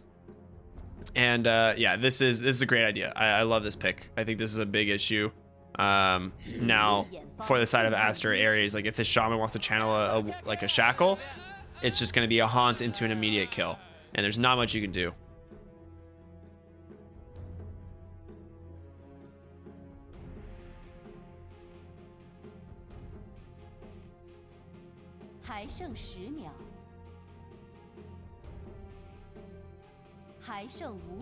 See what they do in these last series of bans. We've got PA. Lifestealer was removed at the end of the previous phase. I mean, you just want to like protect the lane here. I guess you can't really run Doom anywhere else in this lane. Yet you have to pick the carry matchup. That's all you have left. So yeah, I mean, what other carries you have to worry about as a Spectre? It's the Phantom Assassin, mainly because of the break and a crit. That's just really good. Break, yes. And then I guess any other options are just things that out-tempo you. I've seen people run things like, for example, the whatchamacallit, Troll Warlord. But none of them are particularly convincing. It feels like Spectre is almost in a place of her own right now, on top of the food chain of carries. Yeah, you need to definitely just run this team over if you're Aster Aries. Right? You've got this Doom, you've got this Beastmaster. You just want to get on top and go and go and go. And right now, the biggest thing is just making sure that you just basically have a carry that can play with that tempo. I should get rid of Terrorblade. Okay, that's a fantastic pick. That would have been really, really, really strong here. So I like that a lot.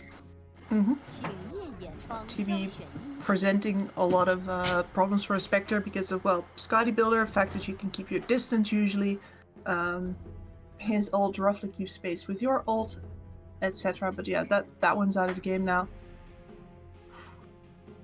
I'm honestly not too sure what you run here as Aster.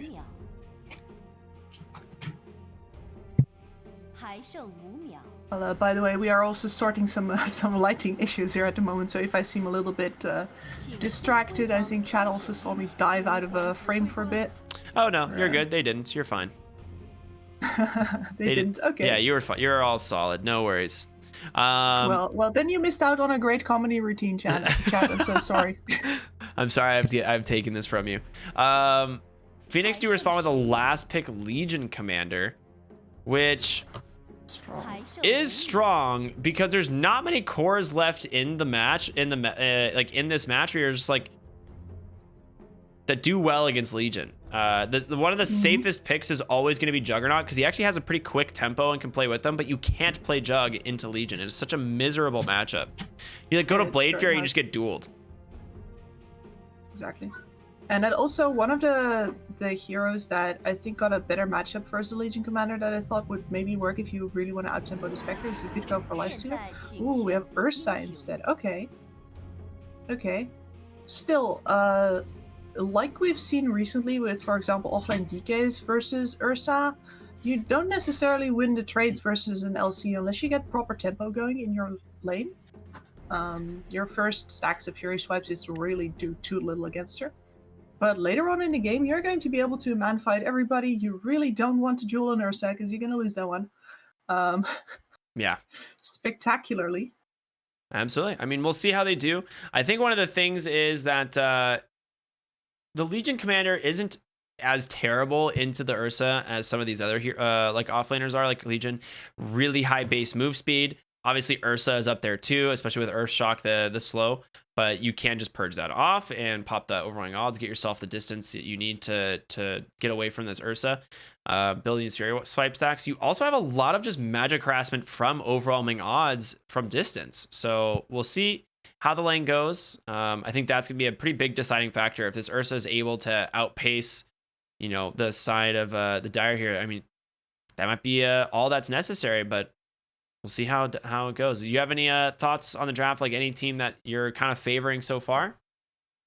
I think the pushback of the puck towards the support role again could cause some damage issues for the side of Phoenix here. They would need to get the snowball rolling on that Legion Commander in order to be able to keep finding pickoffs. Their team fight looks very good otherwise. True. I definitely do think that they have the team fight angle here. And as long as they don't get overrun, then once they get towards the late game, not only do they have that Spectre, but there's also going to be an AoE Purge mini BKB coming out from the LC, which is still ridiculous to think about. There's the shard for the overwhelming odds and the talent. It is a mid puck, I think. It is. Wait, that's Dash, isn't it? Yeah. Yeah. So it's the support Pango. Pango? Okay, yeah, that's 4th position Pango. So it is still going to be Dash on mid. This is good damage division. Yes. Very, very nice. Because now you actually have that magical burst damage in the mid game. Puck rotating in the Legion Commander just feels very good. Of course, there's Doom threat here, but there's also good chances for it paying off. And once again, Beastmaster mid. We're going to see the same kind of awkward phase as we saw at the start of the previous game, where both the safe laner as well as the mid laner over on Aster Aries need to get their first item up, and ideally their second as well before they're able to do anything. So some pressure on the Doom to do things, some pressure on Phoenix to maybe take more space after they get those first couple of towers down, because in the end they took some towers, but they didn't really harm overall the actual like item progression over on their enemy's side. So if there's anything they should take away from that first game, is that they can take way more advantage of winning the laning stage when both the mid and the safe laner need 2 items in order to get going. Yeah, I agree. I'm with you on that one. The puck, had a fantastic game 1 showing, right? Like Dash had just absolutely styled off in that game. Insane. I will say one thing I will be curious to see is how well this bottom lane goes. This is the one I'm the most worried about. Pangolier is really obnoxious. Once you get level 2 Ursa, you just you actually kind of cry if you try to go for an aggressive play and just get lucky shotted or lucky shot procced, and you're just like, okay, cool. Well, I guess I won't do damage. Yeah. Guess we're not doing that today, huh? Yeah, I mean, the Tusk is definitely going to enable him to win any other casual trades with the LC. You are correct, actually, and as we see that happening in the bottom lane. Yeah. And the Pango does need to proc. It's not just uncomfortable for the Ursa, it's also uncomfortable for the Pango. Sometimes you just have those days you got where level 2. you're pressing the button, nothing happens. They go in, they pop that overwhelming odds. He didn't have the mana for the tag team? No, he did. Surprised he didn't want to use it there. Oh, it was cooldown. That's what it was. Okay. Just a little bit too early of a go. And now the next time this Pango is going to have level 2. They just were really very eager to try and do something on that wave.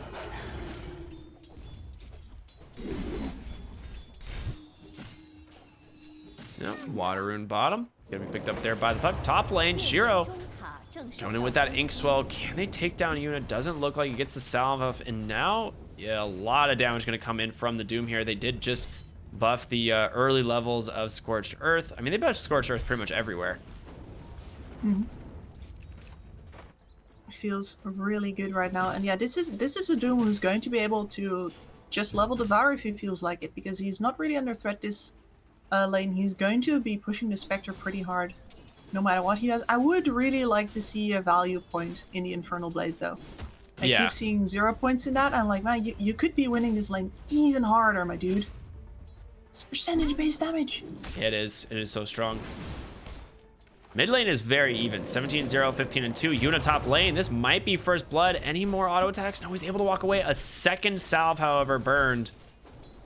So much gold being spent on regen here in this top lane, and it's still working for him. As a result, Puck's gonna go steal your bounty rune. He's gonna take a lot of damage from the axes. Actually manages to dodge it, but he's going into Yuna. This might have been too greedy. Range? Axe spam. It's gonna continue, and he can't phase shift as a result. 5-second cooldown. That's a kill. First blood goes to the Beastmaster. I mean, that is so greedy. That was very greedy. And we've seen, in fact, before in this matchup where Dash really decided to only use his orb backwards, make sure that he couldn't get found out by this Beastmaster. And this time he goes to push it a little bit more and gets found out. All right, what does Doom get here? He actually still doesn't have any creep ability, yet having Devour up. Interesting. Bottom lane, snowballed by him a little bit of time. They actually did get disarmed for the moment. Oh, there it is onto the Ursa. Planted a second one for good measure. Can he get the kill? He does. Good old-fashioned Bangalier stuff we see here. Nothing special. Please move along. But you can see here that the LC and the Ursa are actually way more decently matched on the amount of harass that they output through their right clicks than you'd think.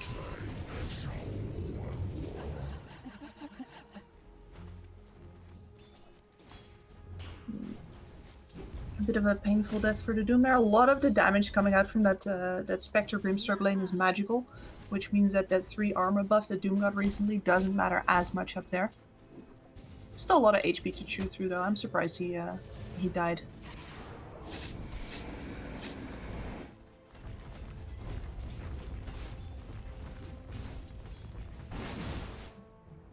I'm curious as to what Puck's gonna do here. I mean, it's really difficult for him to play his lane. Like, oh, he's actually not gonna go a point in a roar. Never mind. He doesn't really know that, but yeah, the Puck just has to play as if roar is there, which is good enough. yeah, exactly.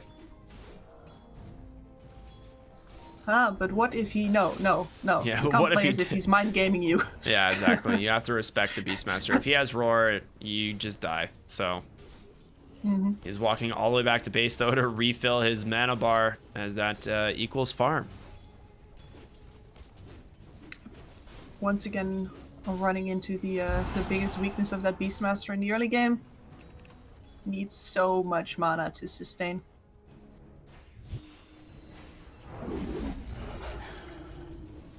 Yep, just a bottle soul ring. Very rarely do you look at a hero and you're like, I need bottle and soul ring. That's how much mana I use.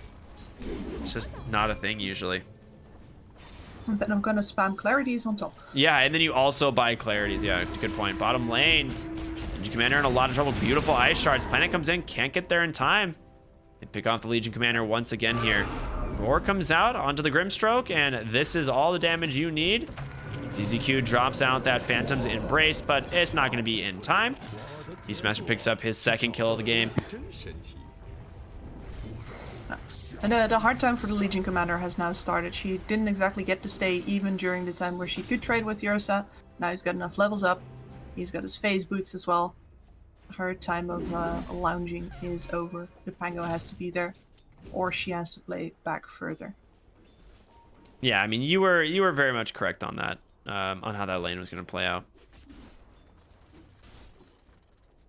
They are rotating the Puck down here. There's a ward that's going to scout this though, so they will just back off. Ulu, not quite level 6, right? They're trying to, I mean, he might just be baiting this. A little bit of harassment damage coming in from the Puck. He's not afraid to show himself. Drops a salve on him. No big deal. The rest of the team, he has a haste-rune bottle, did he not? I think he does, yes. Interesting to see him just play so far forward when they don't have level 6 on the Legion yet. Yeah. Looks like they are going to try and dive the bottom lane here soon. I can see Puck hiding behind the tower. He pops that haste. You kill a hero? Yeah, I mean, the question is which one do you go on? You got to pick the Ursa, but he just gets level 6, so he'll just snap the coil. He doesn't care. He just picks up the Legion for free, and now they're turning their attention on over to ZZQ. Finally, the coil is going to come out. He can probably take down both supports. He does exactly that. A nice turnaround there from the Puck. Your Legion's game. It's getting real scary here. That was very awkward. Like, I just think the positioning of the Legion is off there. If she is with the Puck onto the supports, then what the Puck does is he kills one of them, you get level 6, and you kill the second, hopefully. Like, that's the way that one's supposed to work. And Phoenix is right back. Well, Elsie died there, so she's still not 6. And I guess she's not gonna get an easy duel anyway, because the Ursa just abandons the bot lane, comes straight over to top. I think that's time for the Spectre to bail. I feel like there's no chance you can stay in this lane anymore. No. Especially not because the Puck teleported bottom. Oh, and the Puck showed. What a shards. Well played by the Tusk. That is an absolute disaster. And they will pick up that kill. Yeah, it stuck around just a little bit too long. Yeah. I mean, it's one of those things that I think Miracle popularized the most. Is just you, as a carry, you sort of hang out around top, see when they come for you, see if you can get a good counter engagement or not. It's worth a couple of seconds to hang around, but not when they can just dive you like that, and especially not when you know that your puck does not have a TP. When everyone knows your puck does not have a TP. Yeah. Planet gets that swashbuckle away, but Snowball comes in. It takes you right to a puck, though. No mana for the coil, but the Haunt's coming on over. Tusk starting to follow. There's the coil coming out. He pump fakes that roar. Gonna use it there on that Spectre. Big disarm. Inkswell's there. Shiro goes down. Planet rolling on in, trying to find these heroes. Bounces back off the rock. Will be able to... Well, maybe he can catch this. He's not going to catch anyone. He's just might die. Duel comes out. Got to be very careful. Nice swashbuckle, but doesn't actually find the kill. They'll be able to get the duel damage, however. Ulu now on the run. Inkswell will stun up Yuna instead. Sacrifice. Get down, Mr. President. I got you as he bites one for his team. Ulu, however, stuck around maybe just a little bit too long. Tusk is here now, though. Snowball in. They get another. This team fight is lasting forever. Heroes respawning, coming back in and dying. Ulu, no chill as he's going to chase down the Legion Commander now. And they're, She can't win this anymore. Oh my god. Swashbuckle on in. Planet. What can he do? What in the blazes? these teams just want to kill each other. They do. And I'm loving it. Both of them have a lot of spammable spells, a lot of resources to make sure that they can keep that aggression up. And you can see it with Ulu. I mean, we've seen it before. This man's not afraid to get active. Like, his support tells him, get down, Mr. President, but he's like, no, what do I got this Glock for? Let me at him. Nice tower pick also, off. If you look beyond the bloodlust on display here, Aster definitely had an issue there. If they allowed the teamfight spells to come back off cooldown after the effort they'd spent in getting them out, then they would have had so much extra trouble taking that top tower again. So it looks like they're a bunch of Rambos, but there is also a very good reason. Like they even got me for a second. I was like, what the in the fresh hell are they doing up there? But no, now they have the tower trade. And luckily they also got out ahead on the fight in general. Nice gank there. Taking on the Shadow Shaman. Not the best target, but you'll definitely take it. Big fan about that one. Absolutely. And that's a Shadow Shaman who's going to be looking for an Aether Lens or a Blink. He's getting given that lane in order to farm. Might as well slow him down. Letting Shadow Shamans live rent-free on your top lane is generally a bad idea.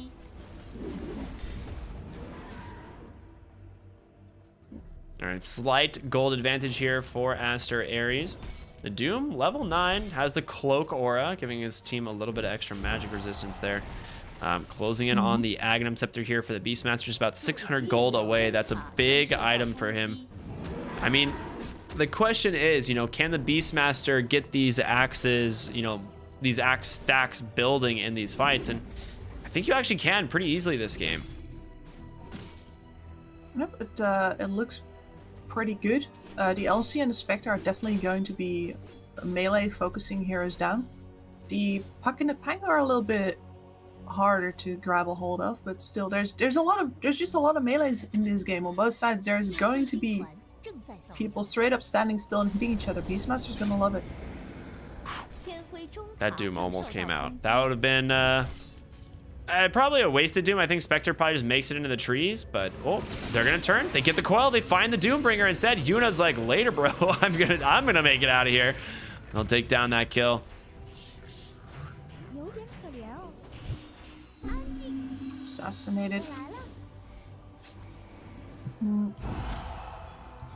Another thing that I really like about how Aster was playing this before, I should be calling him Aries, this is not Aster proper, but is that this Beastmaster, we saw him playing pretty passively in the previous game, and we called it awkward, right? And this time he was also building his Aghanim Scepter, but he was actually up there.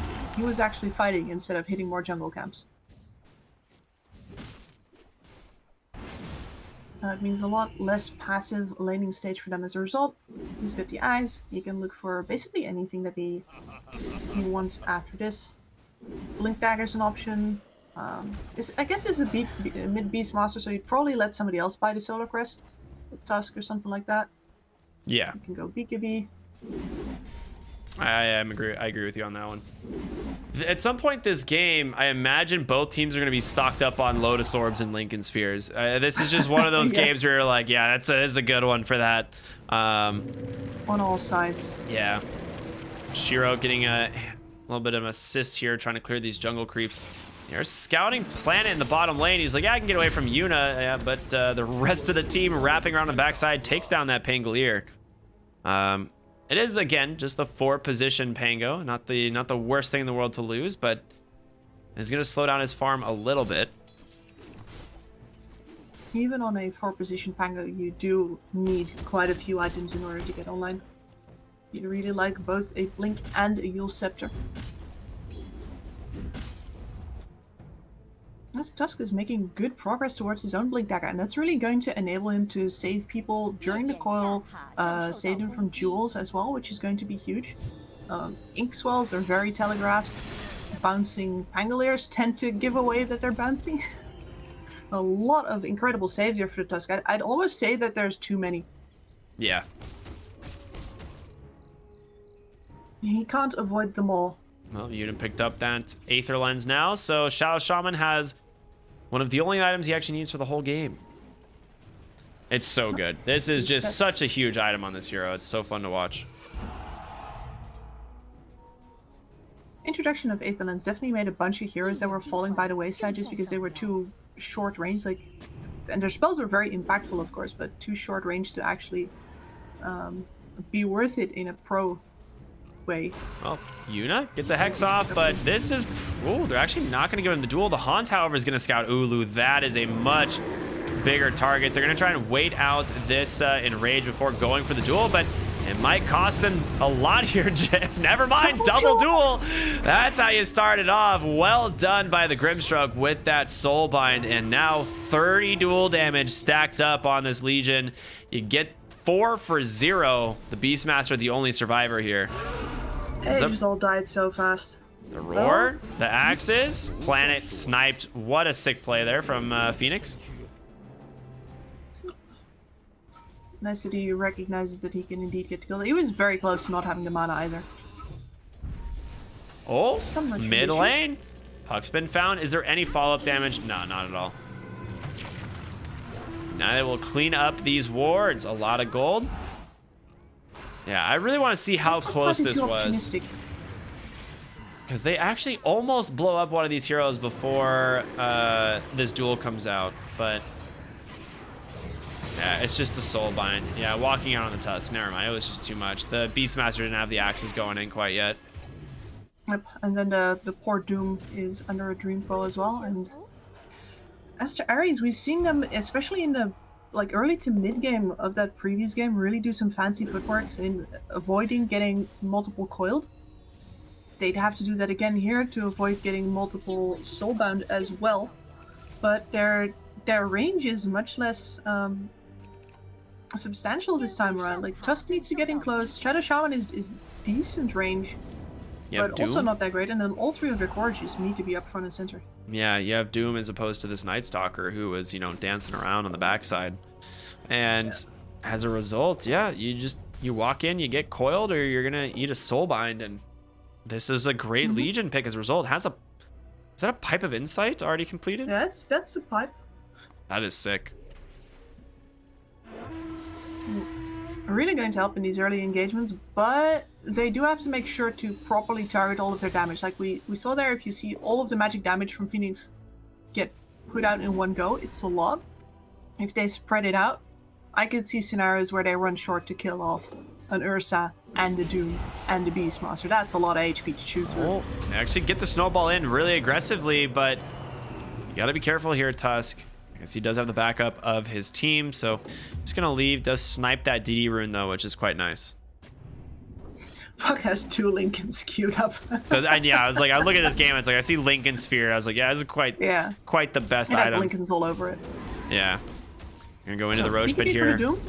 Wards. It's fine for the coil now. Yeah. They've got everything dropped. Phoenix, do they know that this is happening is the question. Doom, he's gonna go in, trying to get the duel onto the puck, but the blink comes out. Nice save. Shackle on the side, not going to connect as ZZQ just silences him up. Oh my god, the damage from that Beastmaster as he just clips that Grimstroke twice. Absolutely ridiculous. And he's going to be able to hold this tower with ease, especially with the threat of the Aegis behind it. Like, Phoenix still want to do something because they're still grouped, but I'm not sure if there's an angle on this that they can find. Drums popped. Alright, they get the Pango. Yeah. They'll take these kills, you know, when they can get them. And it looks like Phoenix, unless they get the fight started on their terms, they don't really want to bother. And now that you have Aegis, it makes it even more difficult, it seems. And this is the exact same problem with fighting against the Beastmaster that we saw in the previous games. Like, if you can jump in and kill people before he has the time to make everything stack up on the axe damage, then it's fine. And if you don't, then there's just no angle of engagement that feels good. Oh, Tinker Ward, about to expire. Wow, that was so close. Just barely gets on out of there.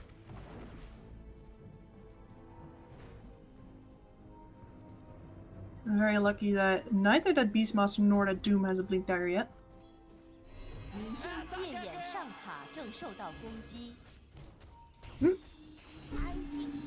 And a casual missed coil. Yep, Not it happens. Confused with the Abaddon spell. Yep. You know, sometimes it just happens.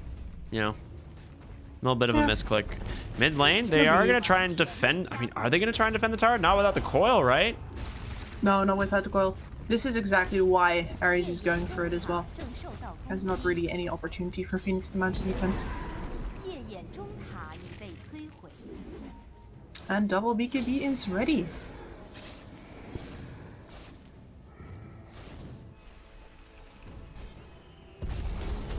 Things looking pretty grim for Phoenix here. They've got a lot of team fight, but none of it is that much geared towards defeating the BKBs yet. This Puck wants an Aghanim Scepter, but he also definitely wants a Lincoln Sphere. Yeah, there's a lot that this Puck is going to need to deal with this. I mean, you can just try and play very defensively, but the Puck is going to have to be setting up a lot of these fights with the Vision from the Haunt, I think. And I don't know how, like, as a Puck, you can do that without just almost getting doomed or hexed or roared, you know, in almost every single one of these engagements. I mean, they can definitely still go on the backlines. There's a possibility for that Shadow Shaman kill, but the problem is that at this point the Tusk only really needs to worry about guarding the Shadow Shaman. Another gank in the bottom lane. Yeah. At this point, if you're Phoenix, sacrificing heroes in order to push out lanes is the way to go. Just keep them busy with one hero on the left side, one hero on the right side. Oh, there's one on the left side again. Oh, there's one. Just make him spin. Because otherwise, mid they have lane. time to do this. Easy kill onto the Legion. This is the rotation, one by one. Aries looking so much better in game 2, finding so many pickoffs one after another. And you can see that Pango is on the top lane right now. Phoenix would have really rather he gets the attention, but Aries are straight up ignoring him. They have more important kills to get, more important terrain to take. Alright, nice silence coming in from ZZQ. Maybe preventing from the shards, and as a result, he's going to be able to walk away.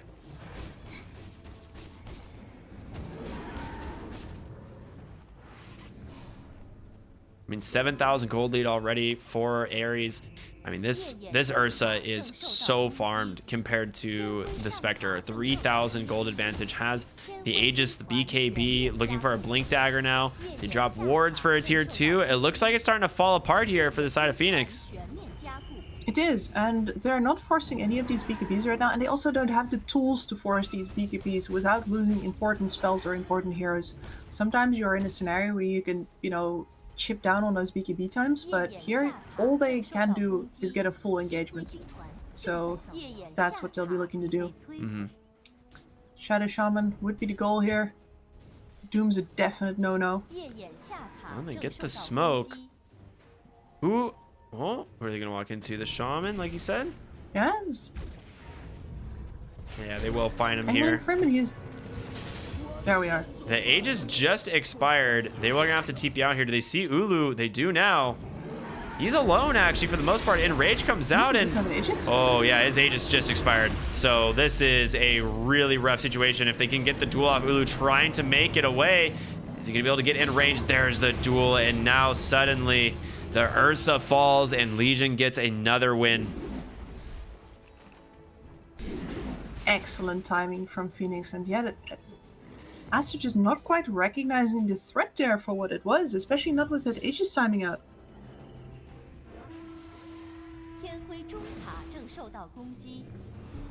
A very impressive pickoff. I think the most important part about that is that they get eyes on the Doom and call a hard no and go fishing again even further to the back. A lot of teams would have either gone or backed off like, oh okay, we can't get him.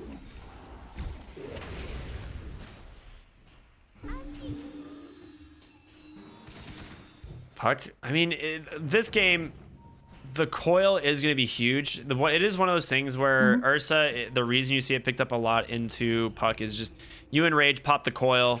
You know, why not? It's so easy. And now with the shard, it makes it even that much easier. Oh, wait, actually, no, because you can't use Q during it, huh? No. So that's all lies. But you do get to still just use the enrage and just walk out.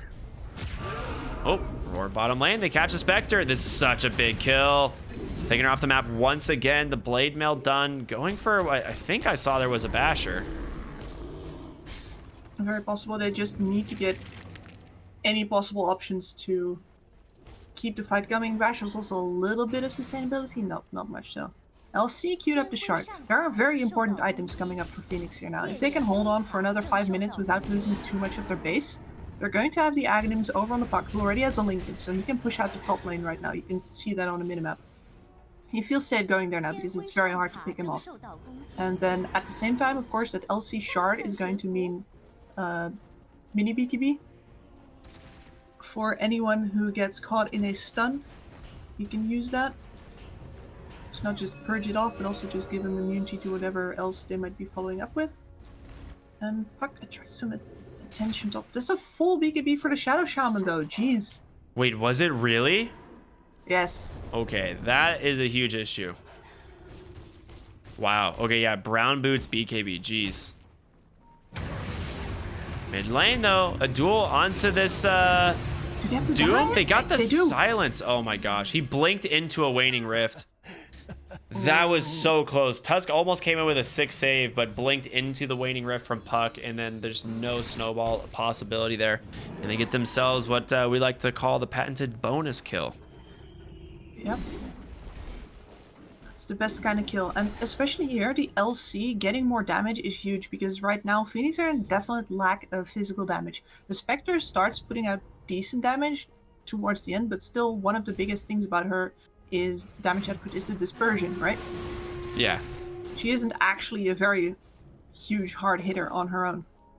Yeah, outside of Manta Desolate, that's like the majority of your damage. You catch a hero alone, you like with Haunt, and you have that pure damage from Desolate. You're doing like an extra 180 pure damage in auto that was attack. awkward. The bash from the onto the Ursa. He's like, I'm ready to go, guys. He tries to hop over a fence and just falls back down the same side. Oh, yeah. Never done that in my life. I'm so athletic. To provide damage into the physical damage into the BKBs. That said, shard on Shaman. Yep. So Huge good. Range. And the extra wards makes it kind of nice for just like clearing away very quickly, right? Granted, it doesn't seem like they have wave clear issues. Fast with it.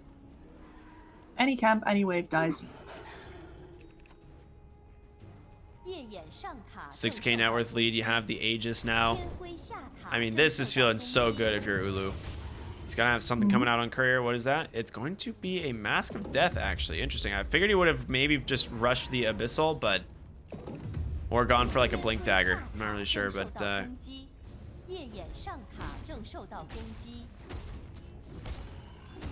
finishing up the Satanic first here. Probably anticipating longer fights then. There's also the problem, I guess, for an Abyssal, there's not that much backline on Phoenix to jump. Most likely you'll never have vision over on the Grimstroke. The Puck has a Lincoln's now. Planet's gonna be rolling. It's got to use Blink. And they got 4 heroes smoked up. Spectre obviously playing on the other side of the map thanks to how Haunt works. And there's going to be the reorient. They get the chain stuns into the duel. All right. First life dead here on the Ursa. Does have everything when he comes back up. Roar going to stop this Rolling Thunder for the time being. But Ulu gets caught by the Soulbind. He's got to be careful. He's going to be able to get away, though. The BKB's pop. Legion Commander starting to fall very low. Nice bash comes in. They trade 1 for the Aegis. And she's going to be dropped over on the Ursa as well. Great treat for Phoenix. Did you see the 3 heroes just sort of standing around that Pangolier ball going like, what now? Yeah. That's all time that Beastmaster could have been using to stack up damage. So now they go again. What a sick dive onto the backside. And it's just 3 heroes now dead.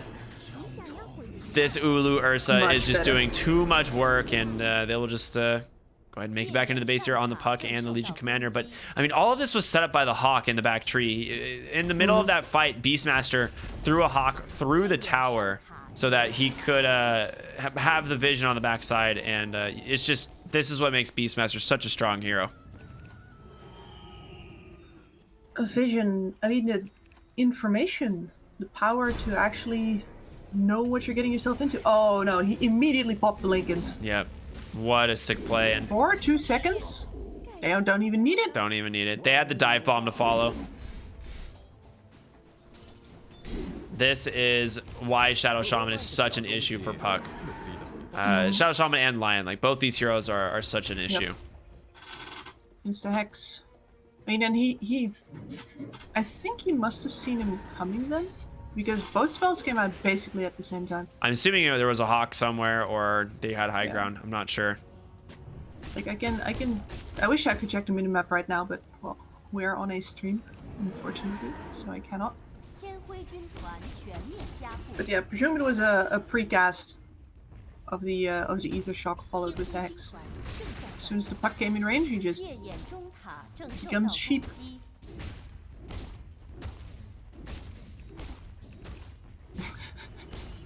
And you continue to wear down the tower here. Not much you can do. What are you chuckling at? The Hawk suiciding. Oh. Very tragically, winding up, plunging to its death, and then bringing the range creep to half health. Nice. So smart. I mean, you're just getting so far ahead here on the side of Aries.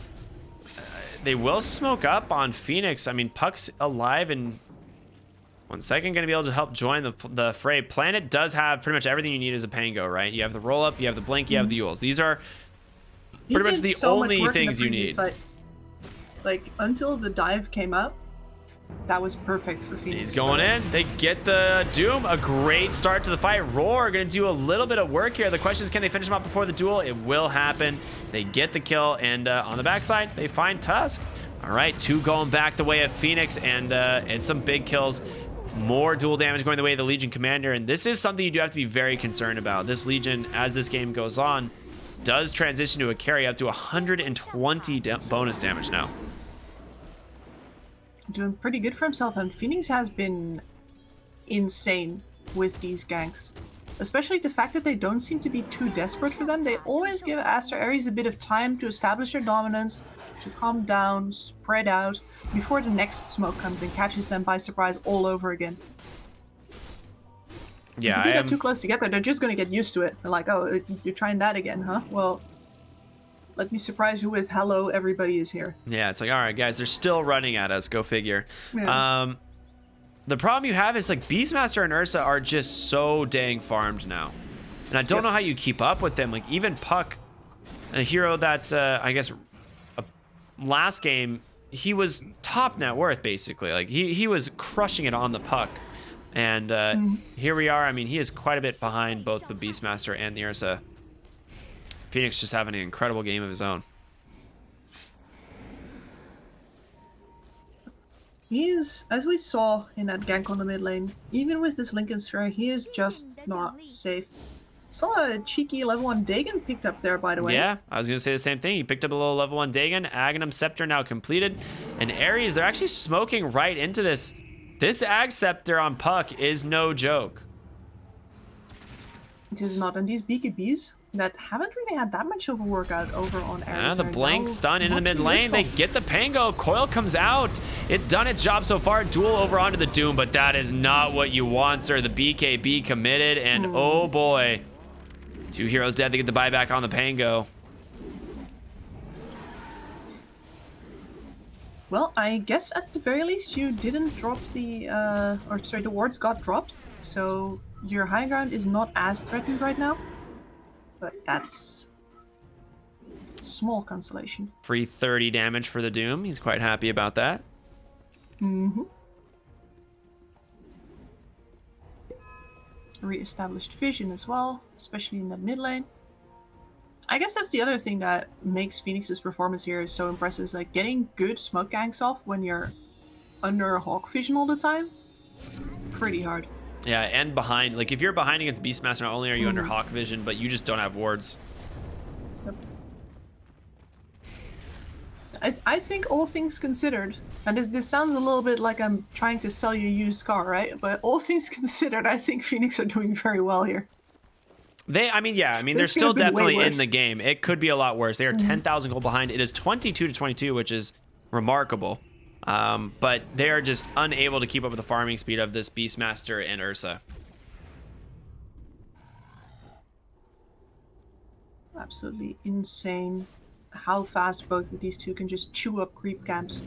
And it means they can just stay on the move as well. Aster Aries doesn't have to stay in the same place. They can just blow the creep camps, move. It allows them to stay more grouped. Sitting up on the other side of the tree line here. They could go for Shiro mid. Oh my gosh, a Manta dodge at the exact same time. They get the coil out onto 2. The Walrus Punch. Good by Grimstroke. Pango trying to keep himself alive, but just bashed to death by Ulu. And now they have to just disengage once again. These BKBs proving to be a serious issue for Phoenix. Once again, not the clean engagement that they need for the Legion Commander to feel free to go in there. Again, the fact that she's been able to stack up so much damage has been down to very precisely engineered ganks. Yeah, I was gonna say, they were not team fights, they were ganks, right? Yeah, she does not have the melee strength to do anything up against a Doom and an Ursa. Never mind the damage for this Beastmaster, this is absurd. Unbelievable. Well, Aegis Cheese Refresher dropped. You now have 2 sets of wards and double BKB for the Rasta. This is really good. It is, yes. As the cameraman was highlighting there as well, there's also Aghanims up on Doom right now. Yep. More DPS and extension of the timer. It doesn't apply break anymore, right? No, it doesn't. Okay. God, remember when Infernal Blade Ags? Gosh, that was so good. Oh, yeah. They've reworked Doom's Ags so many times now that I think about it. Yeah. I mean, in all honesty, I'm just happy that level death isn't a thing anymore. I mean, it is at 25 now, isn't it? Or is that not a thing? They pull it back out? I don't remember.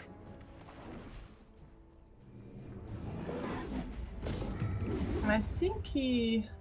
Yeah. Or is it the Ag Shard? Well. Something, it might be the Ag Shard of the Infernal Blade. It's the Ag Shard on the Infernal Blade, I think is what it is. Yeah, it's Ag Shard on the Infernal Blade. There is something that looks a little bit like, but it's more like an homage. Yeah, it's an homage for sure. It's like if they're over a specific level, it just does more damage now. Mm-hmm. You don't have to do maths anymore when you play that hero. Yeah. Timetables are hard, as we've learned from the change of bounty runes being at 3 minutes. As opposed to 5 minutes. I still see even some of the pros here and there just nip into a bounty rune spot at 5 minutes and they're like, oh yeah. Oh yeah, absolutely. Oh, Yuna. He's like, he has a Shadow Blade. Oh my gosh. This shaman is so farmed. He has Shadow Blade Boots of Travel. It's just wild. Like, that's what's going to really kill Phoenix in the end. Just the straight farm difference between the supports here. He's overtaken the Legion Commander. Yeah. Which is a necessary part of the DPS output of Phoenix. Well, they smoke up on Phoenix and they want to try and find another kill. The thing is Aries is not really separating. The Shadow Shaman is just Boots of Traveling to the mid lane, by the way. Don't mind me. Maybe you can catch the Doom. He actually jumps up on the high ground, gets the Doom off an immediate duel, but he pops the BKB. He has an Aeon disc. Good luck. Oh, that no. duel is not going to work. Roar comes out onto an illusion, actually. Not what you really wanted there. Both teams trying to just disengage. Puck will be able to take down the Shadow Shaman, but you lose the Legion Commander in the process. Phoenix can be able to pick up that gem. And Puck now trying to just drag this wave. Oh my god, this is such a nuisance. Getting chased down. And another instance where this Legion Commander just is gonna struggle. Oh, Penta-Edge Sword. Quite nice, but a Timeless Relic. I mean, oh, bottom lane, he has a Hex. Good lord. Who needs Roar when you have a second Roar? Yeah, they're not getting away from you either way. And these are the kinds of kills that are going to make it easy for Aster Aries to go up on this high ground with an Ursa, who's by any means not the greatest tower pusher. But gotta work with what you have, and they've been choking out the map so well. Of course, with a Beastmaster on your team, it's easier than normally, but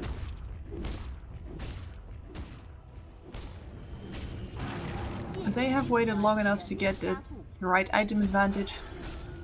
Swift blink on that Ursa as well. If you don't keep up these ranged nukes on him, he's likely to dive you at any point. Yeah, and I mean, they're actually doing a pretty good job. They are going to get his first life. He actually ends up popping the Minotaur horn, waiting for Yuna to get in. They're turning around actually for a moment. There's going to be the Soulbind, a huge shackle from range. They go in with the dual Legion. You're just dead. And Ulu is still alive thanks to this thanks to the shard in rage. And Yuna's like, hello. Refresher. Nice silence though. Oh, the reflected. Yeah. That's huge. Keeping this Spectre alive is so important. Planet here just trying to go for these disarms. They're just going to lose the barracks to the Rasta wards though. There's more where that came from. Still got the shard at the ready, unless he's given it to somebody else by now. A 5-man smoke here from Aster. They're just looking to go on in. They get the Hex. Nice. Reflected duel, actually, in the silence on the back side. They caught the two heroes. A lot of damage coming from the Pango, but there's going to be a haunt. The buyback. Can they actually do it? Rasta, I mean, yes, he's a big kill. They finally get it. The blade mail coming out from Shiro, trapped by the shards, but just obviously using that dagger-free pathing. Aegis did time out. This is a big time for them. Can they do it? Doom buys back into the game. Shiro just gets bashed up, and he's got so many Fury Swipe stacks. He's got the 25 talent. That stuff doesn't expire, and now Planet on the run. Can they do anything? They just triple buyback. Aster wants to end the game. They fort the creep wave. Yuna, he's coming in. He gets the Hex. He finds the Grimstroke. Nice purge there from Legion, but an immediate roar from that Beastmaster, and this is just all falling apart for the side of Phoenix. They're just going to go right for these tier 4s. I mean, they are so far ahead. Aster Aries looking to tie up the series, it seems. They are very annoyed at that previous game taking so long.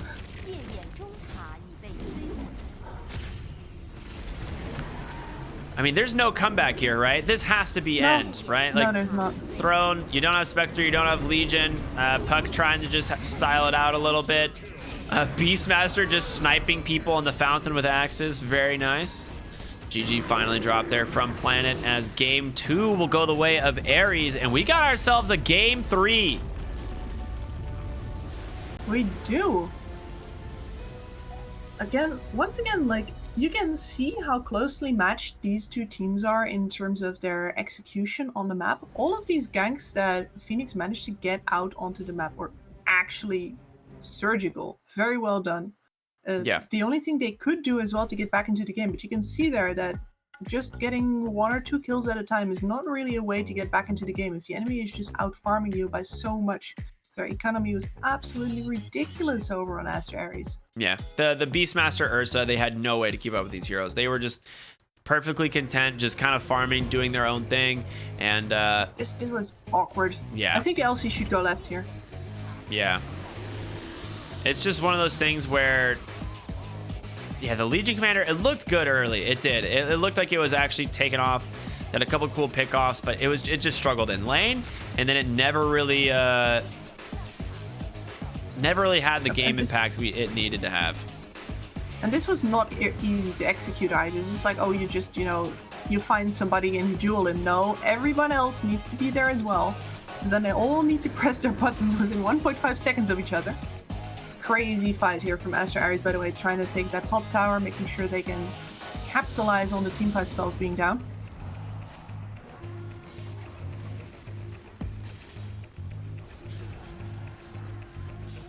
Yeah, I mean, these fights, they're super long duration fights as well. I mean, I will have to say Shadow Shaman just styled on them this game. I don't know how he got the amount of net worth that he had. Like, he just somehow had 4 items at the end of the game, and none of them were really cheap items. This guy had BKB, he had Blink, he had Boots of Travel, he had an Aether, or he didn't have Blink, he had Shadow Blade, he had Aether Lens. Like, this guy was enormous for a Shadow Shaman. He had the Ag Shard. Yeah, this guy crushed it. Double duel. Yeah, the double duel is so nice. That was like the first time we're like, all right, Legion's a hero here, right? Like, he's gonna definitely help carry this game, and then just all falls apart. This was, I think, one of the big turning points for them. They were already a little bit behind, but then getting caught behind the tower there was a really big problem.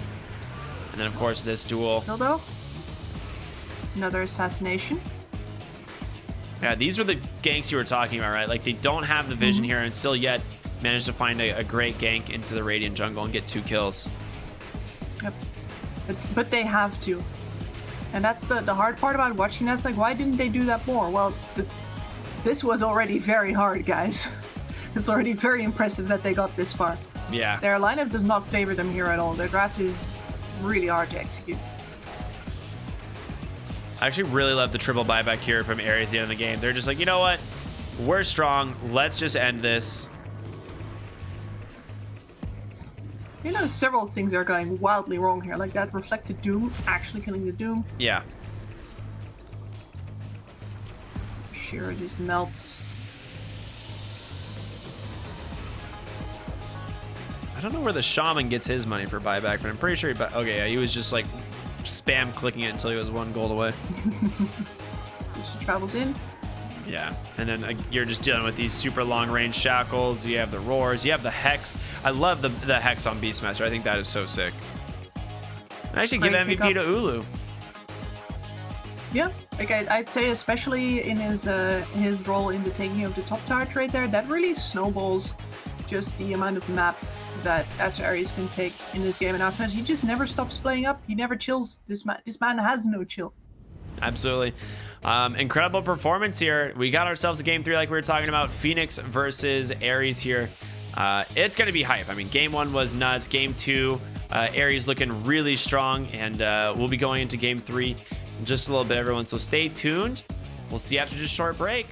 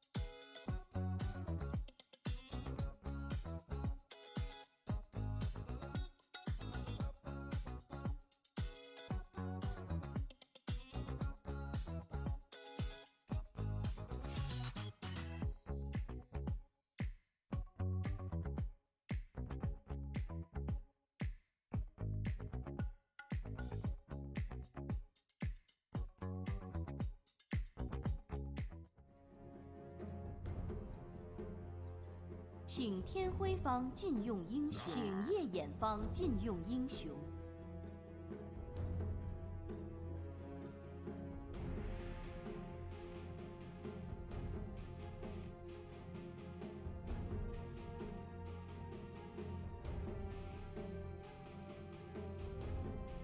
还剩10秒，还剩5秒。请夜眼方挑选英雄，请天辉方挑选英雄。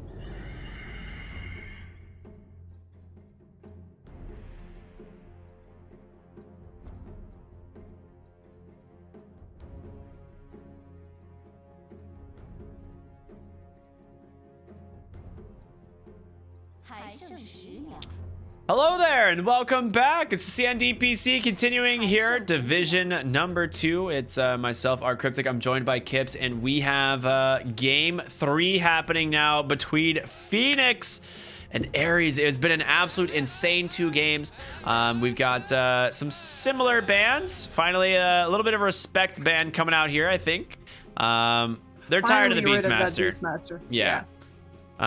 I'm tired of the Beastmaster. This hero is something else. Yeah, what can we really expect here in game 3? I mean, are they going to revert to something they're maybe more familiar with from previous seasons, previous patches, or are there other picks here that they need to be worried about? Well, at the very least, you're going to have a whale of a time casting this game because Phoenix Gaming are up against player Phoenix, who's most likely not going to be playing the hero Phoenix. So, sucks to be a play-by-play. Player Phoenix, a Phoenix hero against Team Phoenix. Okay. Chat, bear with me on this one. You guys are going to have no clue what I'm referring to during the game, so we're just going to have fun with it. Let's go. All right, they go Lion Mars. Yep. So a bit of a block pick on the Mars there, but I do think that the Mars... I'm honestly surprised that Aster and Phoenix both rate the Centaur over the Mars. At this moment in time, I still think that Mars does everything Centaur does, plus you get an actual team fight ult out of it. Yeah, I like this a and lot. Then, of course, the Lion.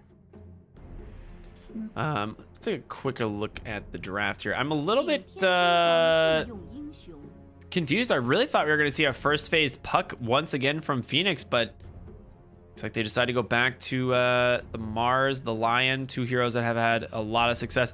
The other thing too is the Lion does somewhat counter pick or like at least prevent Aries from being able to pick up the puck themselves. So they might actually force Aries to ban it here second phase and get another hero of their choosing. Yep. And the thing with the Lion versus a puck is here that it's especially good when the puck is the only hero that's really good at engaging. A Lion or a Shadow Shaman usually functions best when there's one hero that's guaranteed going to jump in first that you can punish really heavily, because then you can use both spells on the same hero. If you have to spread it out, you'll notice that this either the Shadow Shaman or Lion just feels a lot more lackluster because they don't really have enough time to set up their team to allow for a turnaround, and instead usually they end up dying. So if Aster Aries want to be ballers here, what you do instead of being intimidated by the option of a Lion engage, or I should say counter engage, you just pick more jump yourself. You already have an Earth Spirit on the board. He already has a silence as well. Pretty nice versus that line. I'd say that it might even still be a decent puck game here. Ooh.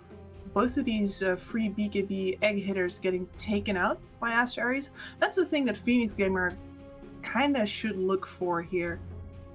A decent way to deal with the egg. Mirana Snapfire, both open. Yeah, that's what I was thinking. Beastmaster, the lineup answer, not open. Yeah, I was gonna say you have the given support counters, right? Like you said, the Mirana and the Snapfire. I really do like this Darkseer band. We saw earlier just how strong Darkseer Spirit is if they can get on top of these heroes, and Lion's game would just struggle immensely against this. So it also might telegraph something that they're trying to run here out of the safe lane. Maybe you take the Terror Blade. You ban out the Doom. With Morphling out. I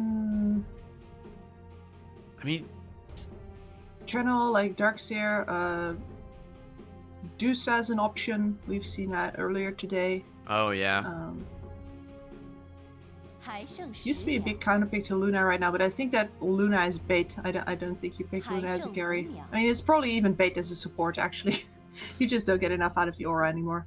Yeah, the aura is the thing that feels so weak on that hero now. The thing got like buffed to where it was like unbelievable, and they kind of made it like somewhat weak, and then it got buffed again, and now it just feels like, okay, I get night vision more than I get the aura, right? The night vision almost feels better in some instances than actually having 5, 10, 15, 20 damage.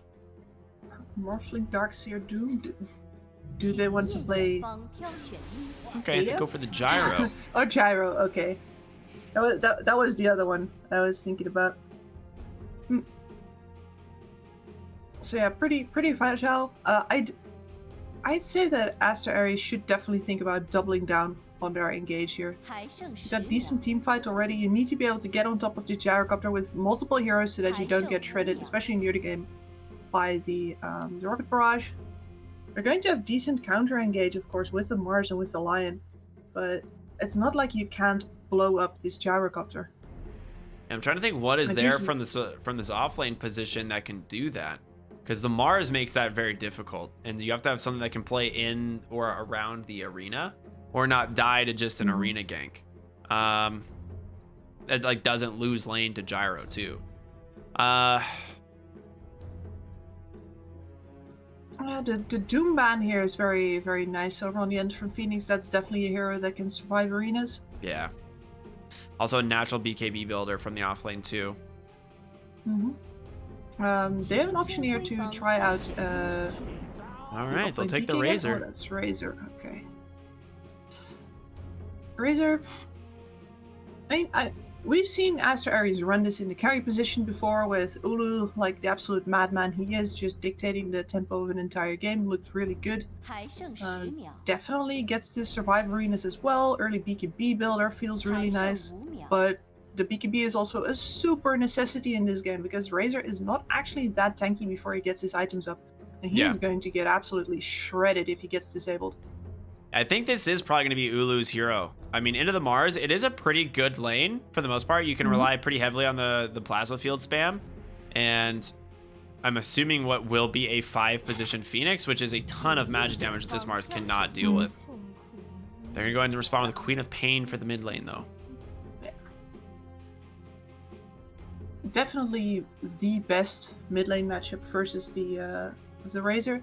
The other option that the real daring souls take is, of course, the Mirana, who these days actually needs 2 leaps to break the leash usually.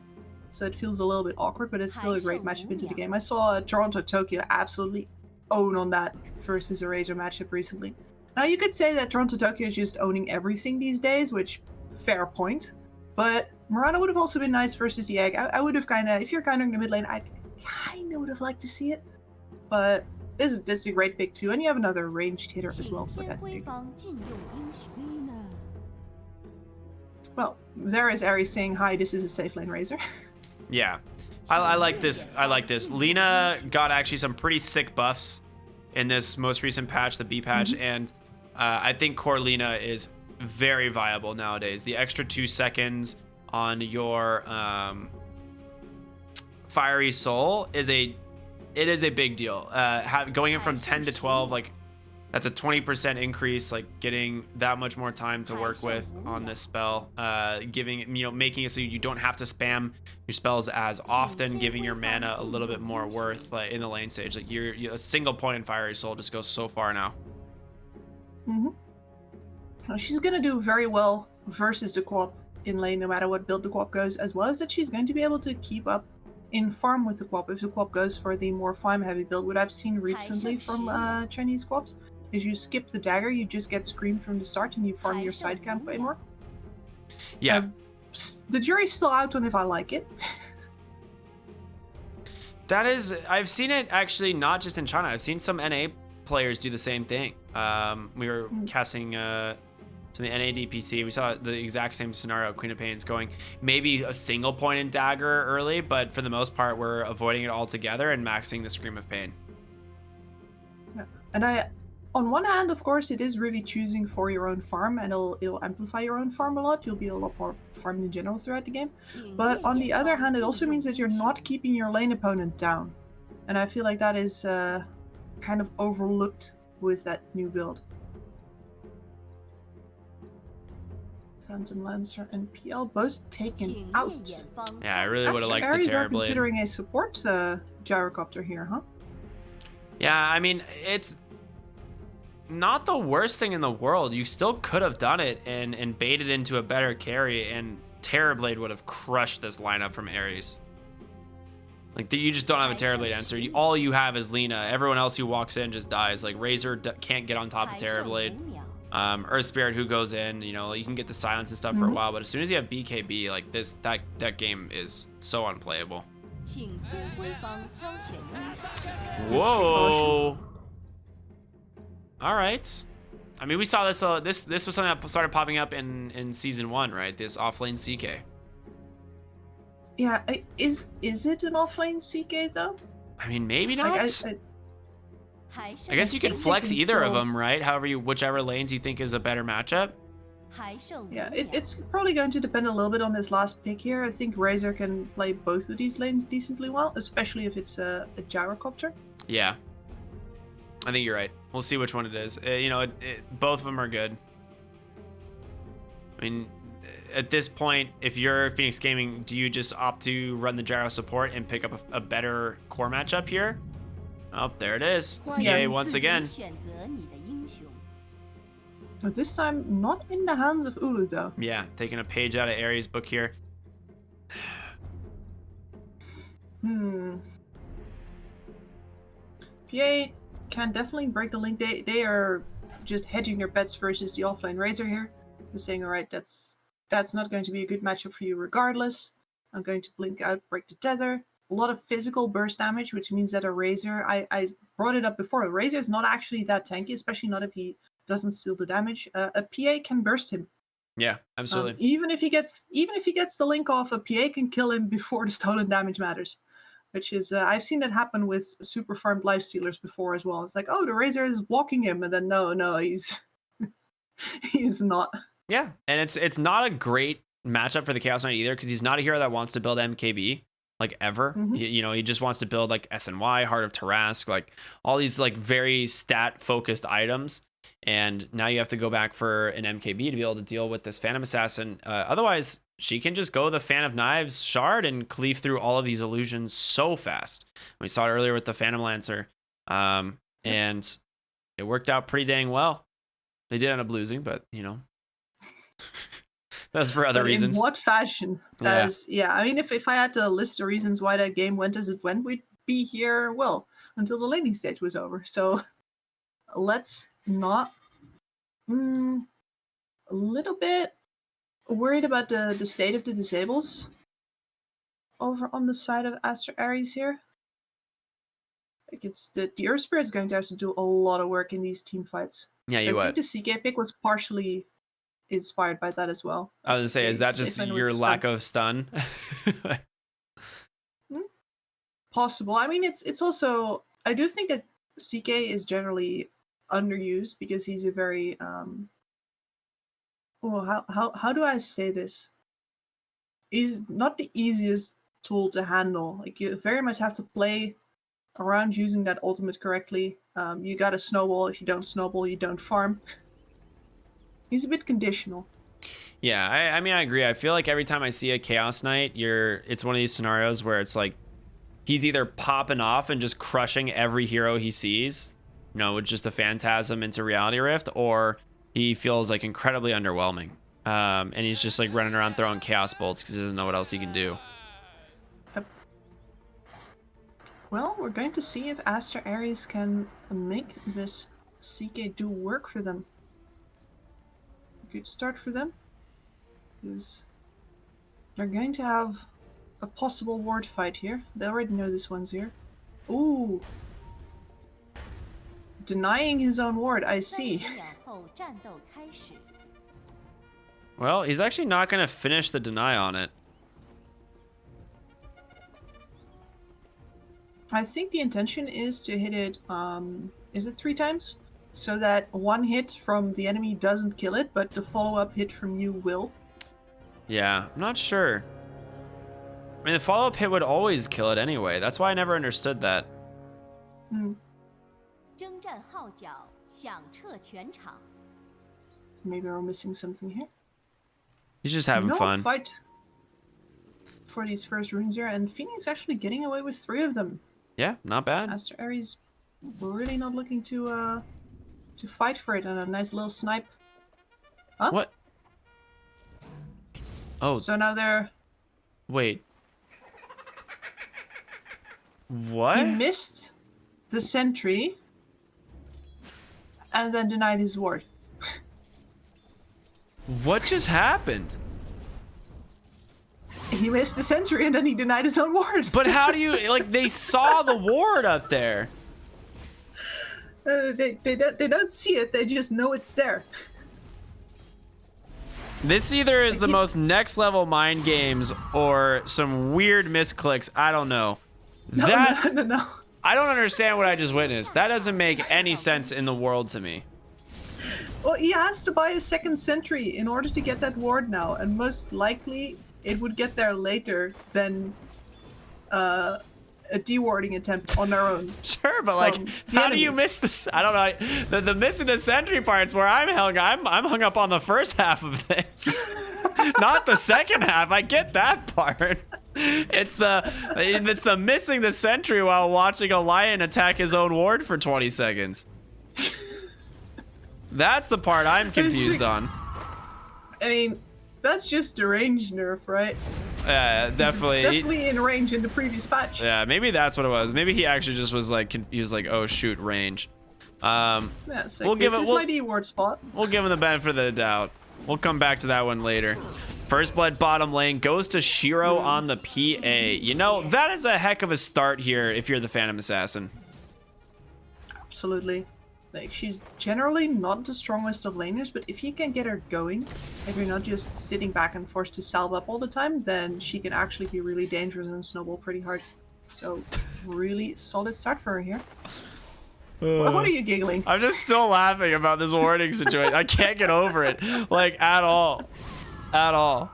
I'm like hoping so bad the lion buys a sentry and like goes to deward the high ground, but I mean that would be the icing on the cake. Because he was watching.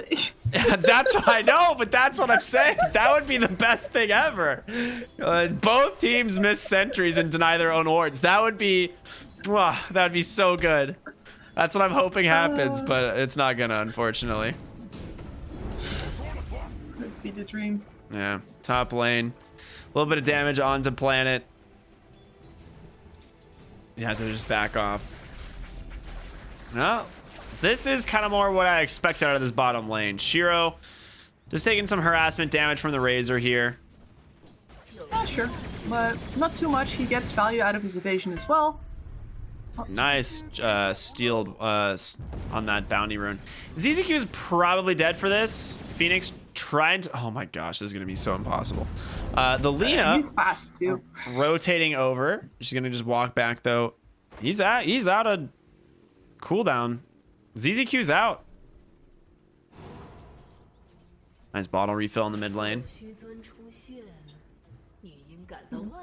Yeah, that bottom situation, the Razor has to be very careful to make sure that he only links the PA when there is no creep wave for her to blink to. And then, of course, she can always still last hit with the daggers. It just feels like it feels very good for the PA to be there, or at least very good for the PA to not feel like any other hero. All right, so deny? Yeah, it's definitely worth it. No reason to try and make your way back to the lane. You're already in the other team's base at this point, basically. You just had to wait the damage out a bit. Bottled water rune there. Roll in. Yuna can try and connect. What's the cooldown on Blink? He's gonna have it soon, but ZZQ's magic damage just melts him, blinks away. Throws a dagger as a little goodbye present as Yuna is in some serious trouble. Great Hex rotation from Planet. And your 5 position gyro. It's doing some work. Absolutely. You have a stun, you have damage, it's all on very low cooldowns, and it's all very much low mana cost as well, so yeah, you just get to spam that out. Later on in the game, since the gyrocopter farms camps pretty well as well, you can really get some extra farm going without having to necessarily forsake your duties as a support. Yep, but you're gonna get a kill onto the Razor to the bot lane. Earth Spike to follow it up, and goes the way of Shiro once again. Planet gonna go down here to the Phoenix. At least a Constellation kill. He might grab ZZQ as well. He will. Double kill for the Phoenix. That's a sick gank. Good rotation. Definitely worth it, I think. But you do give more solo experience and more gold on over to Shiro. I don't know. It's hard to say. It's hard to say, yeah. I think that Phoenix, though, really likes to have these levels as well. Look at that. That's the Tranquil's finished. A pretty good start to the game for him. If you can leverage that, at least you'll have some tools to make up for the fact that Shiro just got the start of a lifetime.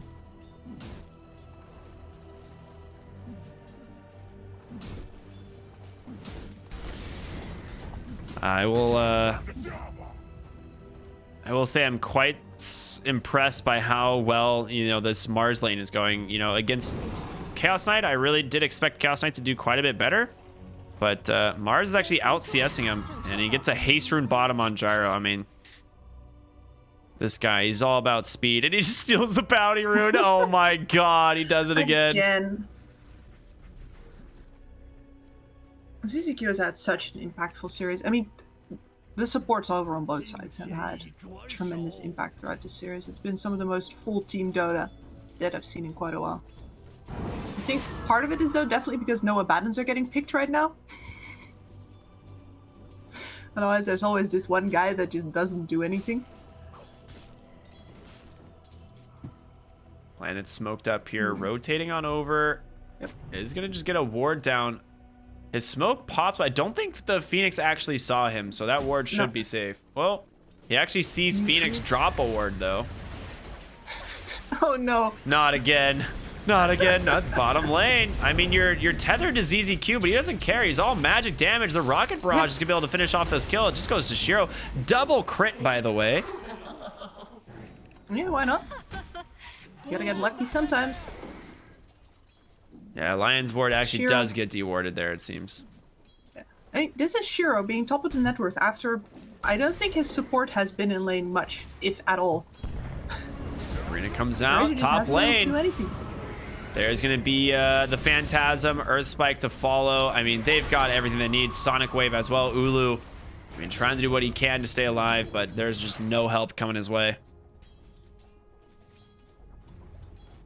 You can see that definitely in the future he'll probably have the tankiness to survive a combination like that, but right now, all the way on his own, no way. And Lina has not been able to replicate any kind of gank over on her side. She's just been farming jungle, I think. Went back to base. No pressure coming out from Aster Aries just yet. They're taking it easy on the early game again. Oh, mid lane, Phoenix, Laguna. He's gonna pay for that one, and Earth Spike to sit up almost gets that missile in time, and it's just not gonna be enough. Another kill going the way of Phoenix here. It is now 8-4. They do lose Mars top lane though. Rotation from the Earth Spirit into the CK. But yep, this Quap off to a flying start now as well. That is 2 high burst damage cores over from the side of Phoenix, getting themselves a great start in a game where Aster Aries are really, well, especially the Razor would like longer fights. Zalina does not like to get jumped and bursted. And CK wants to be the one jumping and bursting. Yeah, it's looking pretty good so far. I mean, if I'm Phoenix here, I'm so happy with where this is going. We're actually going to see the kill finally here in the top lane. Yeah, Mars just a little bit overextended. Not much to really say about it. Yep, I expected him to at least have been kicked into the tower, but no, he was trying to take the easy way out, and unfortunately there was already a guy in the trees. The hero I am really concerned for is the Razor here. He's got his Falcon Blade. He's going to grab a hood next, finish up his treads, I think. He's an offlaner. He's supposed to be the utility hero in this game, and right now he can't really tank, and he also doesn't really have any disables. He's a lane dominator, so where does that leave Aster Aries? I said before that, all right, they have this Beastmaster that needs to farm a whole lot before he gets active. We saw in the first game how slow that was, but at least he gets active at some point. And this Razor, the only way that a Razor gets active is by walking forward and being like, all right, you come hit me. Yeah, right. That's a really good point. He's a dangler, I guess. Yeah, correct. That's a great point. Learning new. Yes, a new terminology. I believe it's an industry term, you know, as we like to call it.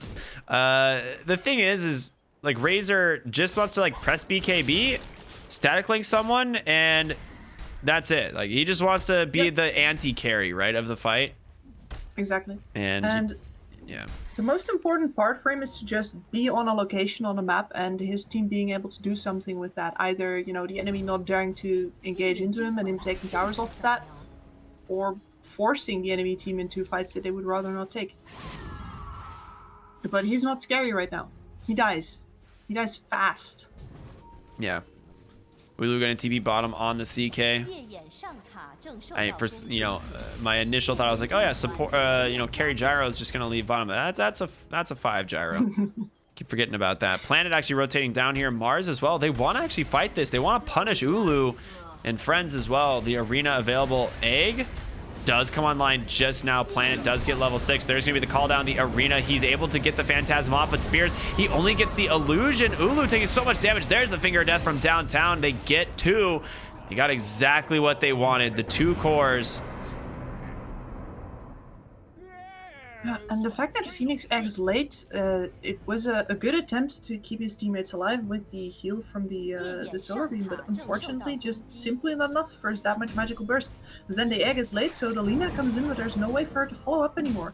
This is in fact a dangerous place for her to be. Yeah. They even have the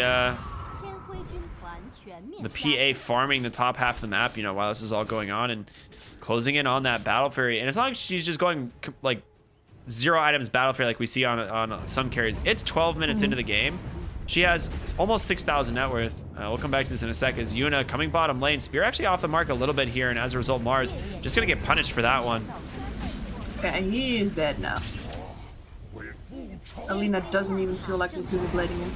Yeah, no reason to. So Aster Aries, once again, this is one of the things I like about this team. They can be counted on if they're behind to still throw all of their resources behind a push on the opposite safe lane so that they at least get the tower down and don't make their economical situation even worse.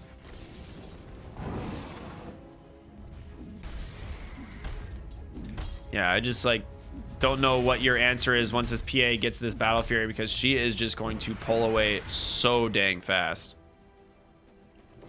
She is, yes. And with the start that the other heroes over on Aries have had, I just don't see any way to get back in there through ganking. We saw in the previous game over on Phoenix that if the enemy has Battle Fury heroes and or easy camp clearing, and you just try to gank your way back in there, it's hard if not impossible.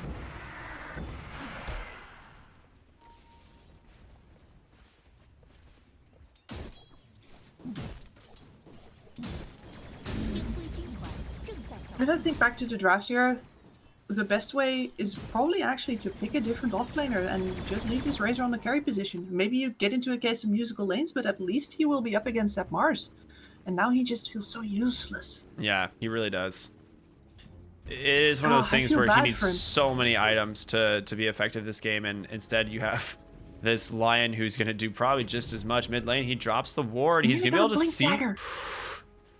They're teasing it. They really want that CK. He actually happened to just turn around and go back into the jungle instead. TP's coming in galore on the high ground. They managed to catch the Phoenix just barely. A great 2-man stun. Sonic Wave. Can they get the kill before the egg? They don't. He had no mana for the Finger of Death, but the auto attacks from the Queen of Pain will finish it off instead. The Laguna Blade comes through. Queen of Pain able to blink out for a moment, but the Magnetize still ticking her down.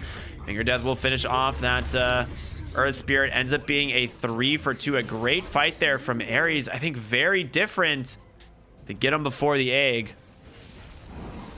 Yep. Once the egg comes out, Queen of Pain needs to change your targeting. That really changes the entire fight around. Razor also actually gets a full duration lifesteal off of... is it the Lion in the background? I think it is. Or walks him away from the fight. Oh, Battle Fury now completed on PA. She is enormous. She has 1,500 gold in front of the next closest hero. It is 14.5 minutes. She's got Treads, Battle Fury, Orb of Corrosion, and a Wraith Band. Like, this is, or I guess almost a Wraith Band, but this is an incredible amount of farm. Only noobs finish their Wraith Bands these days. True, actually. I feel like no one finishes their starting items besides Bracer. I feel like Wraith Band is just like a non-thing because every Agi carry just wants to get their first farming item. Exactly, and you don't really get any bonuses off of finishing it. You mostly want these stats. And the Bracer is good because you get extra health regen. Hey! The only thing you get's the armor, right? That's it? For the Wraith Band, yeah. Yeah. Nice kill there. Good gank from the Earth Spirit, finding that one. They just ping out the ward immediately. He's like, okay, well, they got something here. This Lion doesn't care anymore. He got his Blink Dagger at 15 minutes. Life is good. Yeah, no kidding. They're really just waiting now for this co-op to be battle ready more than anything. Look at the Mars's net worth, and you should have either Yules or Blink at ready here. It's going just straight BKB. Okay, well that'll set him back a little bit, but not that much because he too is very farmed. That's a little strange to me. It's not the first time we've seen someone actually just rush BKB on the Mars, though. Definitely like it better than a rushed BKB on the Queen of Pain, that's for sure. Yeah, that's also something we have seen happen. Yes. It's one of those things where with the changes to the BKB, you can kind of warrant an early game pickup with the BKB being a lot stronger than it used to be, right? Scaling 9 to 6 as opposed to 10 to 5. You just don't get you don't get punished as much for buying the item. Exactly. I think part of it is just literally the psychology. It feels less bad to pop it early when it has, you know, limited charges. There's something in the human brain that really doesn't want to do that. We all know the carries that try to be efficient on their BKBs and instead just die. Oh yeah. It's that process. I am that carry. I know what you mean. I know him. He is me. I feel like I can hear myself. A nice gank here. They get that finger death stack. Shiro finding the kill. D-ward for that as well. They knew there was a ward there the whole time going into this, right? So they get the D-ward, they get the kill. Now a 4K gold lead going the way of Phoenix. They're so happy with how this game is going. Feels really good. Well, this squad is also rushing BKB. So I'm guessing this is a double BKB timing over on the side of Phoenix, and the damage is mostly going to have to come from the two supports as well. My guess is then that the fact that Shiro is so far ahead, he is going to be the damage supplier behind those two BKBs. He just needs to be enabled. That's it. You have the BKBs and you've got the control coming in from the Lion. And the honestly, call down missile is really all you need from this gyro. Does enough damage. They do actually smoke up and are heading into the triangle. Shiro gonna be in trouble. They do get the roll right onto the head, but a great blink stun right from Planet. He actually whiffs that Earth Spike as a result. Shiro, he's got to get out of here. Blink strike instead. He's just going to try and go for the kill. It's not going to happen. They take down 2. Nobody for him to jump to. Yeah. Actually surprising to not see any teleports in from Aster Aries. Oh, custom Demitar. Nice deny. Oh, sorry, from the rest of Phoenix. Excuse me.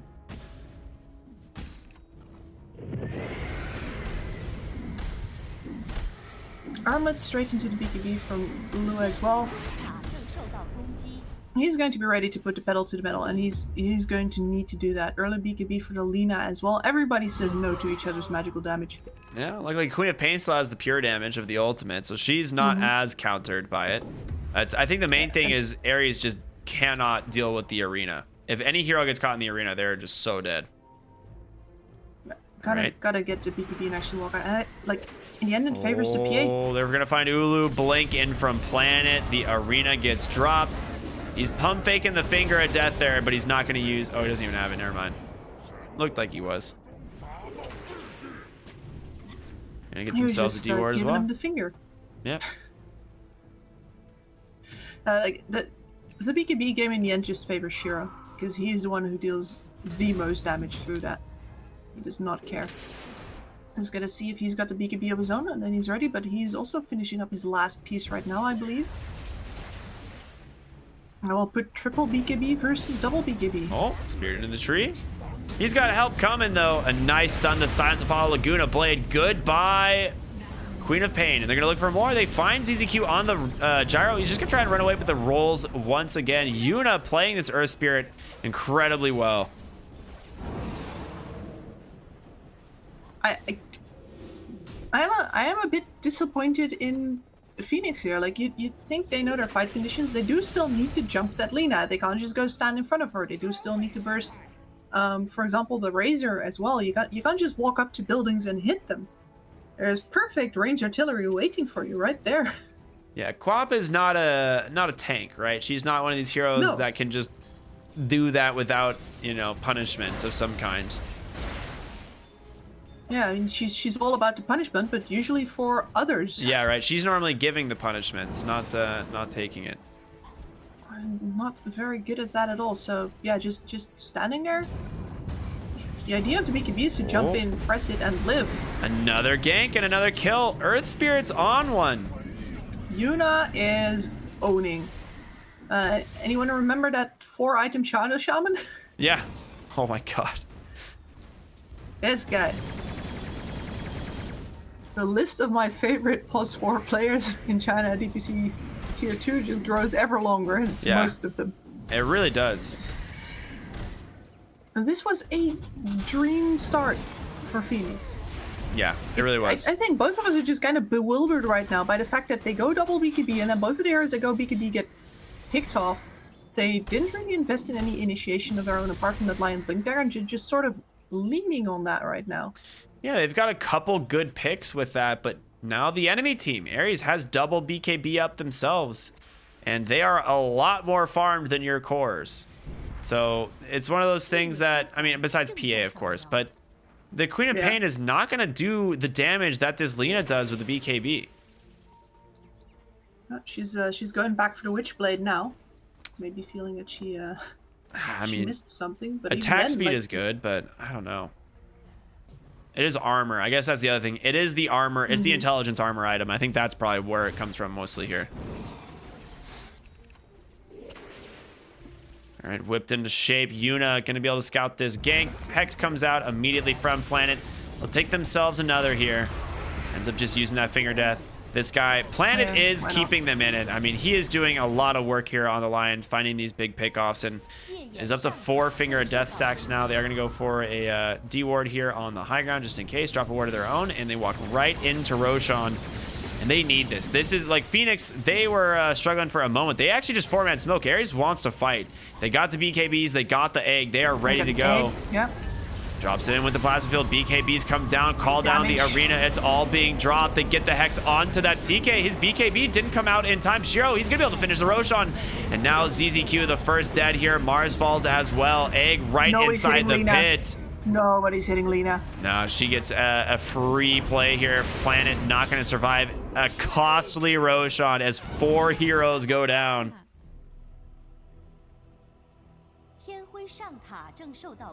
That entire arena without either of the 2 enemy cores dying is extremely painful, especially because you didn't actually get the Lina in that. She got to freely beat the artillery cannon after that. And again, you're not ready to engage. The only one who feels safe, or I should say the only tool that you have, is the Lion. And of course, like, Planet is doing an amazing job, but I feel like they're relying too much on him in the game plan that they had, and now they're finding out, like, well, dang, this guy's still just a Lion. Yeah. We don't have any ways to get on top of this Lina anymore. We don't have any ways to survive these fights if Aster Aries just have their positioning right. We can't disrupt that. Yeah, I mean, a lot of this game is just going to come down to whether or not Shiro can just absolutely carry in these fights. It really feels like the Mars and the Queen of Pain, they're just severely lacking the damage that they need to contribute. And Mars, I mean, how does he set up these arena spear combos? You just have this BKB and that's it. They don't have the pickoff that you normally would have, right? Like going Yules or Blink. There's also no threat right now. That's the other thing. Like, a lot of ways in which Aster Aries would normally have to play way more conservative because there's the possibility of a Quap plus Mars just jumping you. It's like, no, the only one you have to be wary of is the Lion. Yeah.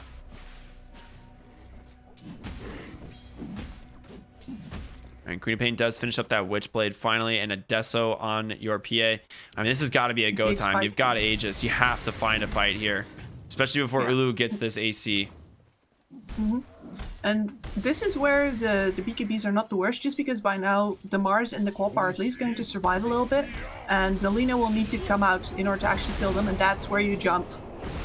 That is exactly the situation you talked about in draft. You know, the Razor, he puts a static link on the PA, and she just kills him anyway.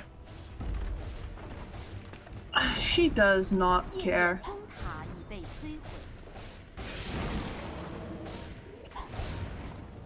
All right, tier 1 tower mid falls, opening up the triangle for Dire here at Aries. It looks like they're trying to hold that area for the moment, but you can't, right? Like, there's no way you can stay over here. It's way too scary. It does have a high ground ward on the right side of this triangle, but anyone coming to the mid lane does need to be careful. It goes the same way for Aster Aries as well, that when their frontliners are dead, they can't really protect the Lina. So they have to play it safe here. And yeah, see if they can get Sure to go on the wrong target. That AC from the CK is going to do so much work versus his damage.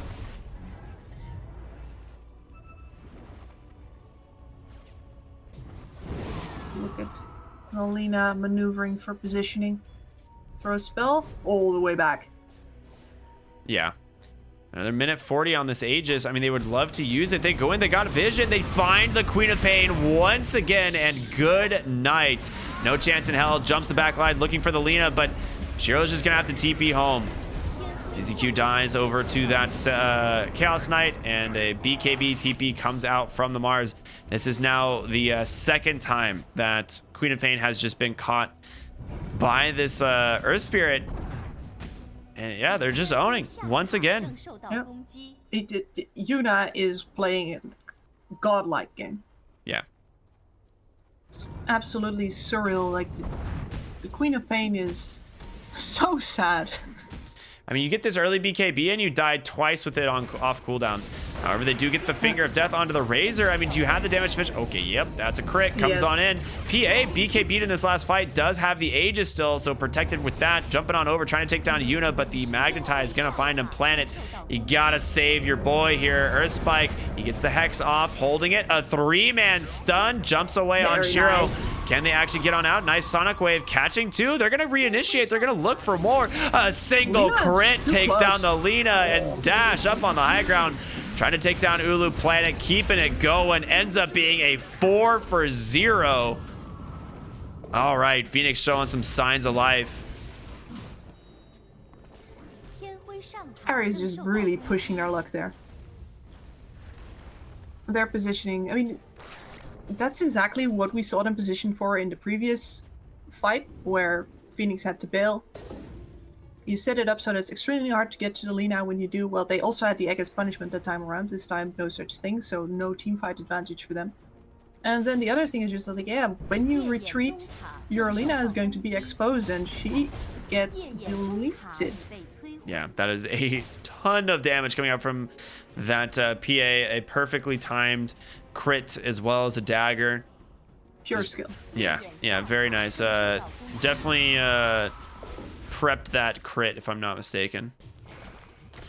I mean, this is really all Planet. It really is. Like, he gets a 3-man stun here to keep this PA alive, and then it gives time for the Queen of Pain, who's just now respawning, to TP in to this outpost and start offering some assistance. Like, this is so huge. This is beautiful. Like, you can see the position. He's waiting. Off the high ground. Yeah. So they can't even see him. Yeah, this was so nice. And as soon as they see that Scream of Pain come in, Queen of Pain's here, they're like, okay, yeah, let's do this. Like, we can fight. And oh, it's so sick. This is the counter engage relying excels. Yeah. The fact that they've been leaning on him to be the one to jump first just gets illustrated here again. It's like, dude, what he's good at is the opposite thing. This is the reason Lion is so desired as a hero. Not many heroes in Dota 2 have this much disable on their kit. Yep. I'd say he's the only one. Like, Shadow Shaman's Shackle is way more conditional. Yeah. And most others just simply don't have double stuns. And let alone one that is an instant stun, you know? Speaking of which, they catch a stun right there onto that Earth Spirit. The Finger Death comes out. They'll take themselves a nice kill. BKB comes out from the Mars. He's going to try and run away here. ZZQ zoning out the backside, drops a missile. It's going to connect. Ulu's got his BKB up. The static link is on to Shiro. He pops the Satanic. He needs to run. He doesn't have anything left. He's going to go down here. Egg even dropped as well. They're looking for more. Glimmer Cape going to protect that Mars, but ZZQ, I don't know if he's going to be as lucky. Oh, yeah. Ooh. Unlucky Well, there he on the did get reality lucky, in rift. fact. Yeah. You know, the reverse caster curse? I actually don't know. Which team got cursed there? I don't know, but that was a funky interaction. Anyway, yeah, you can see there that Shiro actually goes on the CK, who is dangling himself. Man, I'm getting good at this kind of dangling thing. I'm gonna get sick of it soon, I promise. Yeah. And then it means that the Razor can actually get the full link off without him being the one taking all of the damage. Shiro realizes his mistake, but by that point it is too late. Yeah, he'd already committed everything to get in there. Do you see Satanic is not going to do anything for you anymore. Do you see Planet's items already? Yeah. I'm looking respectfully. Yep, that is quite nice. Has a the extra cast range there. What is that thing? Psychic Headband, thank you. The extra cast range from Psychic Headband. I mean, that's also so nice as well. He has the cleave talent on Ulu. Forgot he has a cleave talent now. Yeah, one of the big changes, I mean, he gets it a little bit on the late side to like properly keep up with heroes like a PA that go Battle Fury first, but it will in fact enable you to start coming back after an active early period. And I think CK, because of it, has a very interesting curve right now, which goes active, farm to catch back up, then into active again, which Ulu is pretty neatly showcasing here. All 10 heroes smoke. Ooh, they just double smoked? Did they re-smoke there? They did indeed. Yeah, they re-smoke. All right, they're gonna walk up onto the high ground. Ward will scout this. They jump the backside. BKBs come out. Arena holding 2 in place, but again, it's just the BKBs. They walk right through. Mars, he's got to run. He's holding the static link actually on the Razor, which is really smart. They get the Aeon disc. Hex comes out, gonna come off immediately. And comes Queen of Pain. Sonic Wave drop. They get the egg immediately. She got caught by an LSA. Queen of Pain forces the BKB. She is out. ZZQ, a nice roll, but he's in a lot deeper than he wanted. They take down the Earth Spirit, and now the hero advantage favoring Phoenix. Maybe looking for more Blink, and they find... Oh, that's a DD rune, sir. That is a lot of damage. A big hex from Planet. The Shiro BKB comes out, but the static link is there. They've got to deal with the Razor. Shiro, he's just going to double him down, and they get 2 more. Now Phoenix on the run. Not the hero, but the player. Phoenix now the hero, not the player, also on the run. They should be able to clean up both here. Nice Sunray, last attempt, and they'll be able to take him down. Yeah, Lion is crushing this game. He is so good. Every time that Aster engages into his team, he is right there with not just the perfect reactions, but also the very nice angles. He's always catching 2 or 3. And you can see from the amount of just almost musical chairs before that engagement that both of these teams have very clear instructions for themselves on who they're allowed to engage on. The Phoenix on the low ground with his Aeondus just was completely ignored. Everybody saw him with that ward. We don't go on that, says Team Phoenix. We need the Lina. And they nearly get her too with that arena, but it takes an overextension from Aster Aries to actually get to it. Both of the +4s in his game are owning so hard. Like this, it's been incredible that the quality of the +4 players in this league in general just had me saying, well, why aren't all these guys in the upper division? And I remember that the +4s in the upper division are also insane. Yeah, that's such a good point, actually. China has an endless region of incredibly talented supports. Smoke like, out here from Aries. Sure, like, FY didn't make it to the major. Are you going to replace him? Yeah, clearly, right? That must be the answer.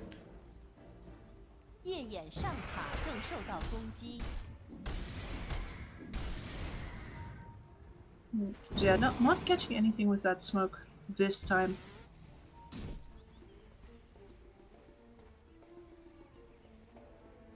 The supports over on Phoenix are still very fragile, but it just feels like Aster Aries can't get to them.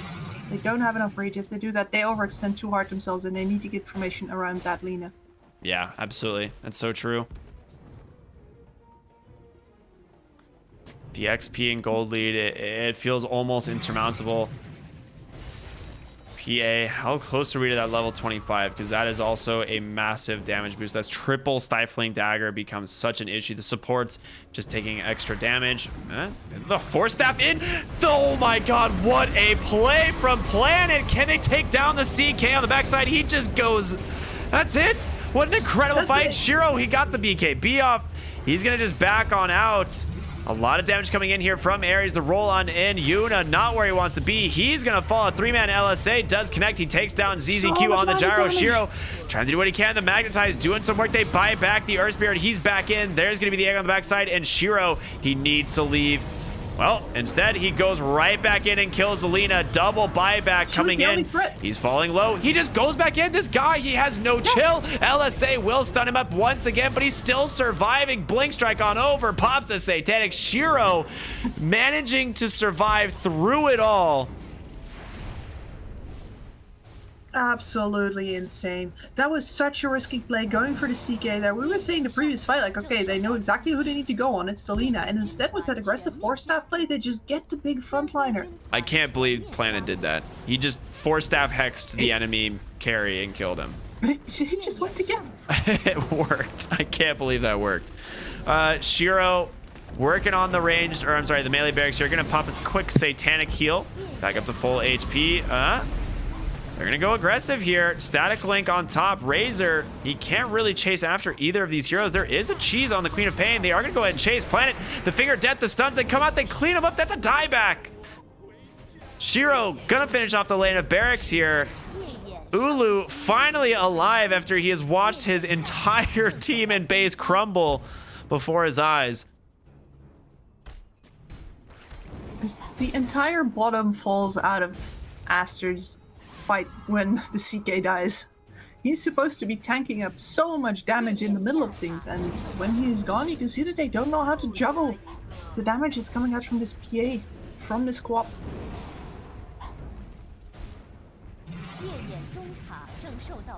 Ulu's got one shot here. Yeah, that's what I'm waiting, right? Is just like Ulu has to do something crazy, but how do you do it against Shiro, who has this BKB, the Satanic, the Aghanim Scepter, and a... Oh, well, he gets hexed by Planet instead.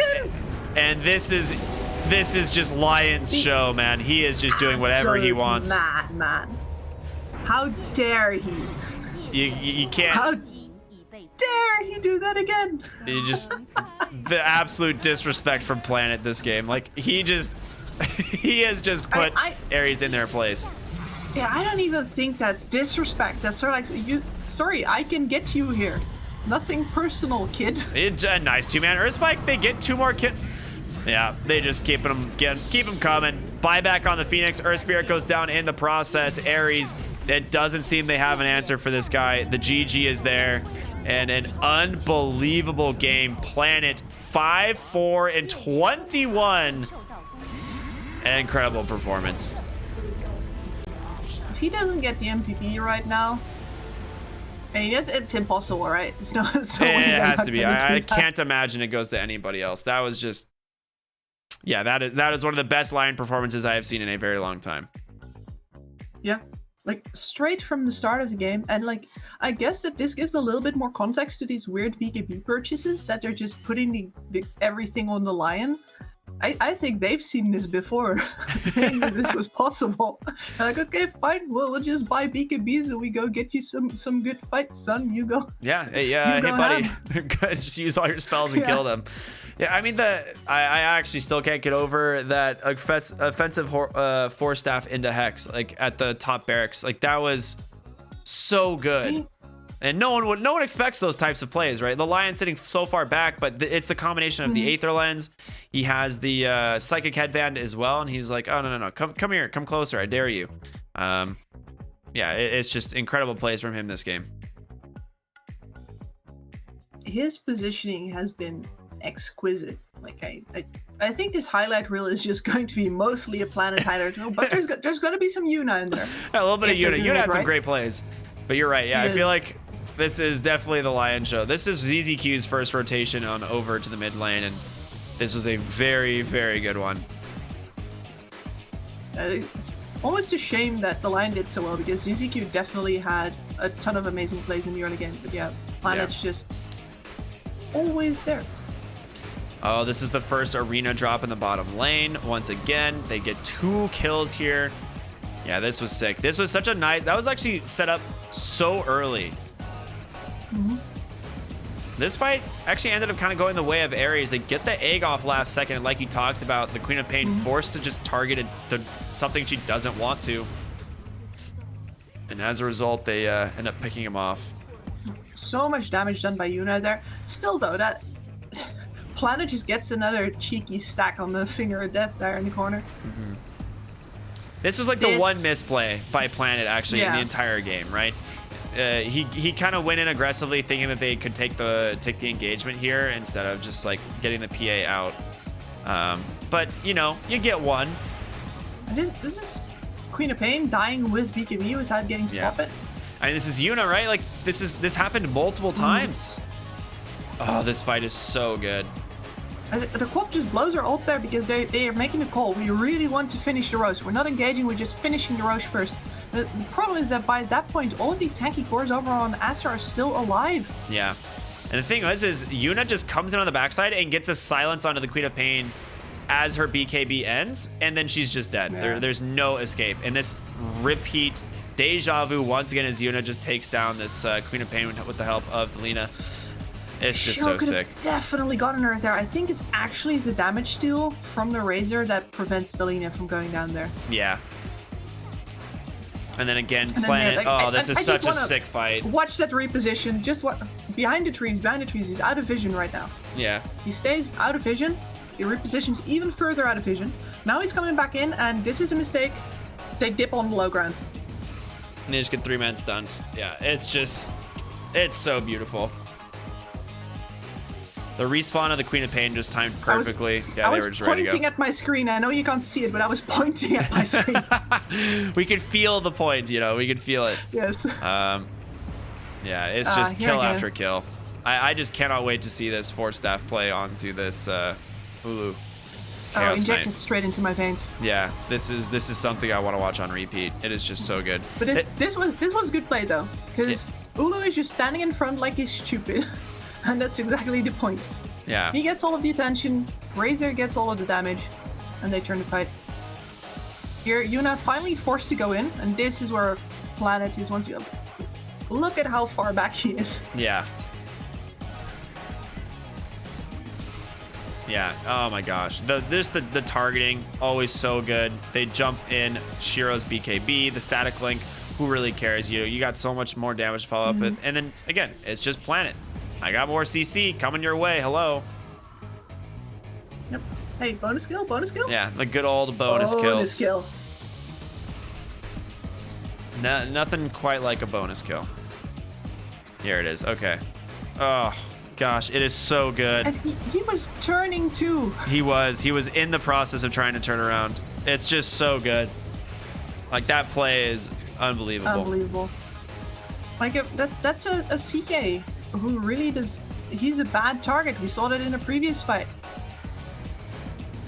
He just doesn't have buyback either, which is such a huge disaster for their team. And the fact that Shiro plays this, like we're talking about line here, Shiro plays this fight so well. He manages to stay alive through everything. Never even loses the Aegis despite going down to a fraction of HP.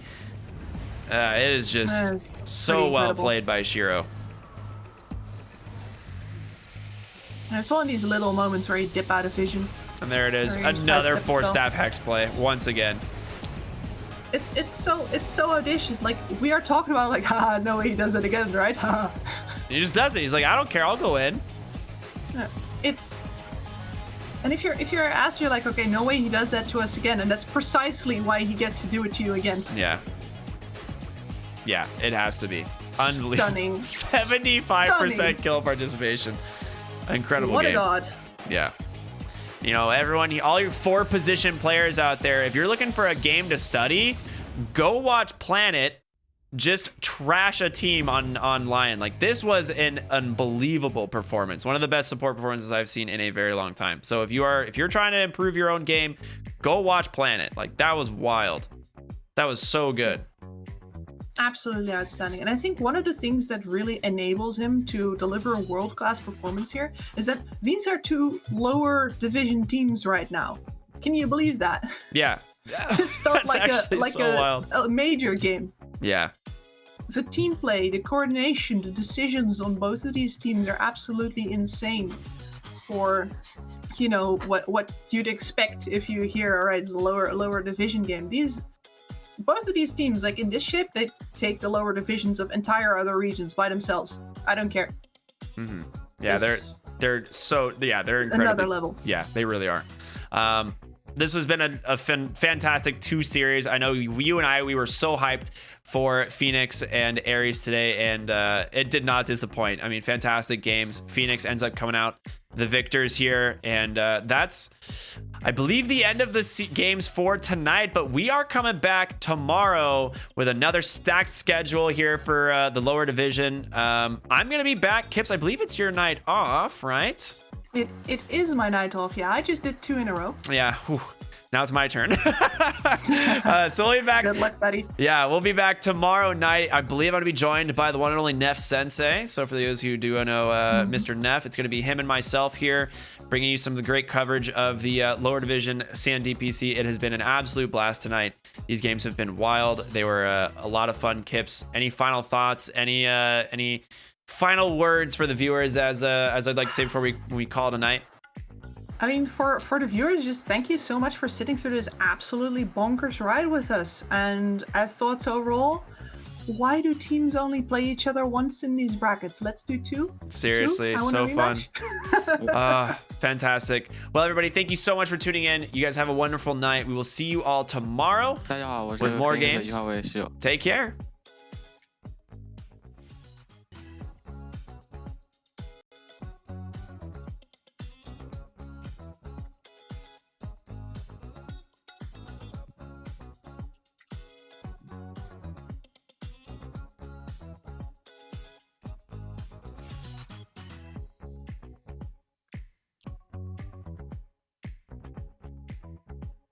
感觉这版本魔晶没有上版本厉害了，然后上版本是2件之后就可以出嘛，这版本感觉得3件之后再出。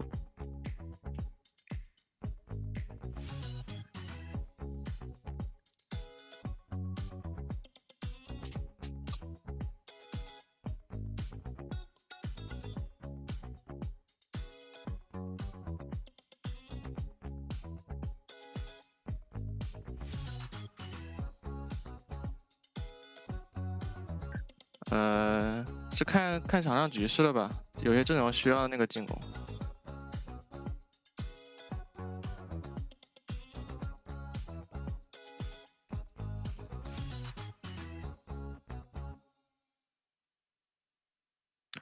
因为感觉被他们打先手的话就很难打了，如果打他们先手还有机会打。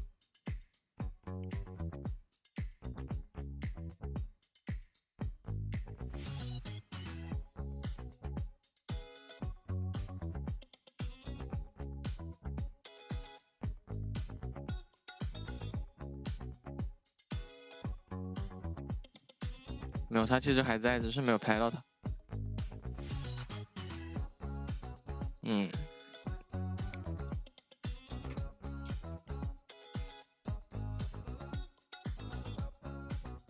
他们打得挺好的吧？